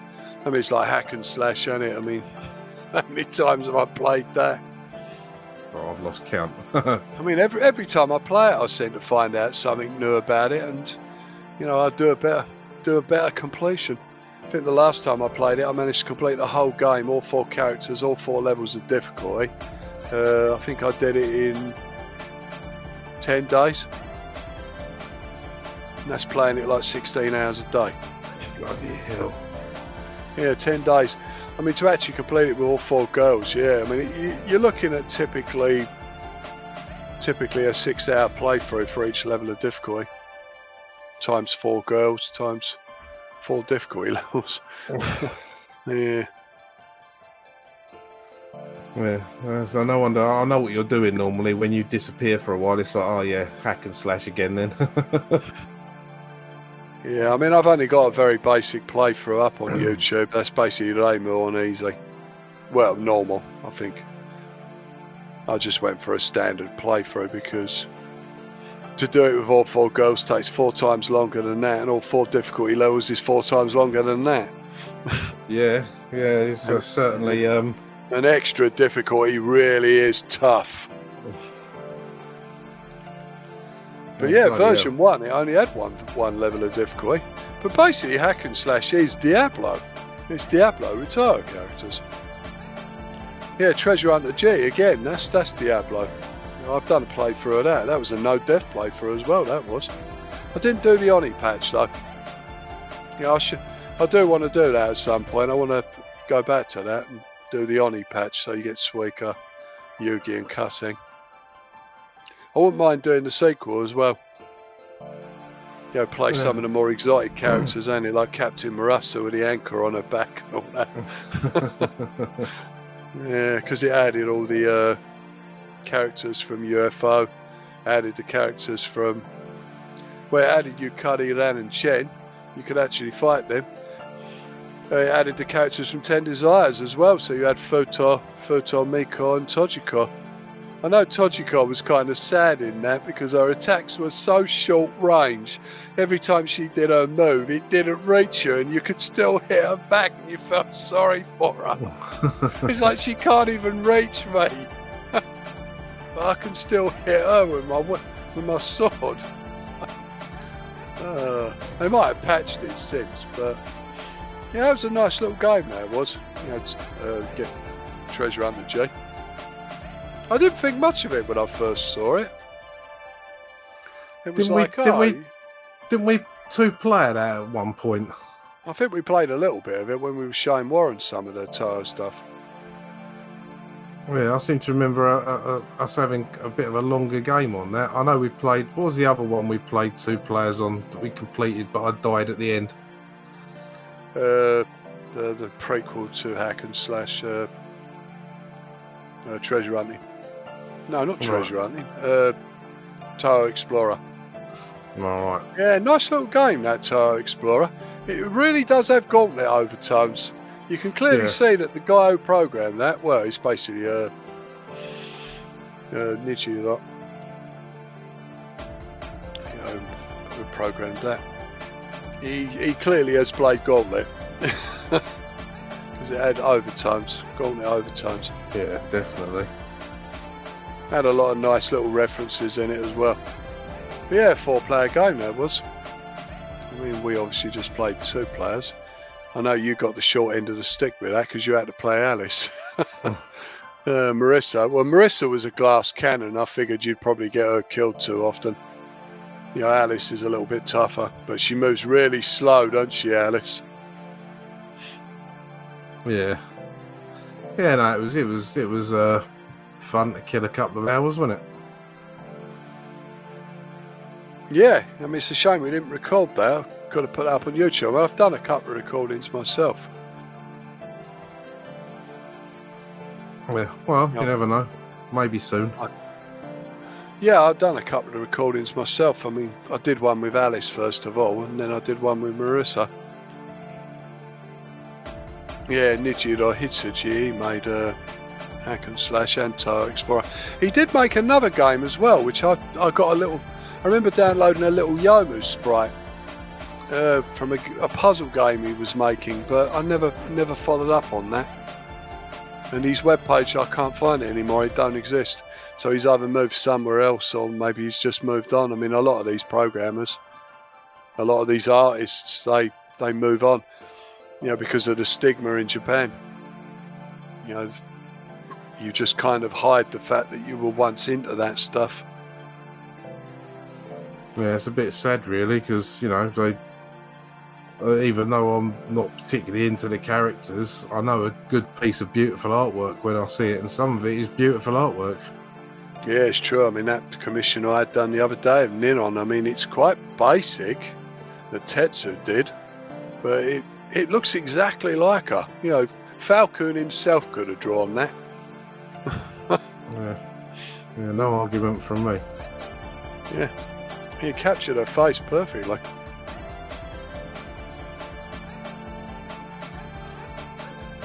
Well, cheers for inviting me along for this one. Yeah, so it's certainly been a long one, this, hasn't it? Yeah, we'll have to do something shorter in the future. I mean, I would like to do the playthrough of, you know, UN Sekai, you know, the prequel to Gensoku no Nazo. I mean, that's probably one of my proudest playthroughs, that is, because I really worked hard at that to actually complete it on one credit, you know, without restarting. I mean, it's challenging, but I did find a way of doing it by using an exploit again. Yeah, I exploited the bit where you fight Rumelia, where it's actually possible to get to Flan's stage a lot earlier in the game than you're supposed to. Because once you beat Flan, which is not that difficult, Flan's kind of formulaic once you learn her patterns. You know, you pretty much get infinite lives as soon as you beat Flan, and the rest of the game is a cakewalk then. But I was really proud of that playthrough. Well, that's definitely something we can look at in the future. Yeah, I mean, it's like the other one I did with a bow-legged Reimu, isn't it? Yeah, that one with the one where she's swording everything. I'm not sure why she suddenly takes up sword play, but I think the only thing really wrong with that game, that was Touhou Mumyokeng, wasn't it? Inexperienced sword, I think it means. The only thing wrong with that game was there was a lot of unnecessary grinding in it. But I like the twist at the end of the game, the way she meets Vic Viper 10. My brother didn't think that was funny. I just burst out laughing when I saw that. I thought, Vic Viper 10. Well, obviously the guy's a bloody fan of Gradius, isn't he? So he put Gradius in Touhou Project. I knew it was going to be Vic Viper 10 as soon as I heard the music on the last level. departure from space. I thought, oh no, it's Gradius. I thought, it's going to be Vic Viper 10 at the end of the game, isn't it? And it was. Bloody difficult character to beat, though. She murdered me the first time I got to her. She basically cast Gradius attacks on you, multiples and bloody lasers, ripple laser. I beat her on normal. I mean, the playthroughs that are on YouTube, they're on easy. But I've done it on normal with both Ramu and Flint, because he added a Flint patch. But I didn't put those recordings up. Maybe in the future. Yeah. The Touhou, it's very difficult to find a Touhou game that's bad, isn't it? I mean, they're all likeable in their own way. Even the silly ones like bloody Mogu Mogurumia, where you like fly along, eating fairies. Gobbling up fairies as they're coming towards you, and Chirinod Bottle Rocket, where Chirinod's holding a bucket of pop and she shakes it, and then you press the button at the right moment and she goes into orbit on a bottle rocket and it measures your distance. It's stupid, but it kind of it's kind of endearing for the character. Yeah, there's loads of stuff I've seen but I haven't played. I mean, it's one of those franchises I just don't think you'd ever run out of games to play. No, not unless you had something that meant you didn't have to sleep for 6 months. That's true, isn't it? But yeah, that's it for Wandering Souls anyway.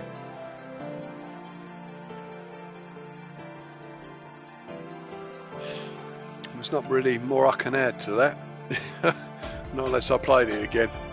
I mean, I might discover something new, but from watching the video again, I can't see anywhere where I could really improve on that particular playthrough, other than doing it quicker and not dying on patching. Yeah. And forgetting to pick up souls on certain levels, or accidentally using a spell card when it tells you not to use them.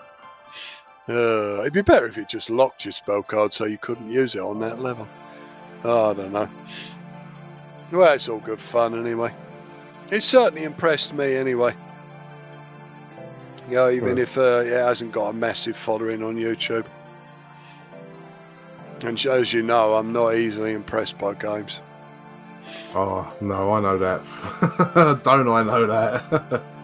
Yeah, it usually takes something out of the ordinary for me to take notice. Simply because I've played so much stuff over the years. I mean, it's very easy for me to dismiss something and say, yep, same as Julian Rignall used to do on Games Master. It's like, yep, seen it before, how about something new?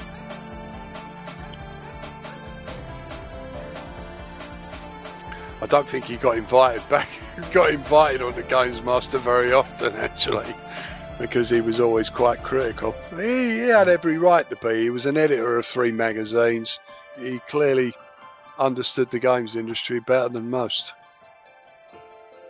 Yeah, definitely. I wish I'd got to play him in a Zap challenge, at something like Paradroid. Because he nearly always won the Zap challenges. They used to invite someone in, didn't they? Someone who claimed they were good at a game, and then Rignall would pound them into the dust. Yeah, he's good like that. Yeah. I don't think he ever lost a Zap challenge.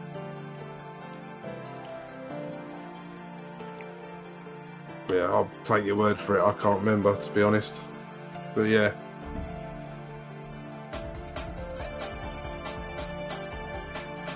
But yeah, I suppose that's it then. Shall we call it a day there?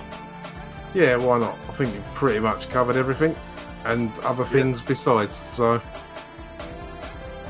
yeah, I suppose till our next video then. Laters.